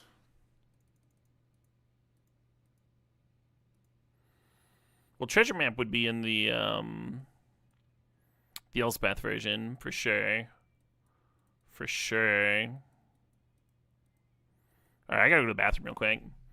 This looks like a pile.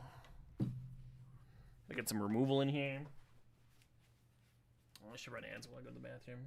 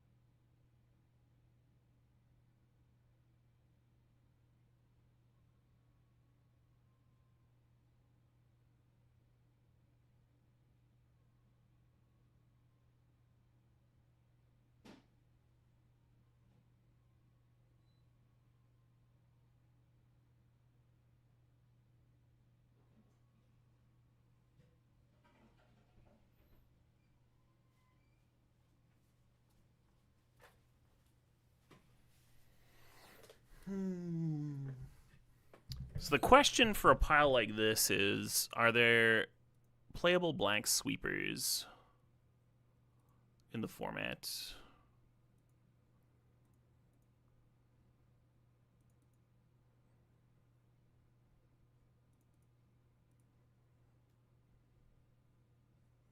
Yeah, there's the 5-mana one, right? I guess there's a few, but I was thinking of Deadly Cover-Up.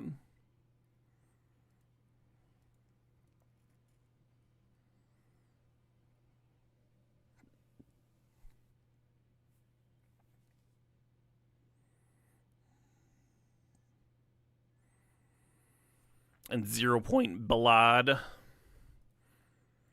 Probably a sideboard card.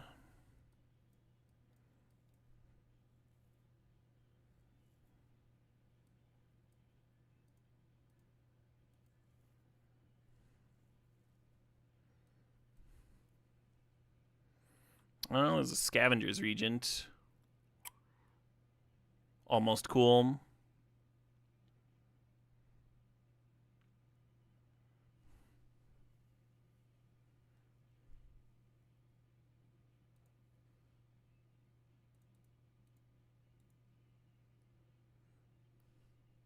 Deathmark's in standard.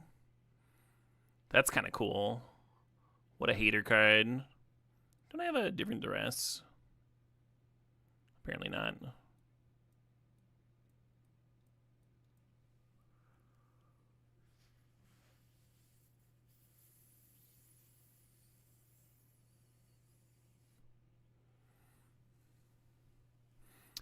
Wondering if there's a cheap sweeper I should be jamming.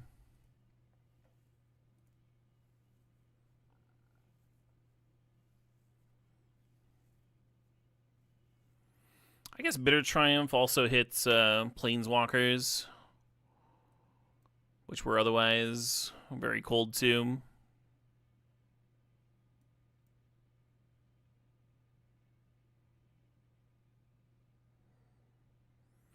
The Exile on Epic Downfall is kind of sweet.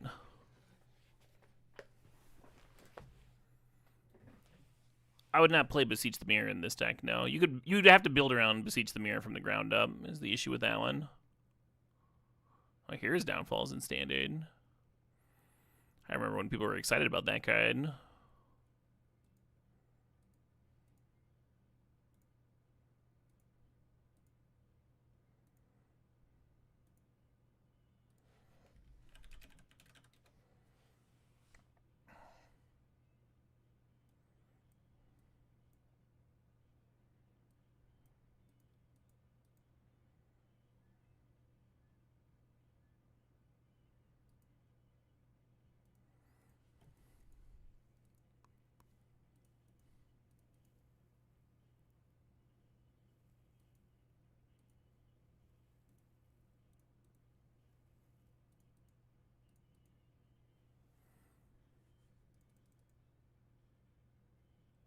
Not a Reef deck. Probably a Sewers deck. Oh, we have Watergrave. That's sick.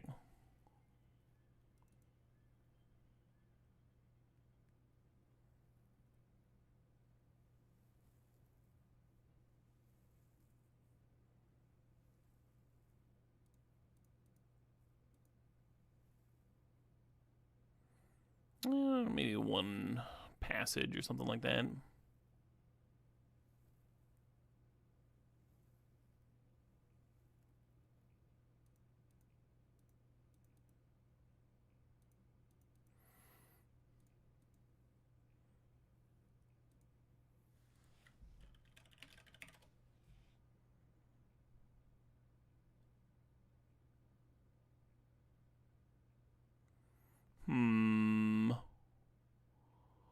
Kind of interesting, even though they enter tapped.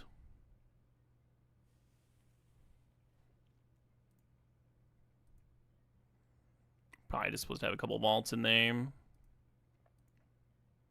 Is this 25 lands?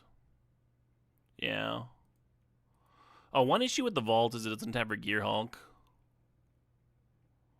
Well, we can come back to it later. How would like a new standard? It's been fun. Mucking around. I wonder if I want some negates in here besides just the duresses.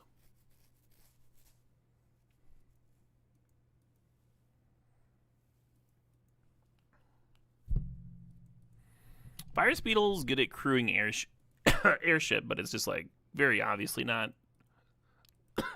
playable.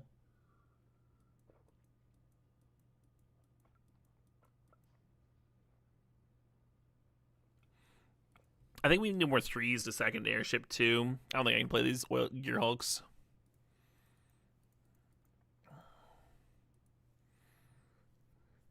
Maybe one.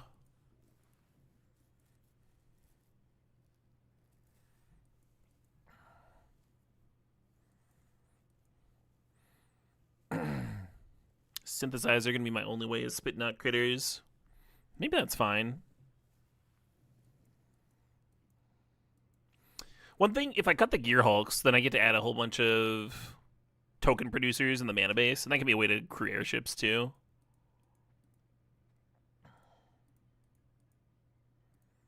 I dig that.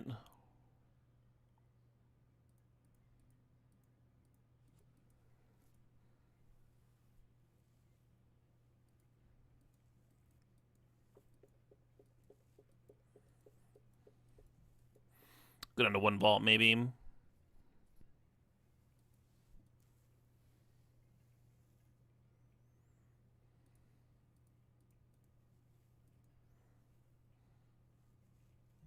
Doop, doop, doop, boo, doop, boop, boop. No, Metallic Rebuke's not in here. Not in standard.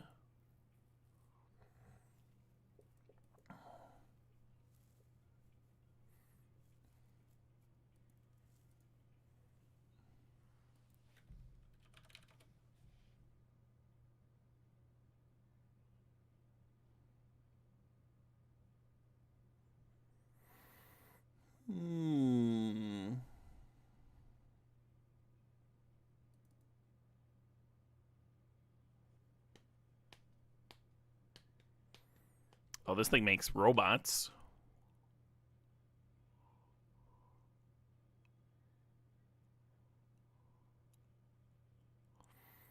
Probably just want 3 Fountain Port. I guess I'll just play the... Yeah, we want 3.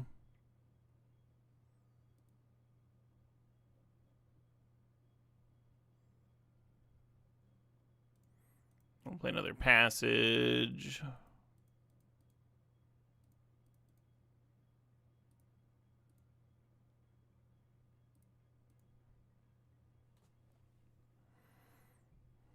Alright, fine, I'll just play 2.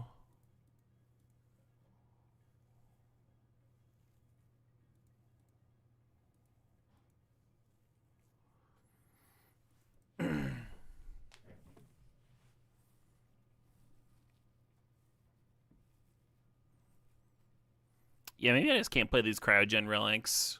It's already kind of a lot of value nonsense with the Quad Tome and the Quad Collector's Vault.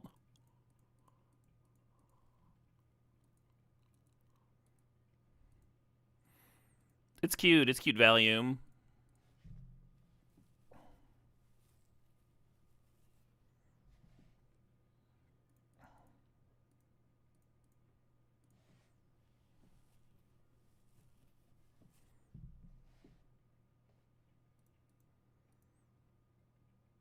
Doop doop boop boop boop boop boop.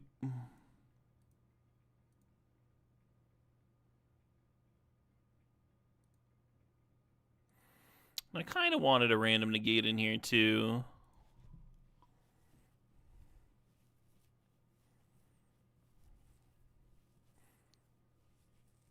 If you cut your Tithing Blades and your Grim Baubles and your Dubious Delicacy, that's 4, 5, 6, 7, 8 artifacts. We don't have 8 things to bring in against control.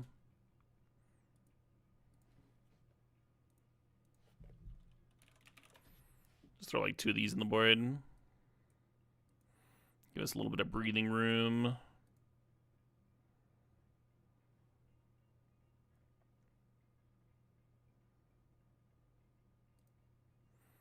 That's pretty good. And then I still gotta cut 5 fucking cards here? Jesus. Maybe Quad Airship is too many. I'm willing to admit that Quad might be too many. Plus, I wouldn't have to burn wild cards.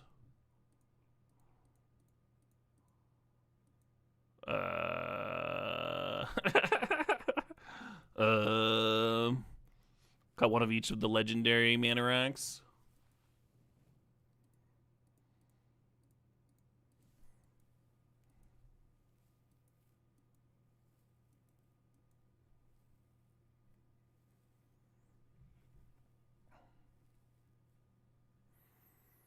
God, this deck looks like such a piece of shit. I can't wait to play it. Let's put the 3rd Blade in the sideboard, maybe. No, it's gonna be so good here. It's gonna be like my best card.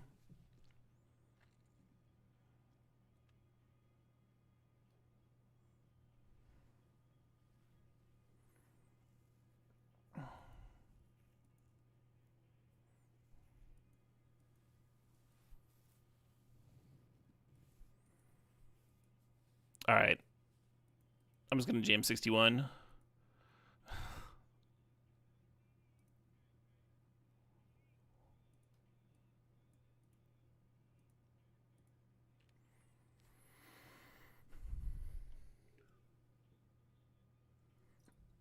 I'm so excited to have these ships and no way to crew them.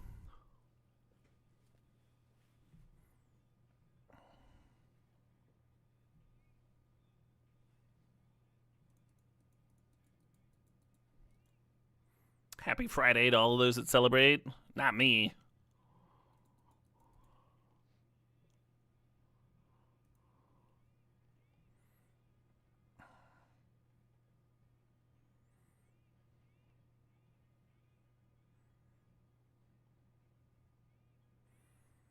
I hope I can get to bed on time tonight.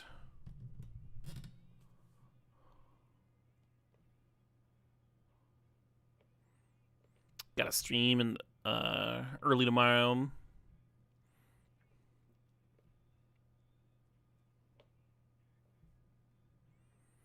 I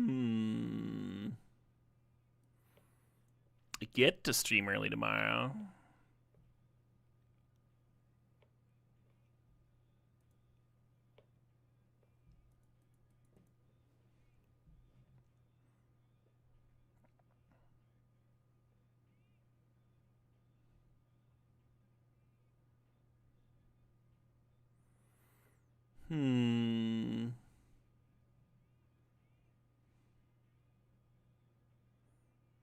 Little bit worried about dying here.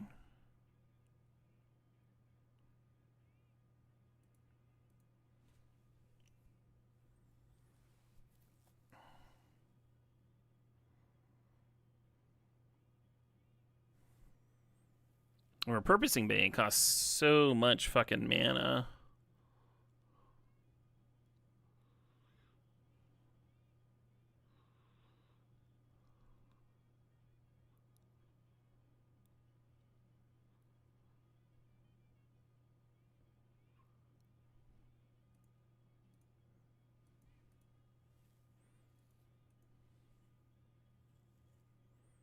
Suppose I was supposed to tap Sephiroth there.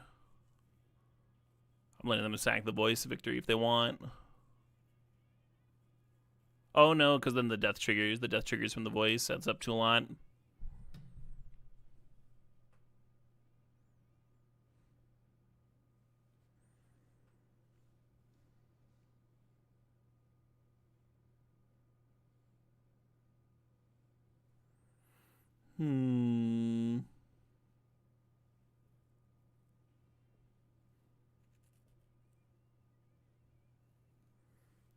So just repurposing Bay, tapped land to go. Do I Terminus into Maze Mine Tome? That might be better. I might just like need to find a sweeper.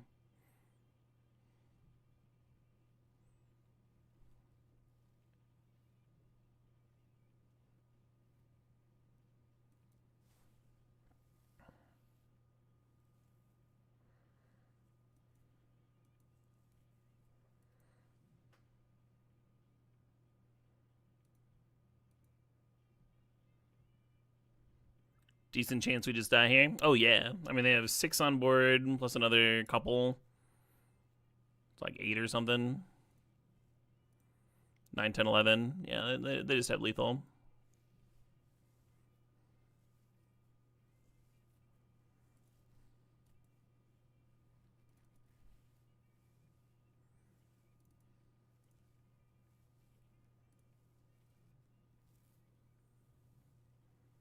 I wonder if 0 point ballad's where it's at.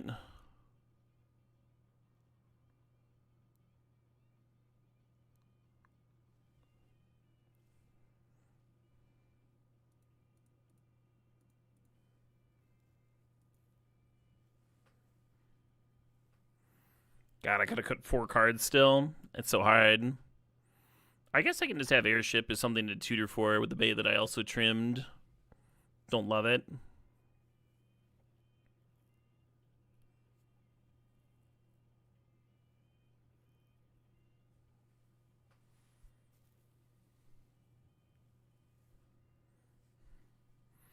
Yeah, the airship's so fucking clunky.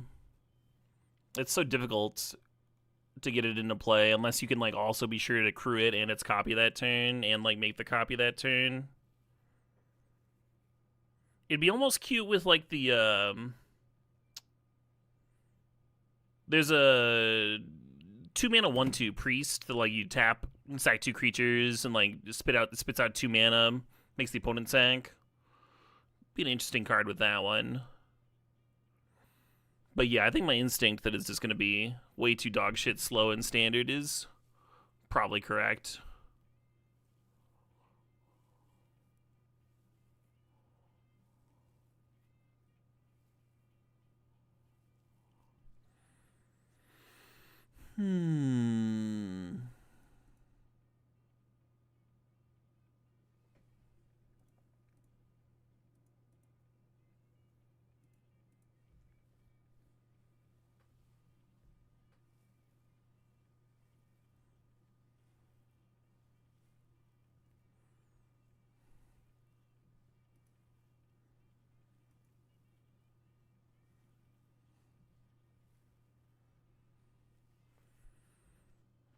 Oh, that comes into play tapped land that helps activate other lands could be sweet in this deck.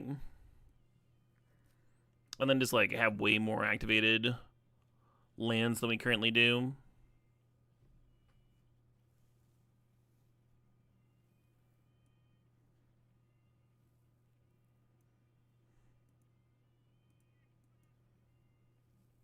Oh shit, what up? Hey, Rampage Wildcard, welcome back.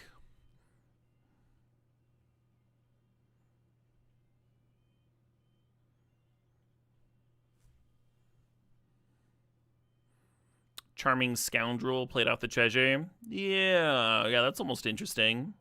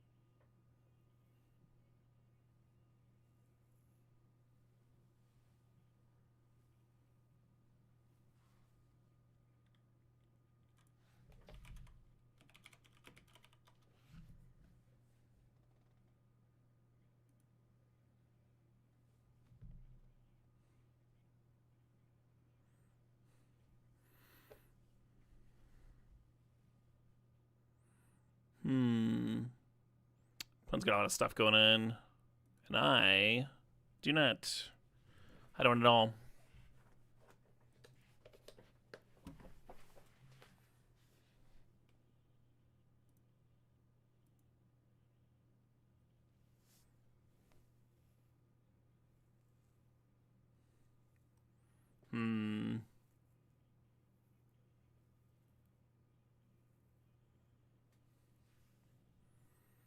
I think that means I'm just doing donuts over here.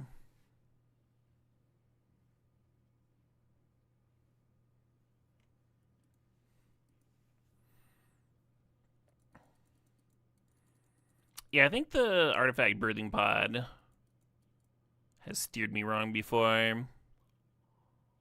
Never quite got that one to work.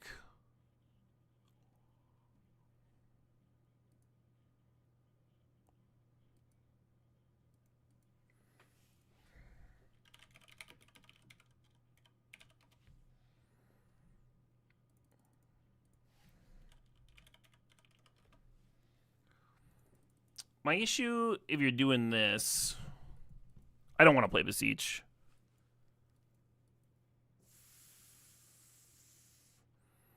Is like, how are you like repeatedly doing it?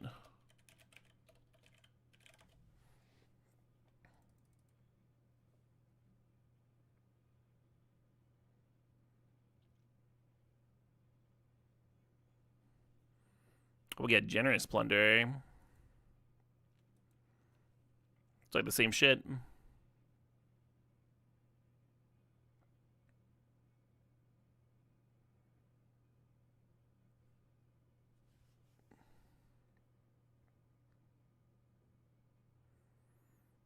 Remember when everyone was trying to commit crimes?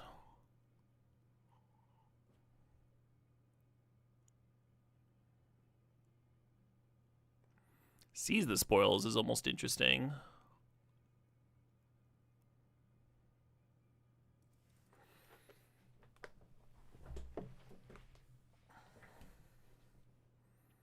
Is there an artifact drain in the format?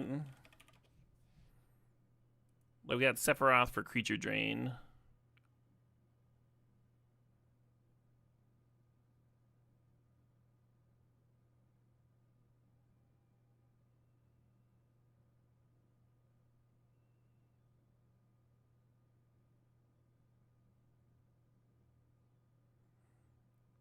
The ETB one? You're talking about the 6 mana 4/4 flyer? Oh, there's the, you're talking about Pact Altair?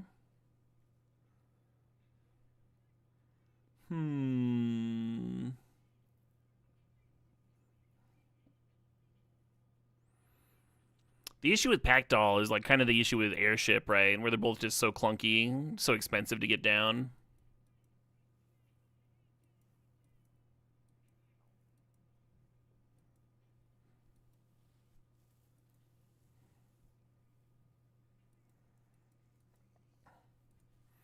Maybe this turns into another Viper deck.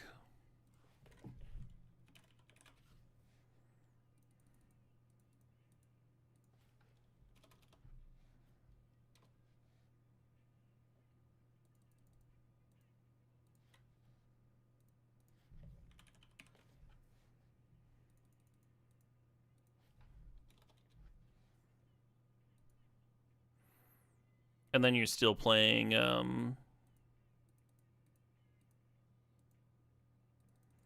Obsessive Pursuit.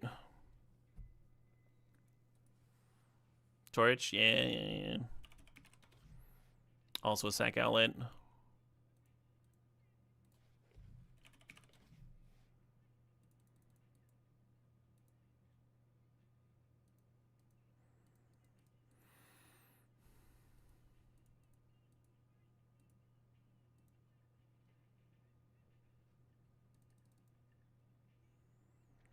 Oh, you got that atrocious looking red-black mana base again.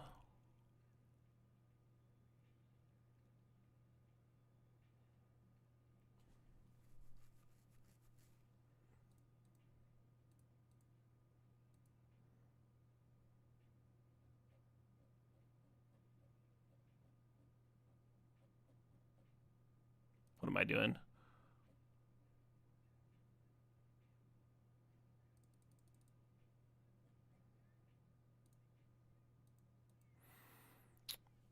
Is 24 the right number of land? I think it is. I'm trying to play quad airship.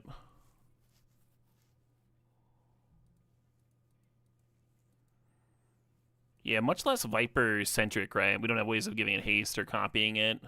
It's kind of just here. No haste creatures at all for the Pursuit. Is a little awkward, too. Yeah, I wonder if Monkey is better than Callous Inspector here, too, just because it's like another haste body to throw 1/1 counters onto.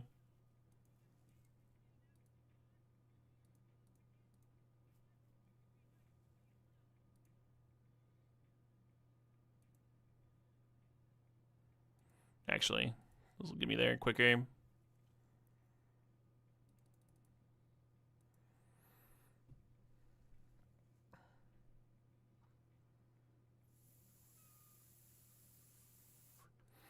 Maybe I just like don't play Quad Plunder, just play like a couple.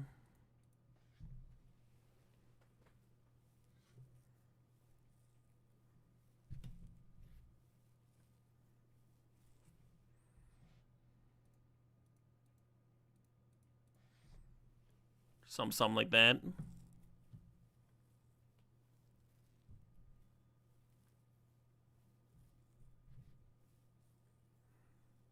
You like the idea of Fabled Passage? Fabled Passage into Airship is interesting, but it's really bad every other turn of the game, is my issue with that. Ideally, we'd be playing the Airship on 3, too. Umbra Caller Zealot. What does that guy do?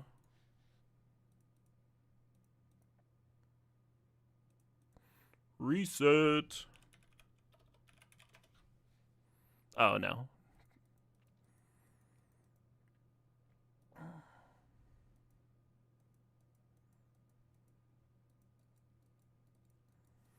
You wouldn't think it's bad late? Look at our curve, friend. We're like trying to play the airship turn 3.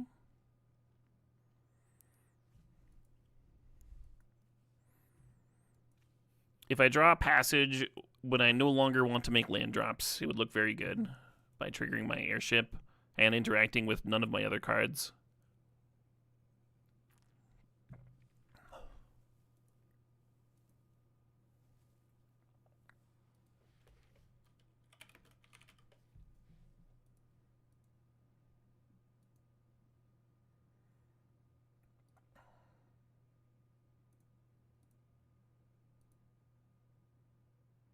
Oh, I didn't make a sideboard. Best of one's gonna probably be a little bit more aggro than I would like, but let's jam it. Let's just jam it for now.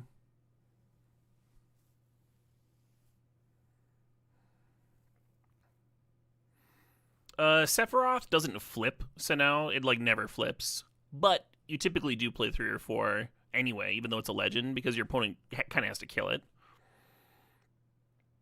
So you run 4 because you don't expect it to live.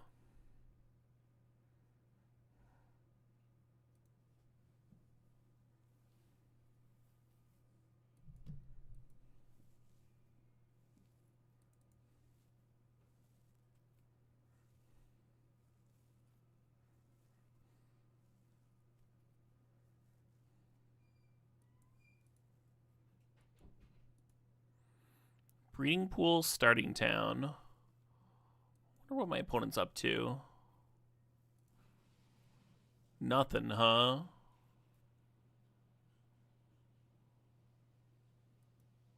So I'm actually going to sack a creature here, even though I don't need to. Oh, it's not going to let me sack the freebooter. Alright, I'm not going to do that. Shit. Why did I think I was going to be able to do that,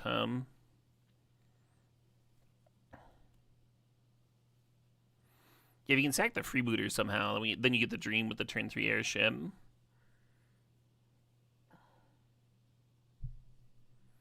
There's the black one, but it's sorcery speed. And I kind of like how the torch lets me like freebooter plus torch there. Not that it really matters.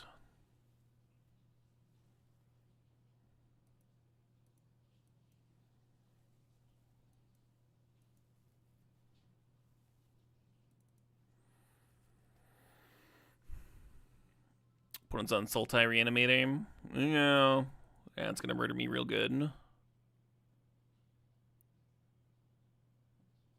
Stupid ship, not making another copy next turn.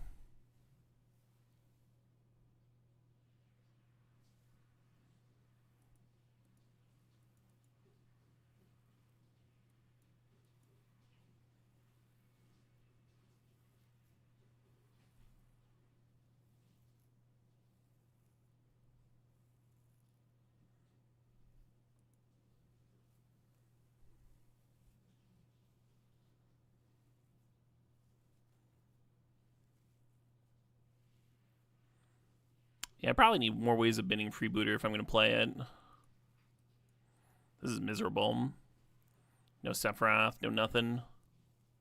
No gas. Just watching the opponent very slowly put together their win.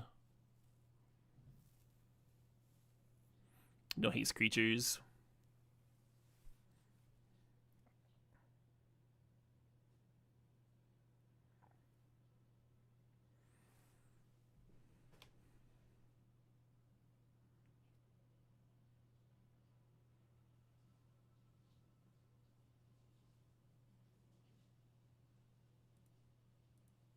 Yeah.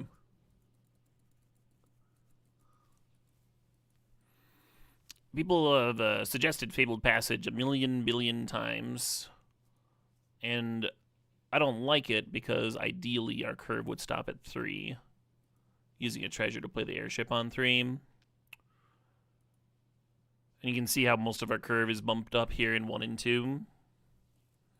So Fabled Passage literally only works the turn you're playing the airship. and it's dog shit the entire rest of the game. This is why I'm resistant to the idea. There's the black landfall 1-drop that would make it look a little bit better. But that one doesn't really have synergy with the rest of the deck. I would kind of rather play the landfall equipment if I was going to play that one. I kind of wonder if that landfall vehicle is underplayed. After playing with it in Cube, Regalia. Whenever it attacks, reveal cards on the top of your library and to reveal a land card. Put it on the battlefield, tap the rest on the bottom of your library in any order. And it's got haste. That's sick.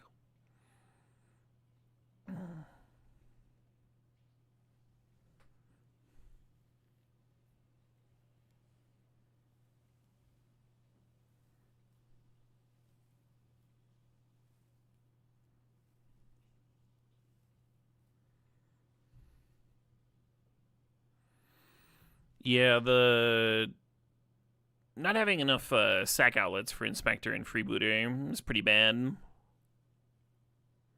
I think even if you're playing 4 of both of these, like Plunderer just dies some percentage of the time, so you can't count on it, like the Scoundrel Treasure.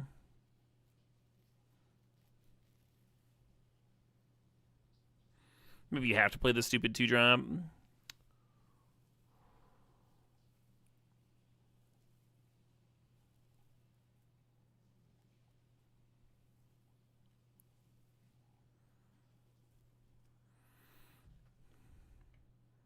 Yeah, the Viper is pretty bad here too, in comparison to the list that's like giving it haste and copying it and stuff. It's like just another way to sack things. The mass sack is good though. Lets you turn on Pursuit in a jiffy.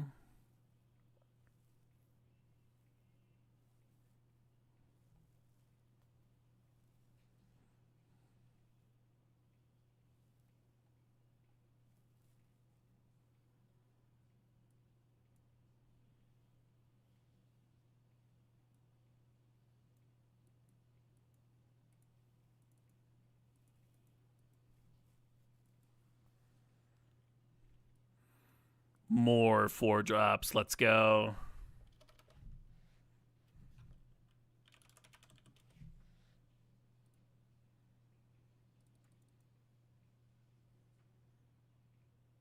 Don't think Bloodghast is where it's at.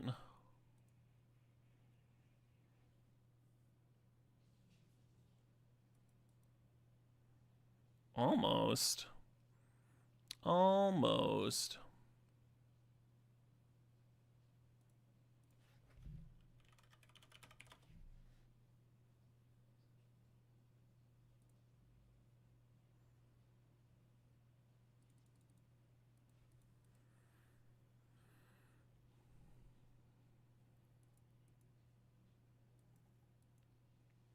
How bad is Promising Vein? We're thinking about landfall.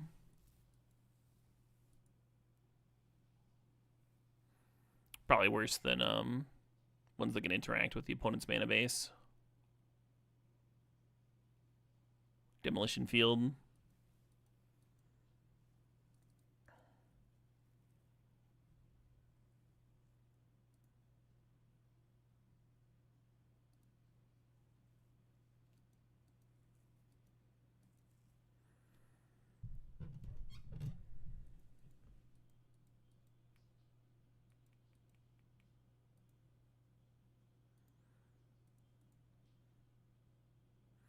I think I have to up the starting count.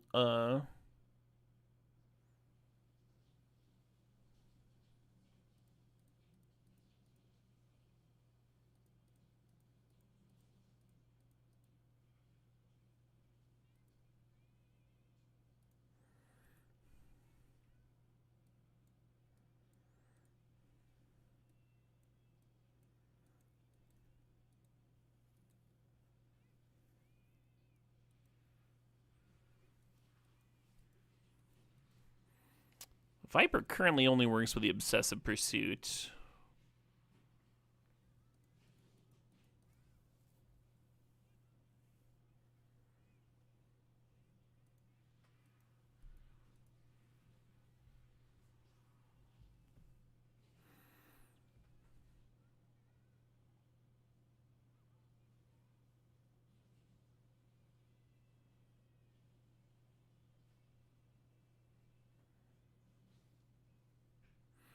Yeah, I think we need more trash for Viper if I was going to do this.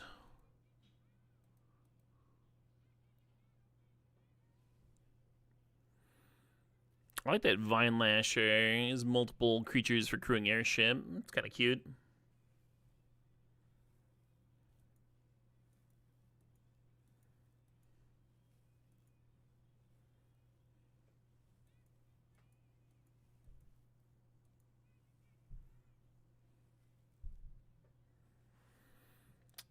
Wish there was a easier way to get multiple treasures.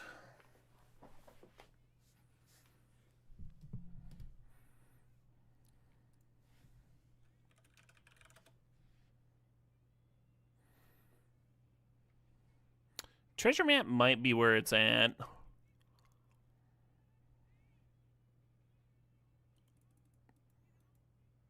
It's just so slow. You kind of need like a lot of removal to buy time for it.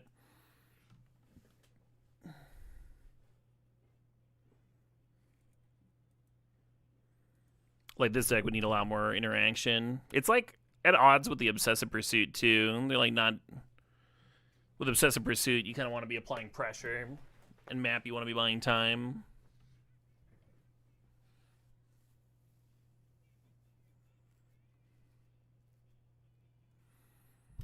I really like a pilot treasure with the airship and the Viper. This is too slow, I think. Maybe turn 1 like Llanowar, turn 2 map activate. Even that, the standard format's real fast.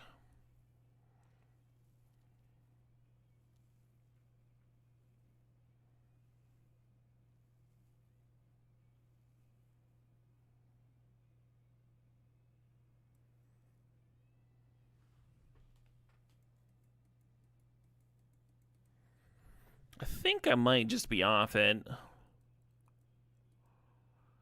With only one real way to like ramp out the airship and trigger it. Only one consistent way anyway. And it's just like not even that good when you get to do the thing. Like I've lost limited games where I was copying airship every game. So I don't know why that's like a desirable thing to get to work in standard. I want my wild cards back, damn it. Yeah.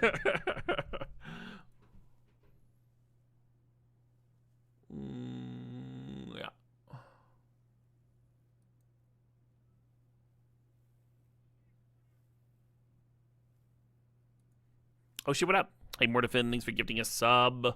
Appreciate it. I thought it'd be cute with Elspeth. I don't really see how to make that work though. You just have this like dead card.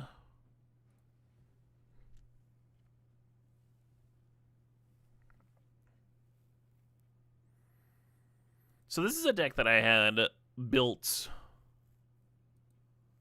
a bit ago.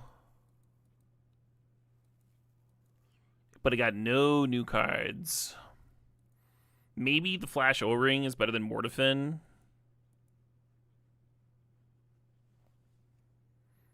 Until your O-Ring gets disenchanted.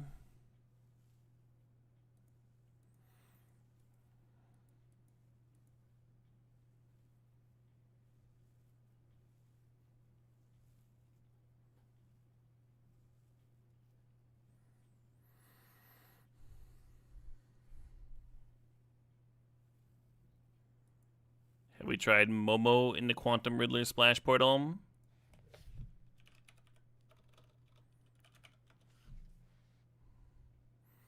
We have not. Should we try Blue White Flyers? I'm down.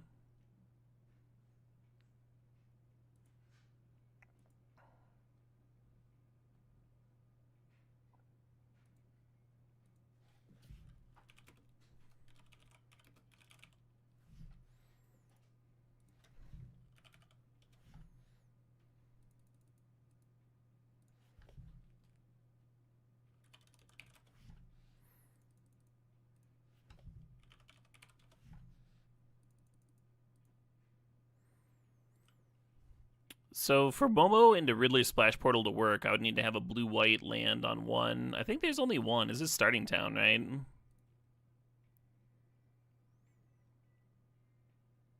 That's pretty rough.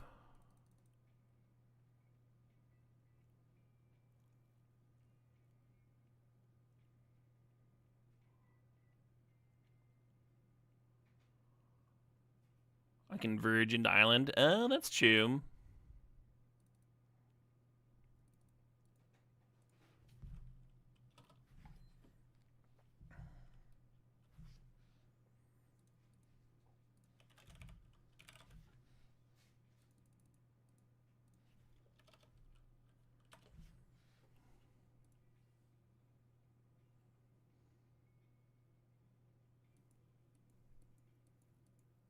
Multiversal doesn't let you play Momo into double blue. I probably want a couple, but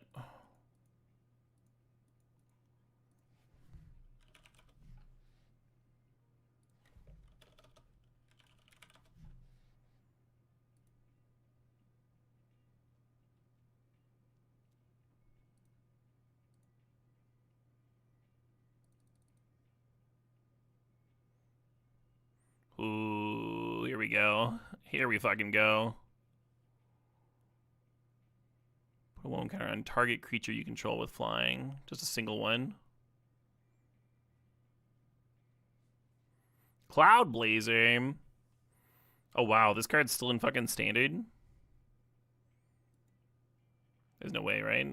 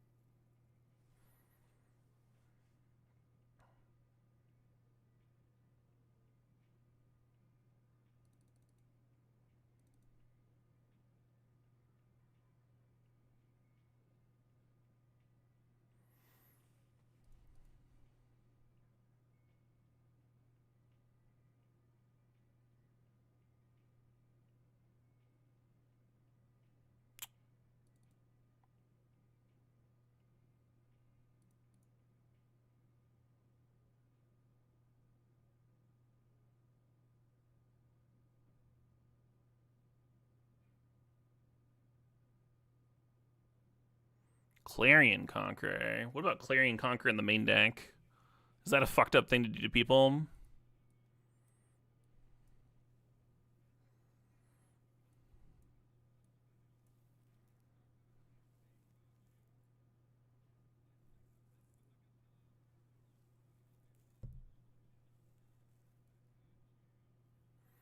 We could like literally turn 2 it. Just turn 1 Momo, turn 2 Conqueror. And it doesn't shut off anything for me, right? Just maps.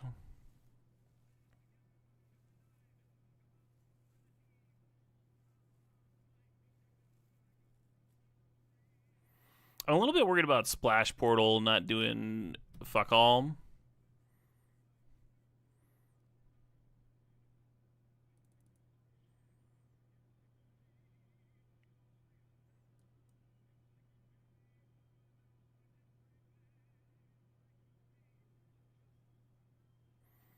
Could play yeah,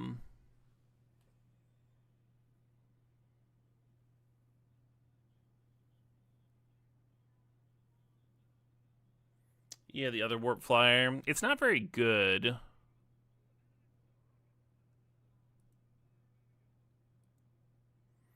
Also, I should play the X one in here.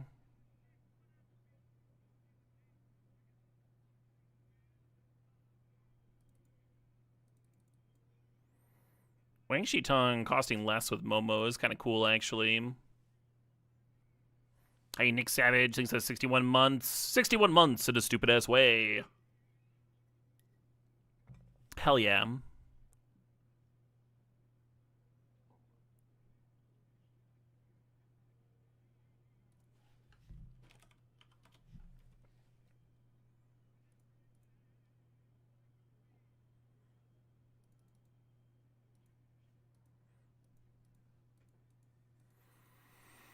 Maybe quad of this is too many.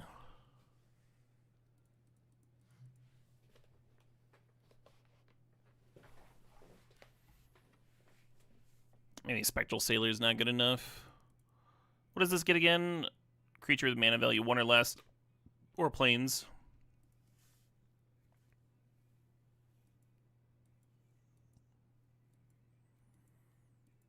Is there a 1-mana utility creature that I need here?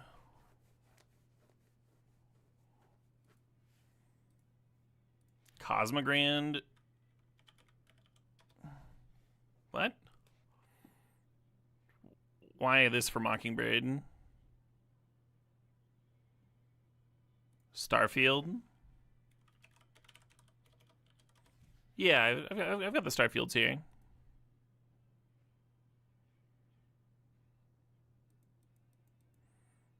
Does Airbender Ascension work here? No. No, that card's not playable.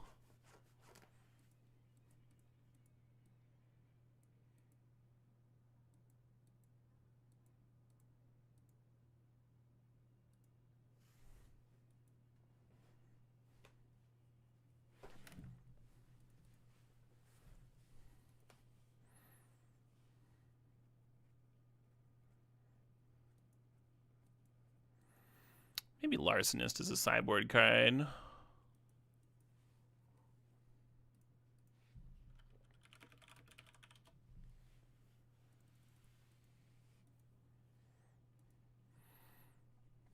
Yeah, I really don't like the idea of Starfield Shepherd. Just because the main reason is I've actually played it in a blue-white deck trying to like make it work, and it was rough. But Riddler was good. But it does the same thing with Momo, right? Where you go like, and it actually works with the planes, right? You can have basic planes, Momo, and then turn 2, play it for 1, splash portal blanket. Okay. Okay.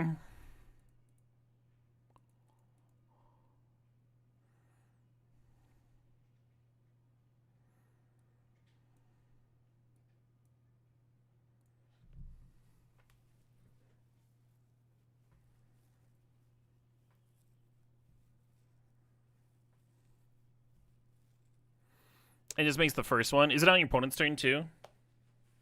Each of your turns. Okay, so it doesn't have like especially good synergy with Swift Savior on the opponent's turn. Swift Savior's got to be good though.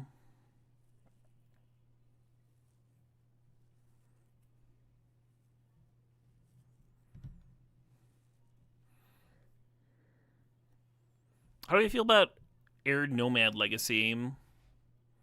Probably just not good, right?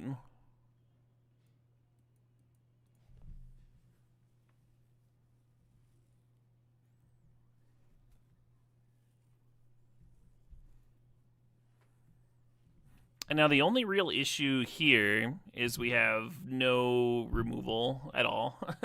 That's a pretty big issue.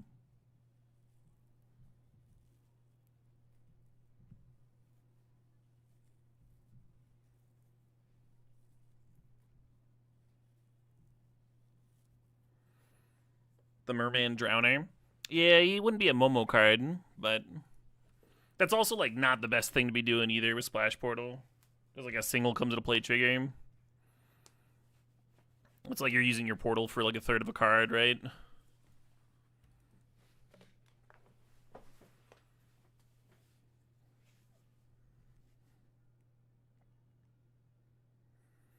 Turn 1 Momo into turn 2 Empyrean Flyer kind of appeals to me.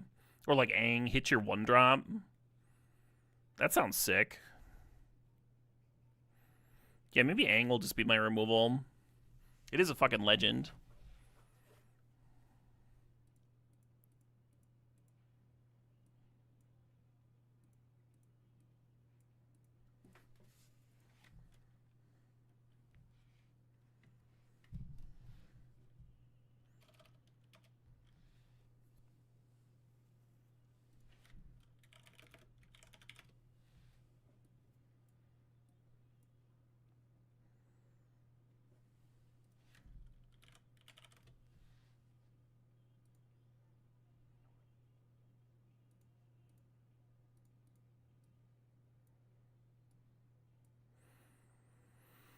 Okay. And then I had some removal in the sideboard.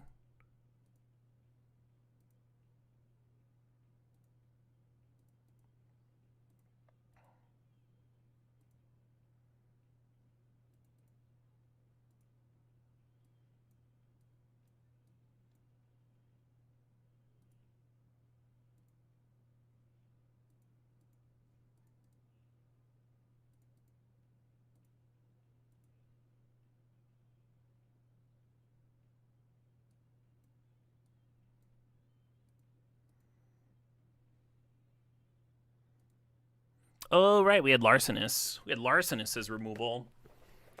Well, that's sweet. I just won't like have that many get lost then.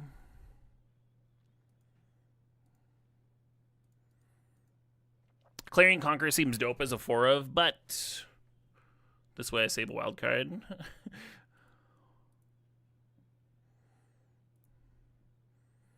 Alright, let's see if this deck wins any games at all. I have water. I don't have water. I need water. I'll be right back. I'm excited to try this. Despite myself.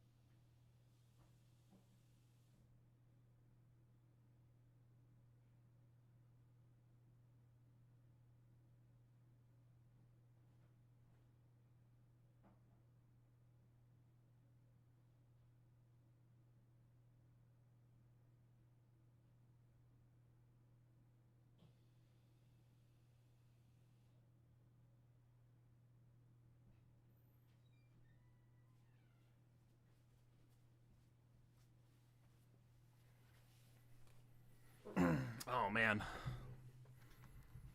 So one of my case fans had been making this, like, obnoxious noise for the past few days.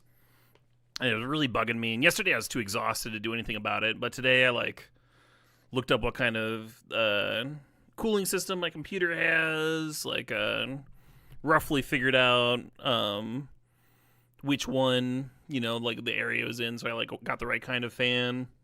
Drove to Best Buy, got a new replacement fan, drove back. Fucking put my rig on its side to like make absolutely sure that I was removing the right fan. Opened it up, and the noise went away because it just like shifting the computer. So now my rig's just like on its side, laying on a cardboard box. Like, all right. Sometime, someday, it'll start making the noise again, and then it'll be all ready for the procedure.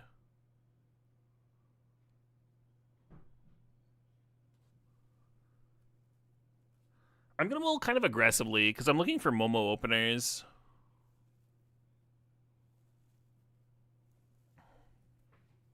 Oh shit, what up? Hey, Ultraviolet.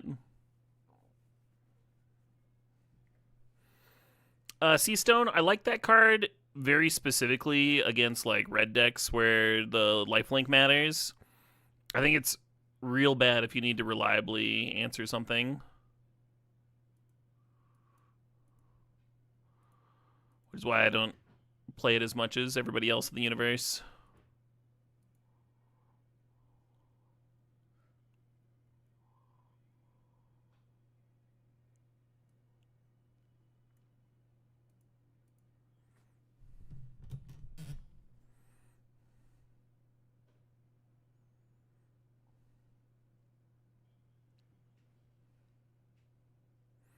Do I have my wires tied down? Oh, yeah. Yeah, it's a professional rig. I didn't make it. It's very neat and tidy.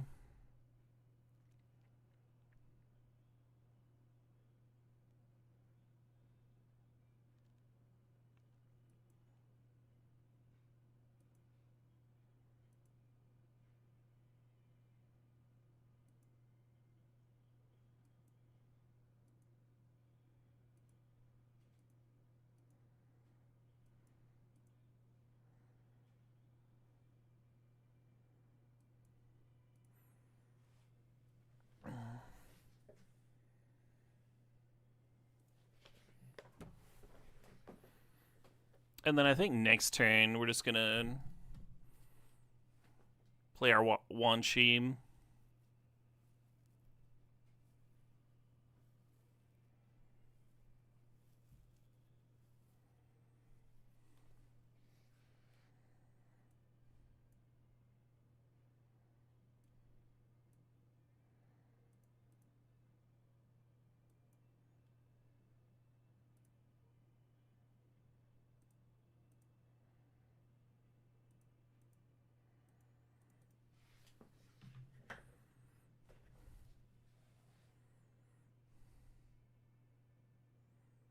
It's interesting that they're still playing Winter Night Stories without the enchantment.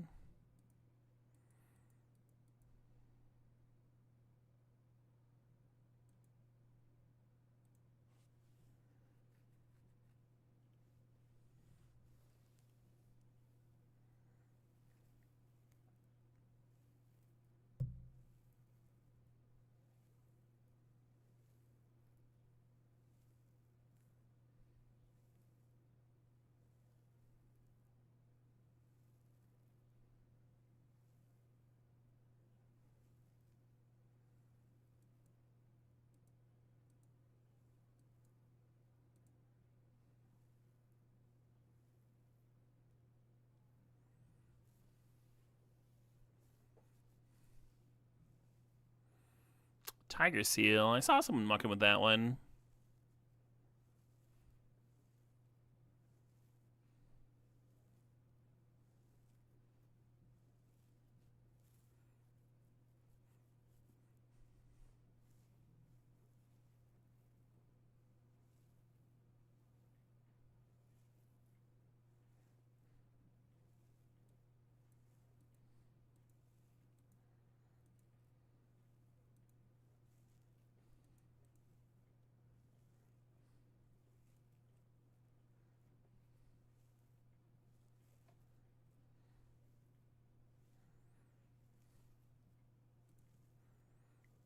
Okie dokie.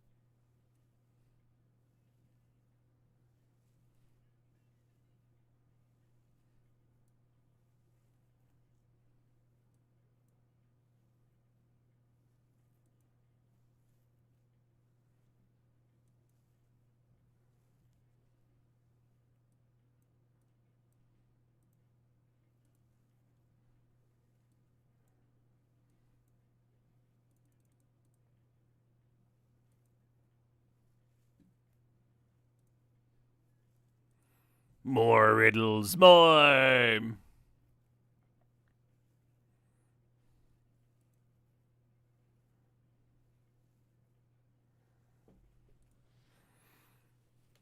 then Starfield can tutor up another clone. And I guess we just keep doing that. I guess we're just on that plan. Every turn I shall commence the riddling.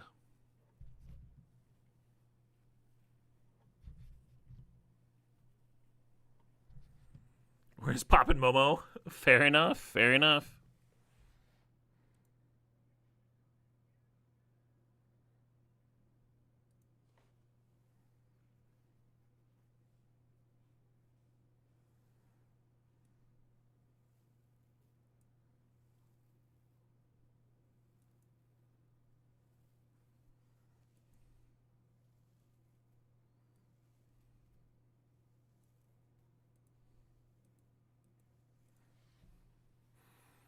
Oh, Wan Chi's got Vigilance? That's fucking sick.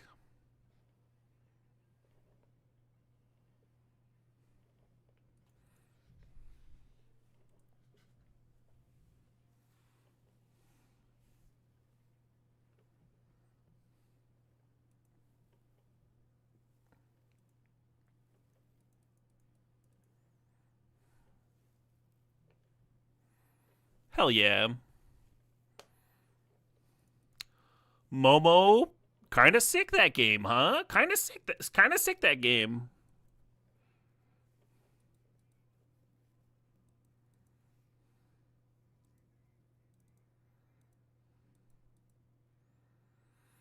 I'm gonna cut a No More Lies and a Siren here on the draw. I actually am a little skeptical of Siren in this build because we have the Momo that we want to play on one. It might just be like too much air. Yeah, maybe I'll go down to 2 and play another copy of No More Lies.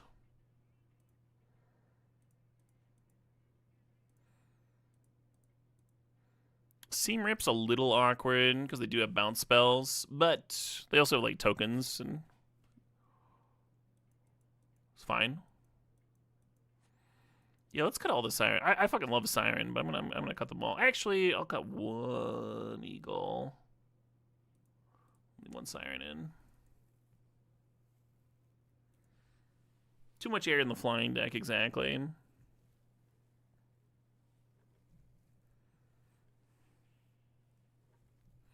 Honestly, I felt kind of sick. Having the warp cards cost one less. I dug that. I feel like that's going to lead to some explosive starts, too. And there's just very few matchups where Mockingbird's not going to have something to do. This draw needs another blue source.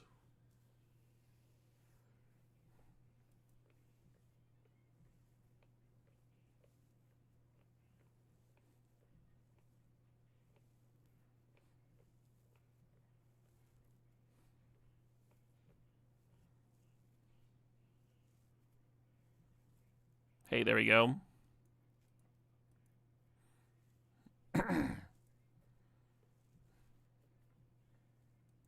Nutdog.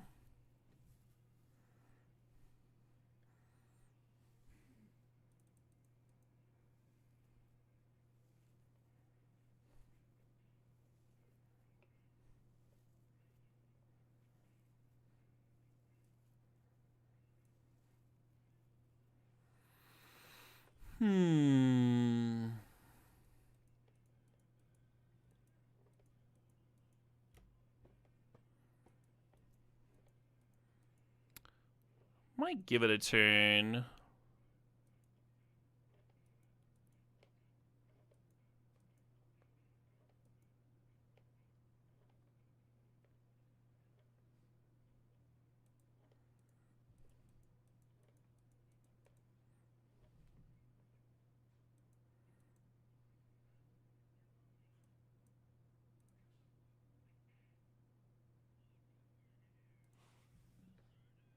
Two deserters.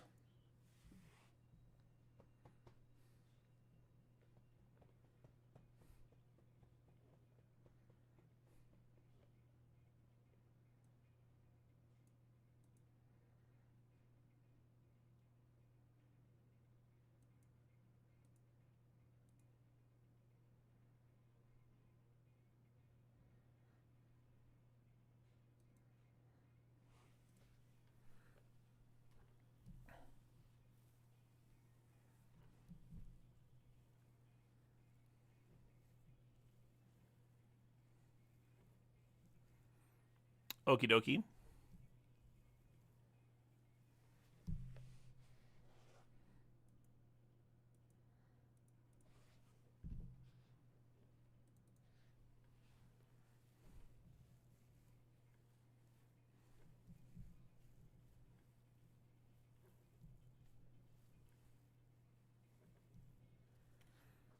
Opponent's in a pretty good spot here, that duelist. Pretty easy for them to trigger it a couple times. Get a nice cheap flashback. The card draw spell.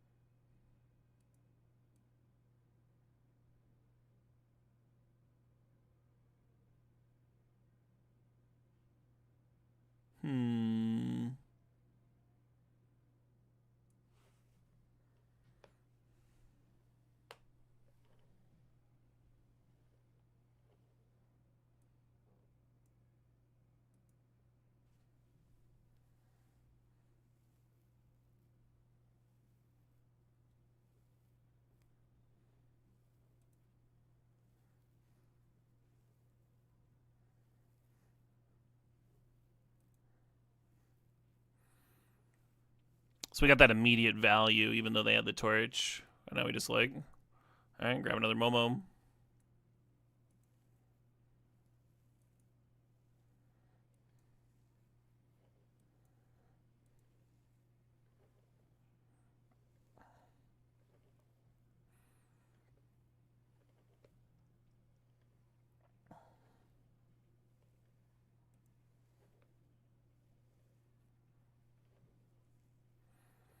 Thought about normalizing the Riddler there, make them commit to spending their whole turn cycling.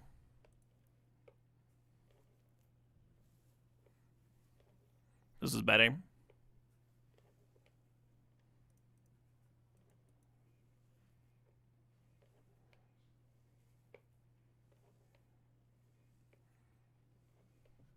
Uh-oh.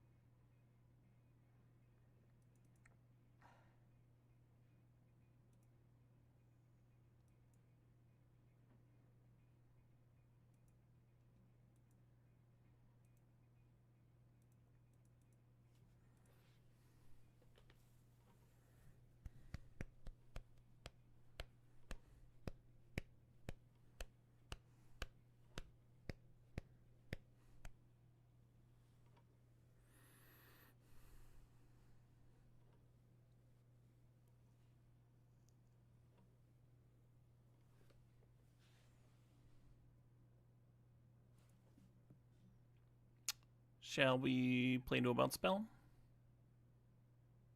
Yeah.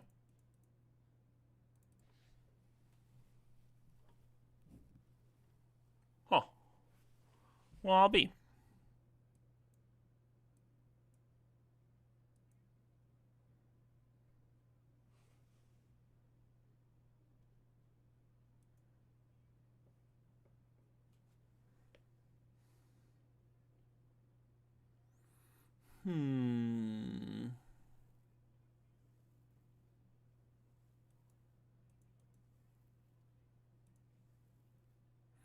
Oh, I should have done this pre-combat because of the +1/+1 on Momo. Just dribbling away damage here.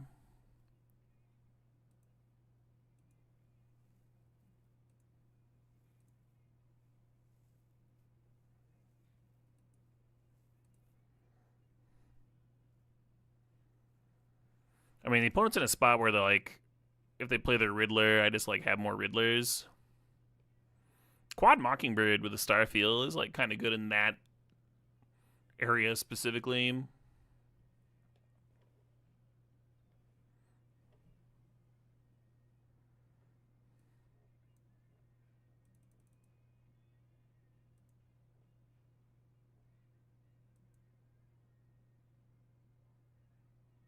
What?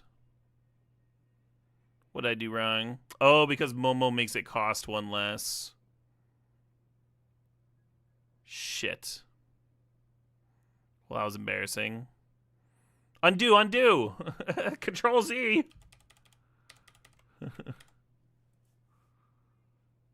Fuck. Well, alright, I'll just get in, I guess.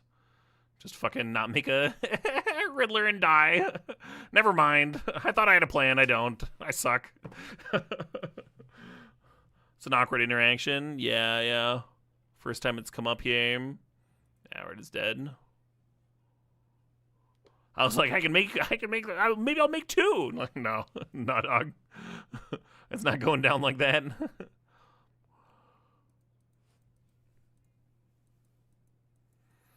I think a third librarian makes sense.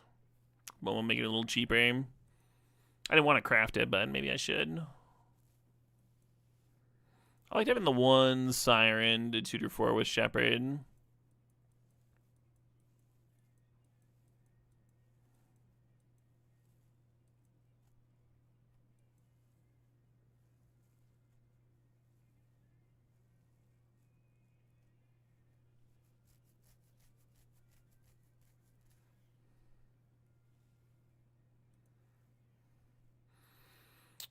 Would I want to play the land first so the Riddler would draw two? No, I was hoping to draw an untapped land and make 2 Riddlers that turn, was my plan.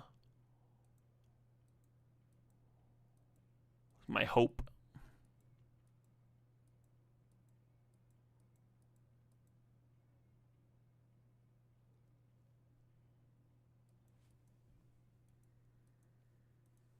Yeah, maybe it just has to be 3 Eagles. Let's go one of these.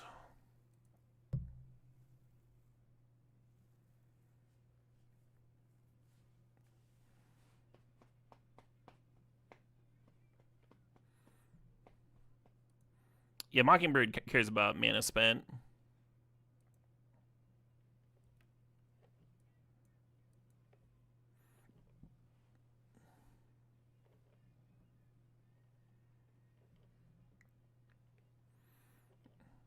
Opponent's just like, fuck that card. Which, you know, fair enough.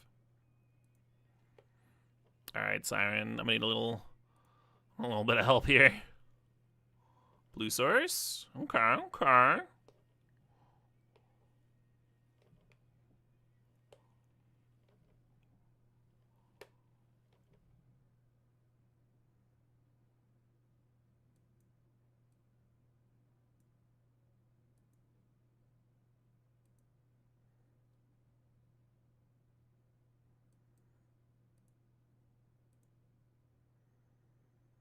Take a little bit of damage.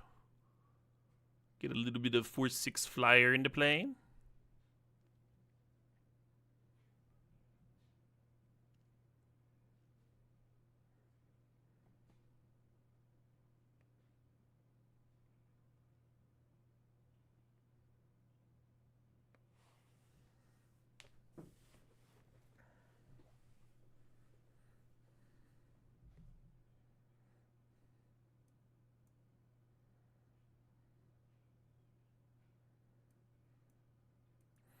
Be nice to get the anchorage down here, but I think I want to hold on my flash thingy. I think that'll be good.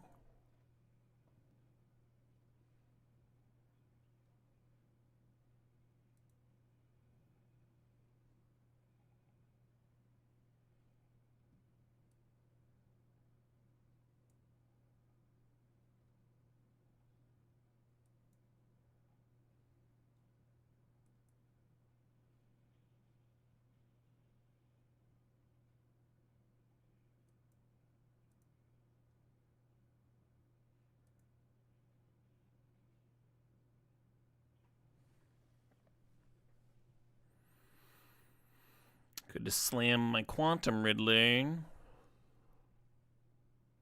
Alright.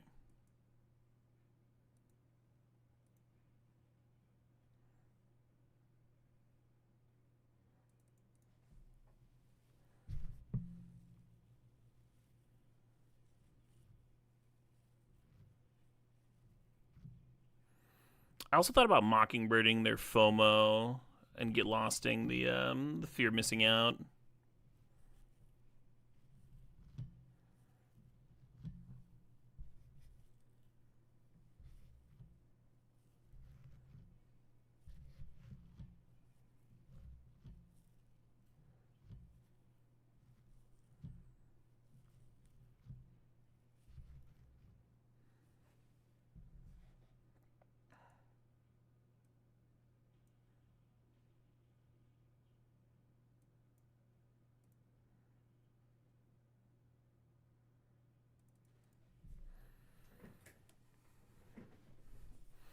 Some beats.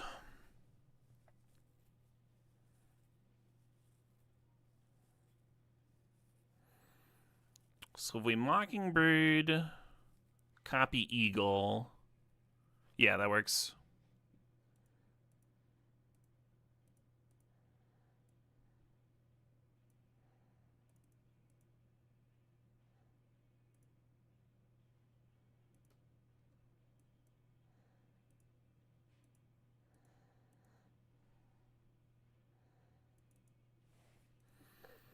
Hell yeah.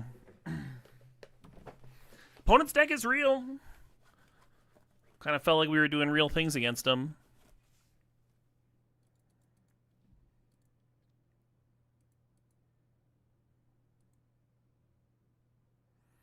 Wow. So I tested not this literal exact deck, but a deck very similar to this pre Momo, and obviously before the 3-mana flash critter, and it felt clunky, and that's why I moved over to blue black, and that's why I played blue black in the RCQ season.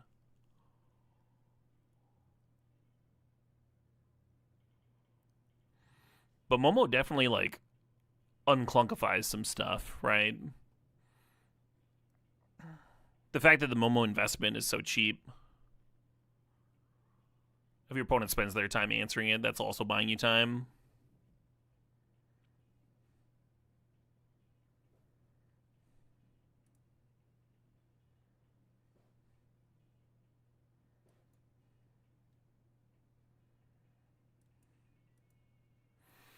If we rip a land, we can turn 2 Riddler. If we rip a blue source... Oh, they're just passing with a fucking Spire Bluff. They're just gonna kill my thing. I'll play towards it anyway.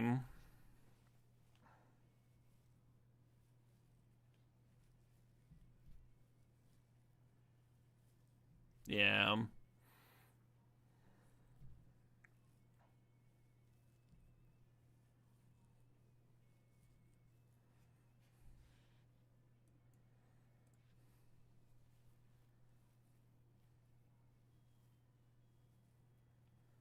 Would you be crazy to splash black just for Kaido?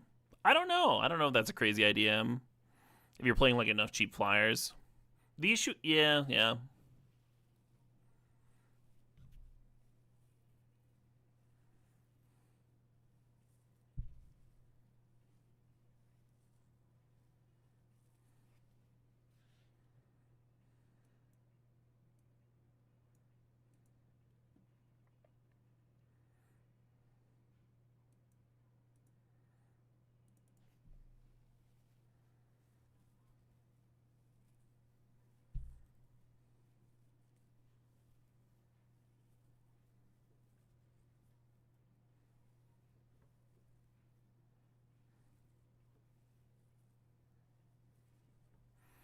Yeah, having to play quad starting town is pretty brutal. I'm with you there.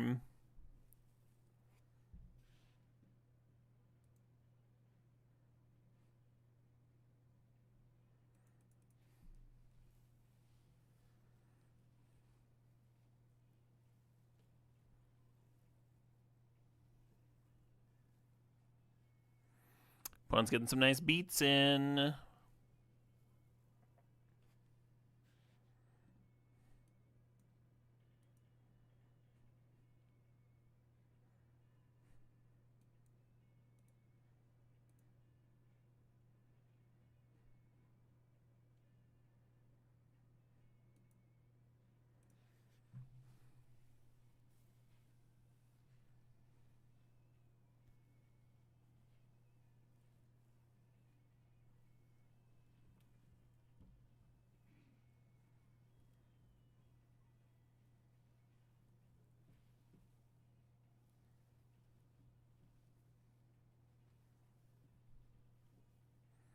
Interesting.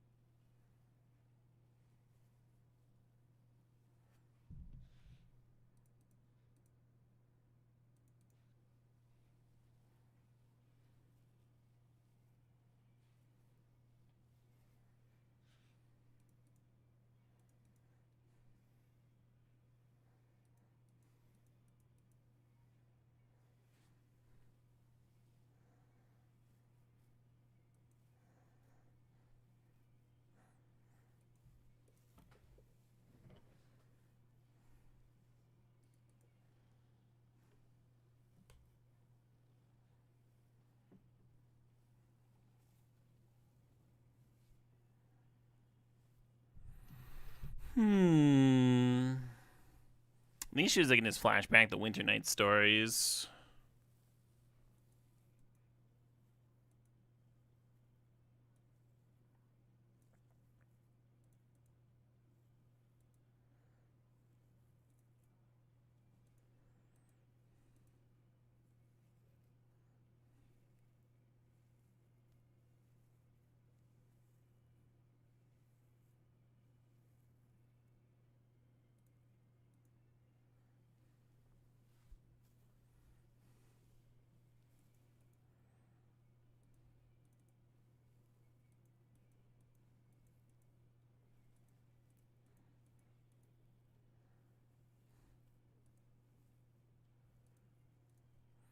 What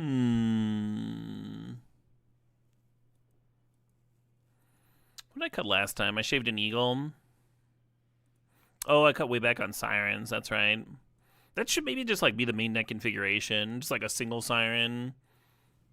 Oh, then you have to get lost in the main deck.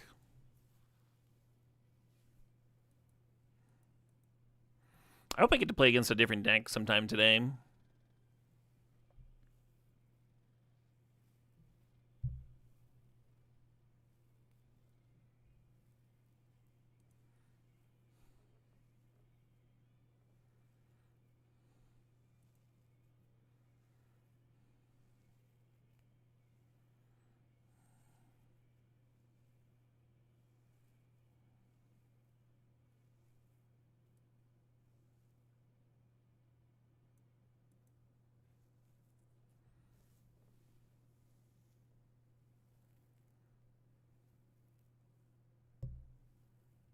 Damn.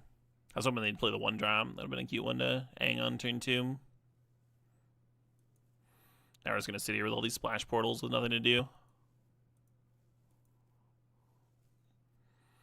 You just got back from FNM Pre-Modern. Format rips. Format do indeed rip. You are not wrong.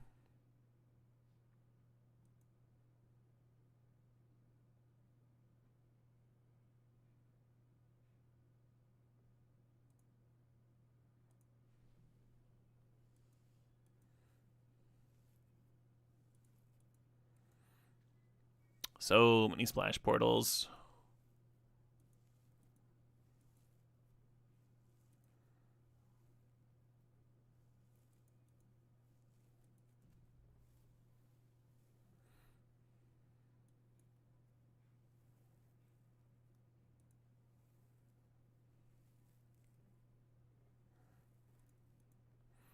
All right, Riddler off the top. We got this. Fuck. Serving with Anchorage would have been sweet if we had it.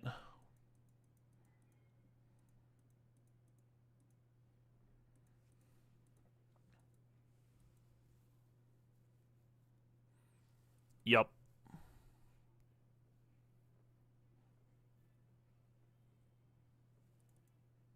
Sure.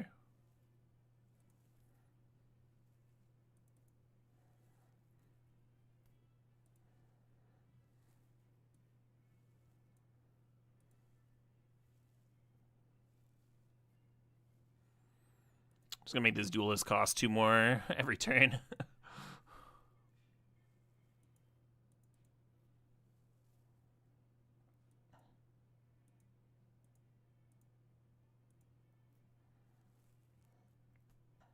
Sure. Maybe I should be binning. I don't know.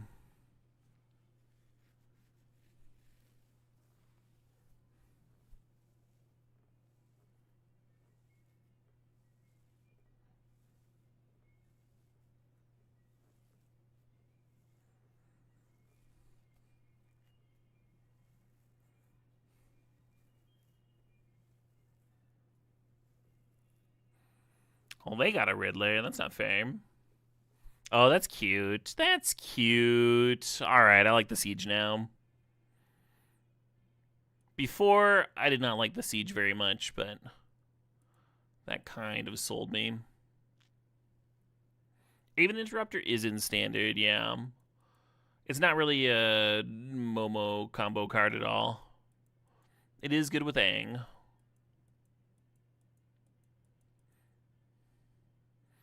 You would kind of want to be all in on the Aang and Avon sort of thing.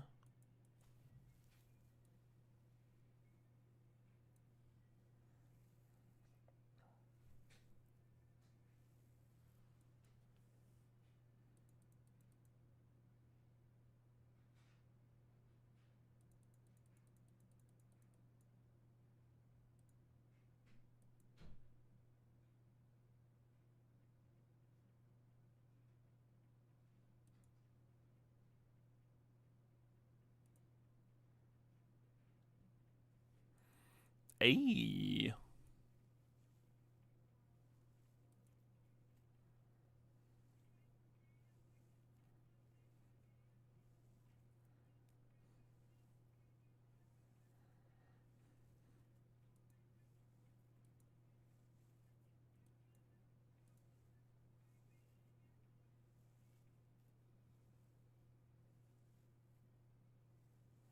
And Momo and Mockingbird, not a combo. Alright, I'll just get another Mockingbird then.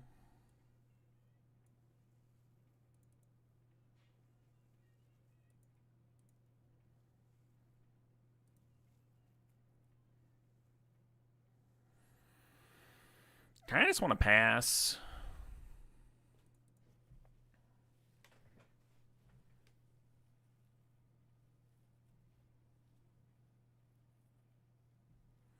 Our splash portal's main.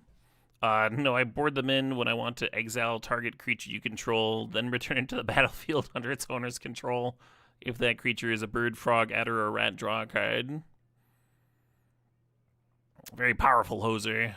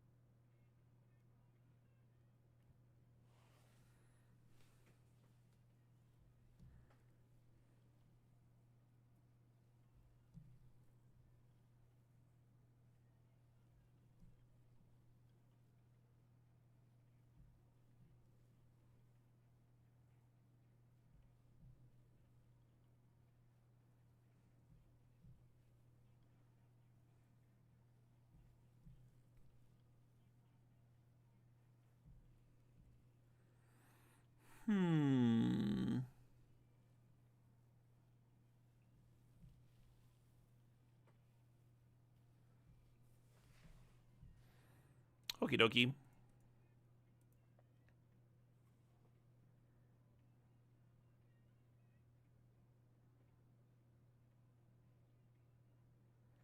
I may have missed the old trample there. Might have been iffy on that one. I think I'm actually kind of dead. It's like how it's feeling right now. Like, I can't attack. I'm only at 3 life here. And they've got like 2 Winter Night Stories and a Riddler. And, you know, we can just assume they got this, Have I put any thoughts towards Dragonfly Swarm being a thing?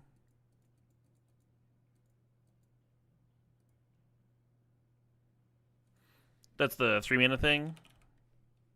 Oops. I guess I have to get in here. Oops. What'd I do?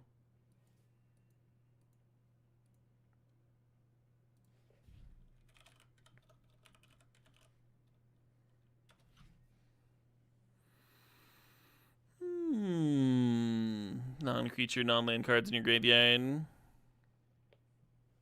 The death value comes from them reading a lesson in your graveyard. Almost interesting in the deck that we just played against, Tom.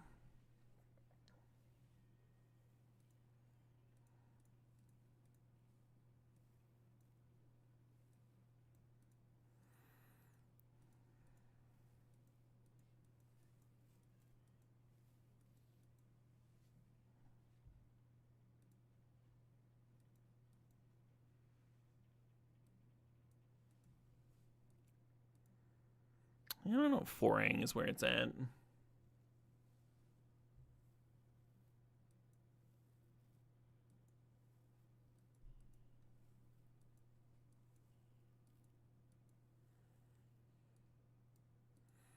Oh, this is 60 anyway.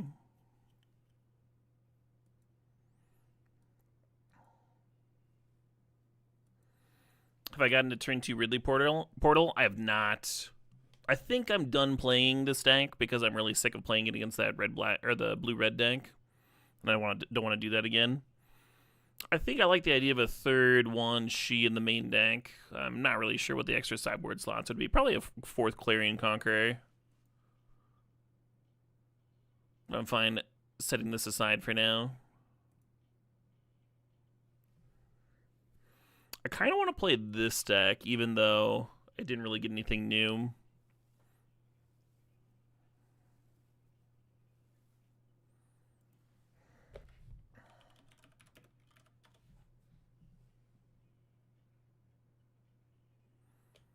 Oh yeah, didn't we get a new Simulacrum?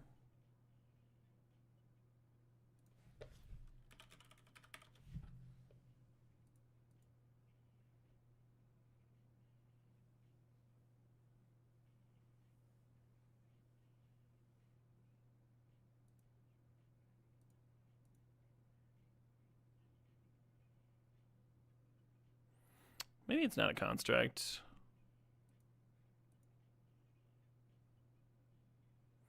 Oh, it's from Alchemy. Fair enough. Yeah, I just remember not actually liking Elspeth very much in this deck. So I was wondering if Solemn could be interesting. Help ramp me up to the Ugin and Extinguisher. I kind of want another way to actually win the game, though. And Elspeth is that, technically. Play a third Beza, maybe.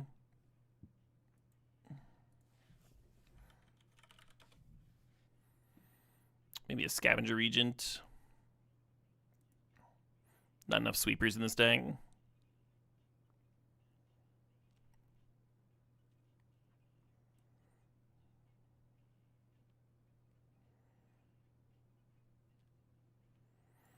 More creatures for Virtue of Persistence is kind of good. More value creatures would be nice. Like a 1 of something impossible to deal with. There's no hexproof in... There's hexproof from instants. Oh, boy.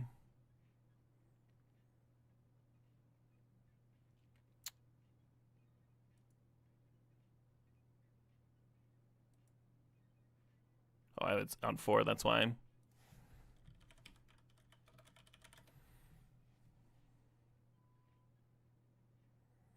The Wandering Rescuer. Nah. Nodog.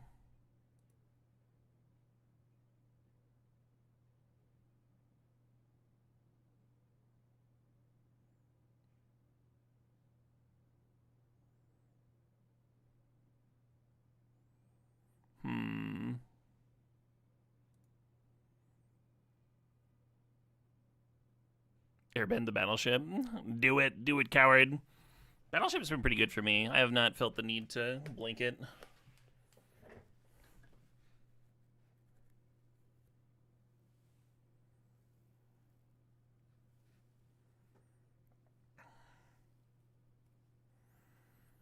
Yeah, I kind of want like one more value critter instead of the Scavenger's Regent.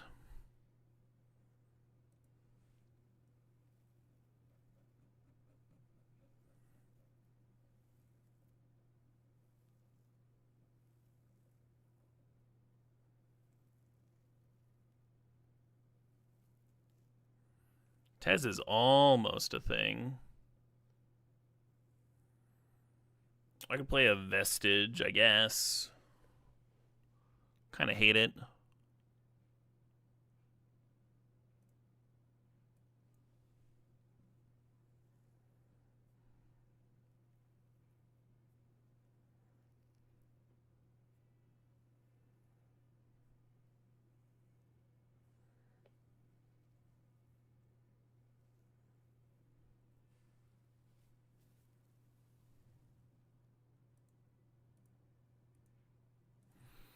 I'm gonna try out the new O-ring, I guess.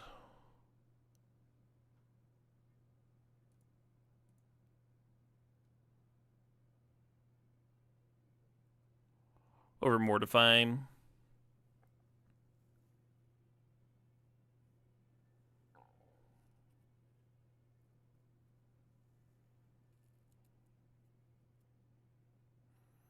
Oh, it doesn't hit lands. Mortify hits creature lands. It's kind of nice.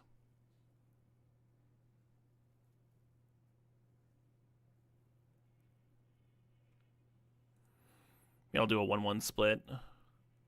Have a literal 1 in here.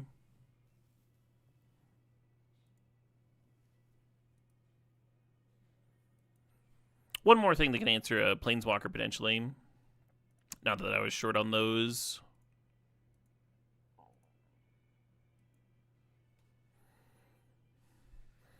Yeah, this deck was doing really well for me before the new set came out. But it was kind of like a lame duck standard format, right? Everybody knew a new set was coming in.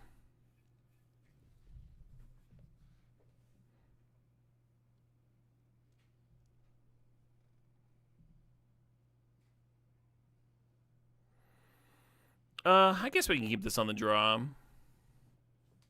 Does Vestige look better than Elspeth in my hand? I suppose. I suppose it does.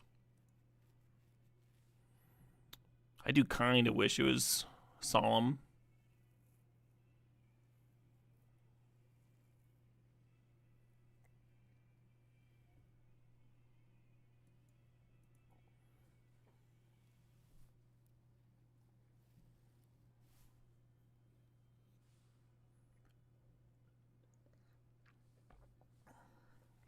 You like this deck a lot. You hope it has a version that's good.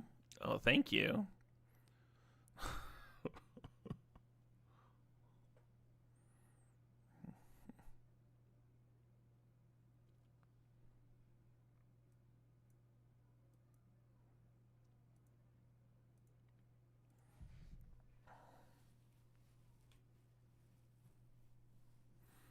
Still missing that third land drop. Kind of just want to draw all the land in the world here.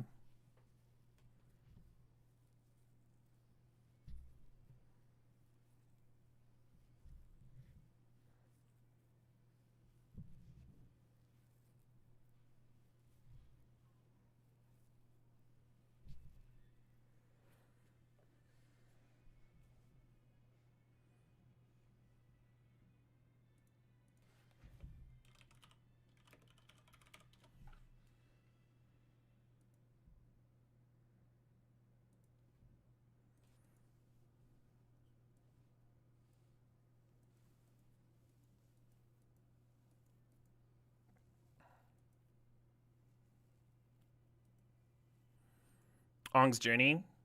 Yeah, I don't know about that. I think I would rather have a land, personally.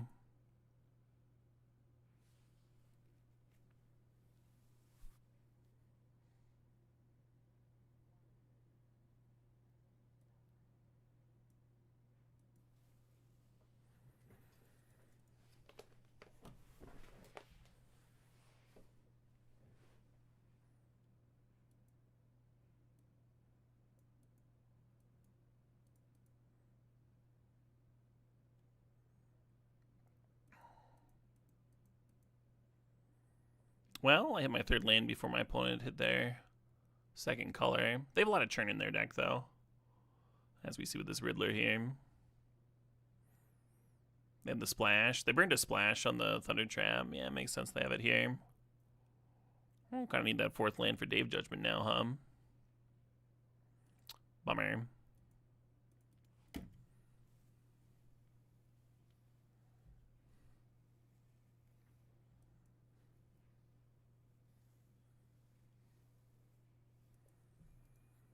Yeah, how many times am I going to play against blue-red today? There's a lot of blue-black earlier, too. Been a lot of the same decks over and over and over again. I wonder if Magic Online's more diverse.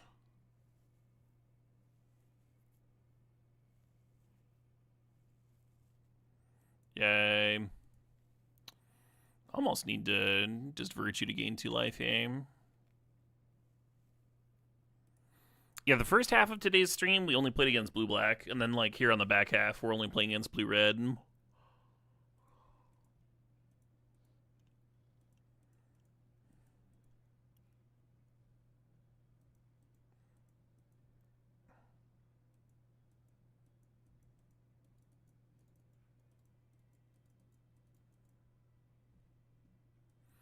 You're late, Maze Mind Tome.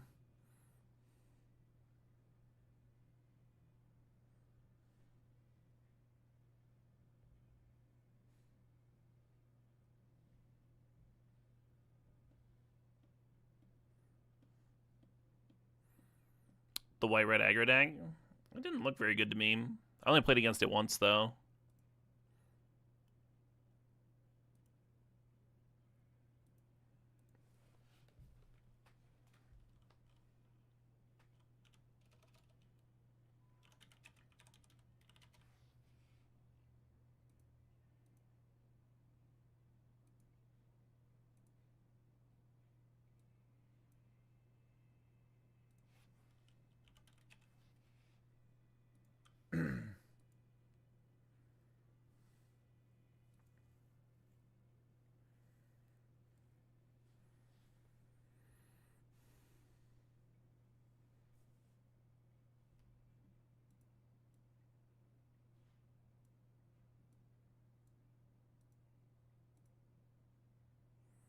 Yeah, I think I am fuckered.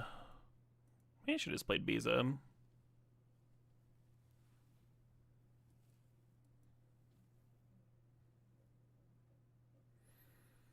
The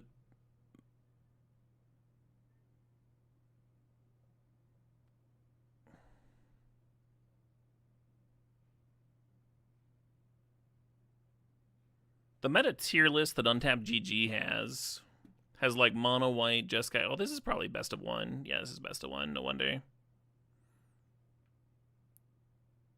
Best of three. The only decks they have in the top tier is Simic and Mono Green.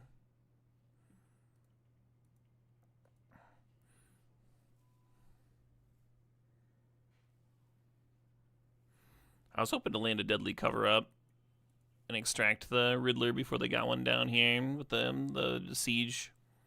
I think I'm just dead on board because that thing's gonna make a token.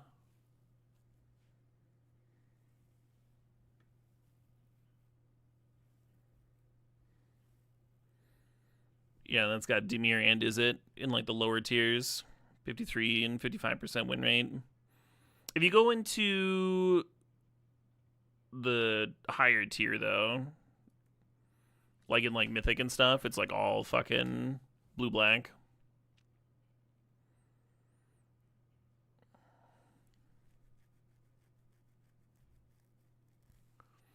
I'm gonna bring in Authority of the Consuls. I might bring in Rest in Peace too. Just like one copy, prevent them from flashing stuff back.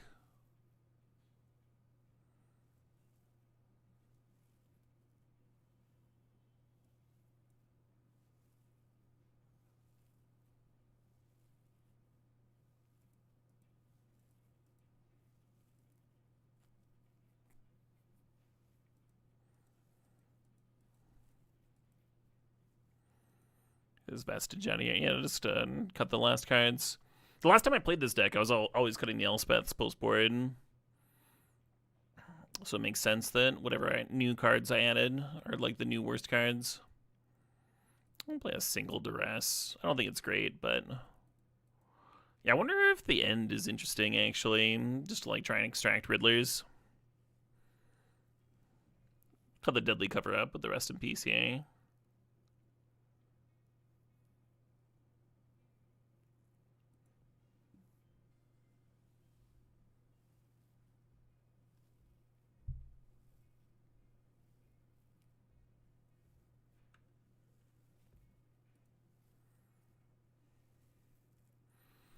Man,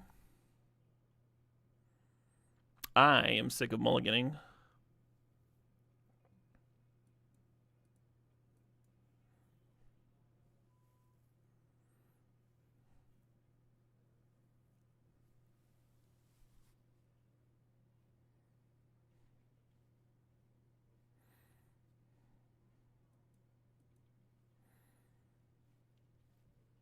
It's very tempting to Virtue here, but I play out another creature. I'll have a nice Day of Judgment, and if they don't play out another creature, I can just Archive next turn.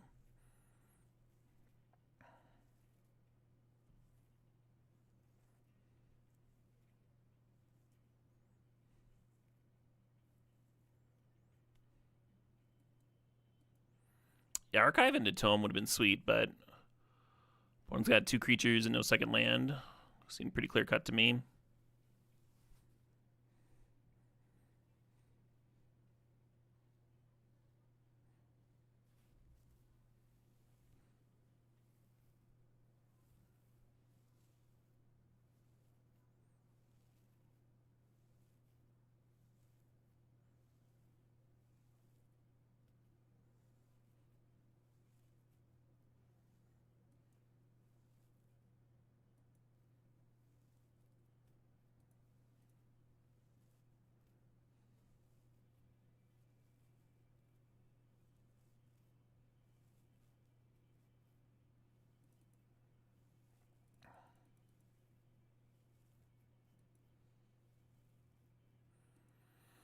Well, I'm at least ramping with my ramp deck.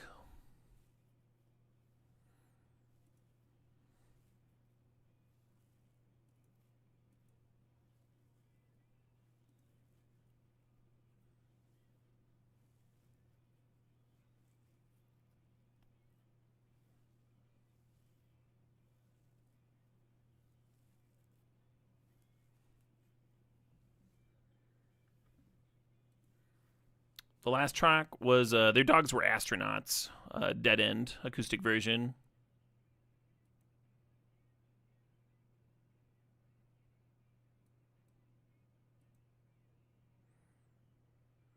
Interesting little bit of nonsense there. Saved their otter. And I don't think I'm gonna activate the Maze Mind Tome. I think I'm just gonna untap. Randy Gallegos, same artist as Springloom Druid.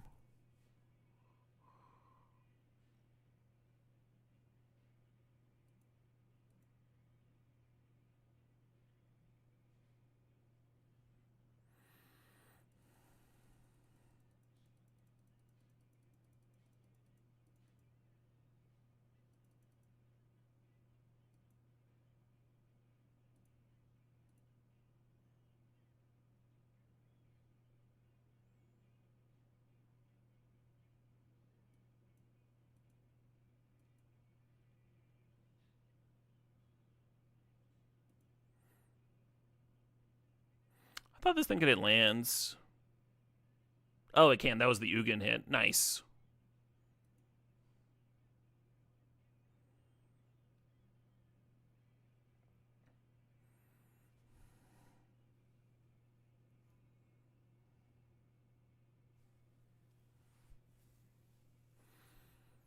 Yeah, so if you count the battleship, that's 6 sweepers, even though I sideboarded out my deadly cover up.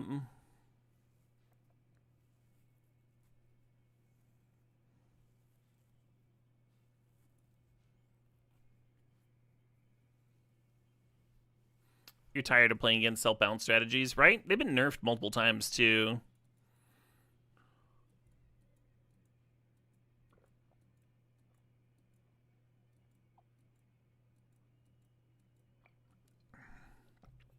I like the 4 mana rocks into the sweepers. Man, it's a bummer to mulligan a hand like this. I guess I keep it. We just don't have any interaction, right? We don't have a turn 2 ramp spell or any interaction. Oh, hey, turn 2 ramp spell. I wonder why they shocked. Oh, well. There we are.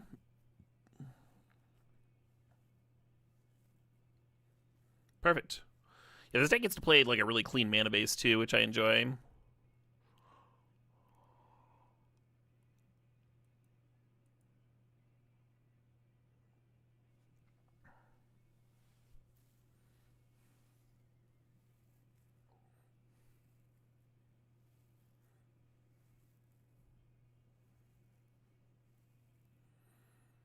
They're bouncing my Irencrag. Rude.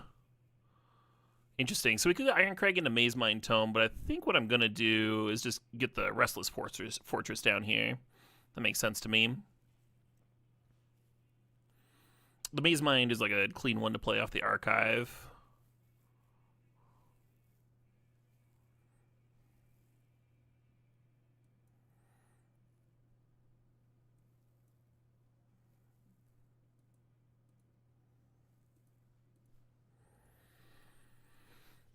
And I think we're going to be aggro activating Maze Mind Tome just to get it up to 4 life here. Our hand's plenty juicy enough. We just need to make sure we don't get murdered.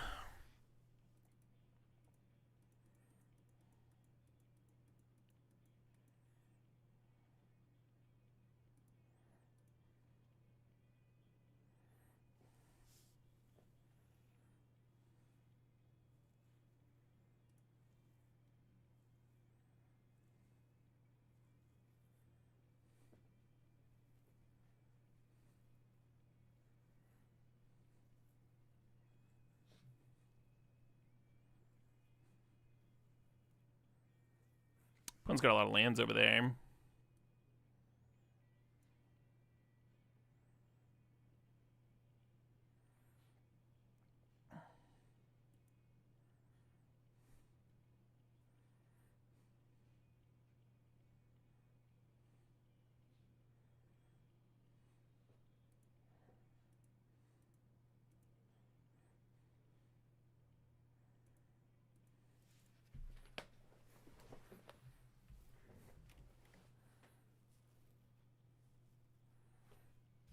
Sure. You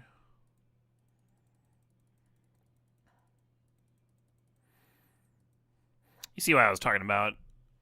Tome maybe needing to gain life. I wonder what their last 2 cards are.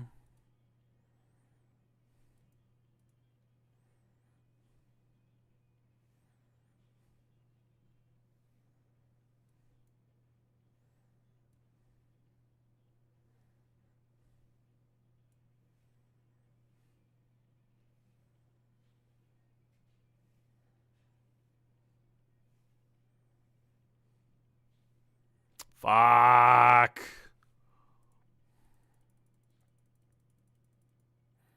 It's pretty bad for me.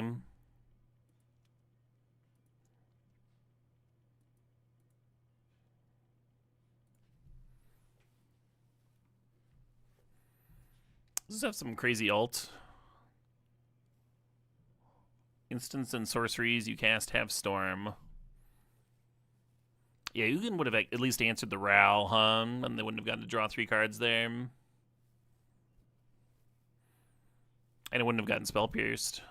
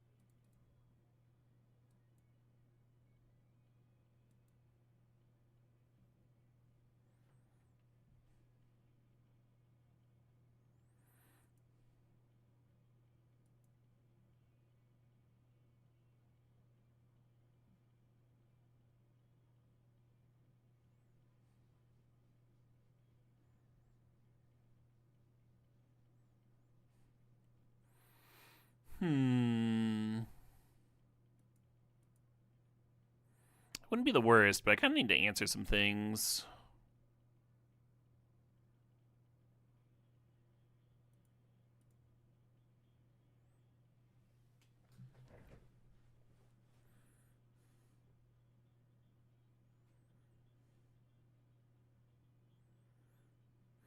If I somehow survive this turn, I think the plan is to crack my archive looking for a Wrath. This Ral has gotten away with murder.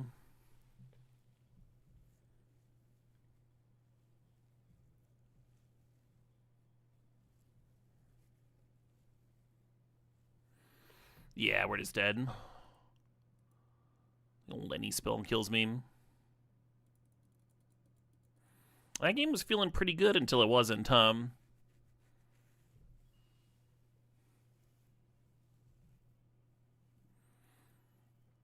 The unsummons on my my 4-mana ramp spell over and over, and then being able to answer the Wrath into the 8-drop. The 8-drop, the spell pierce on the 8-drop was the real brutal one.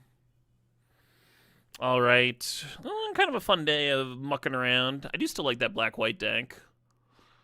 I'm not sure what to do with those last 3 slots, but I really like how it plays out.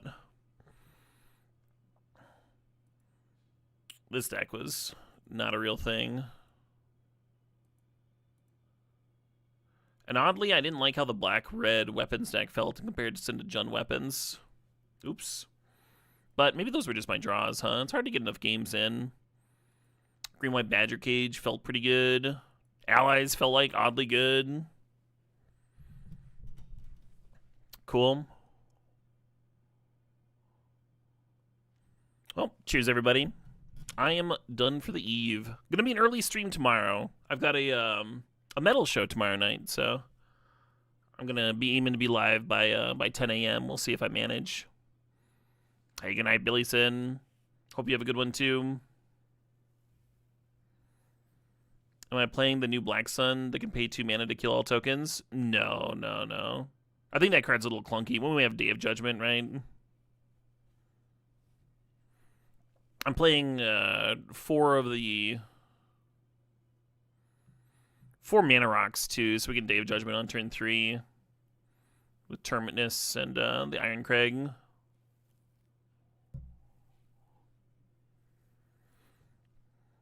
If I was worried about very specifically tokens, that would be a reasonable one. But despite losing that last match, I'm not.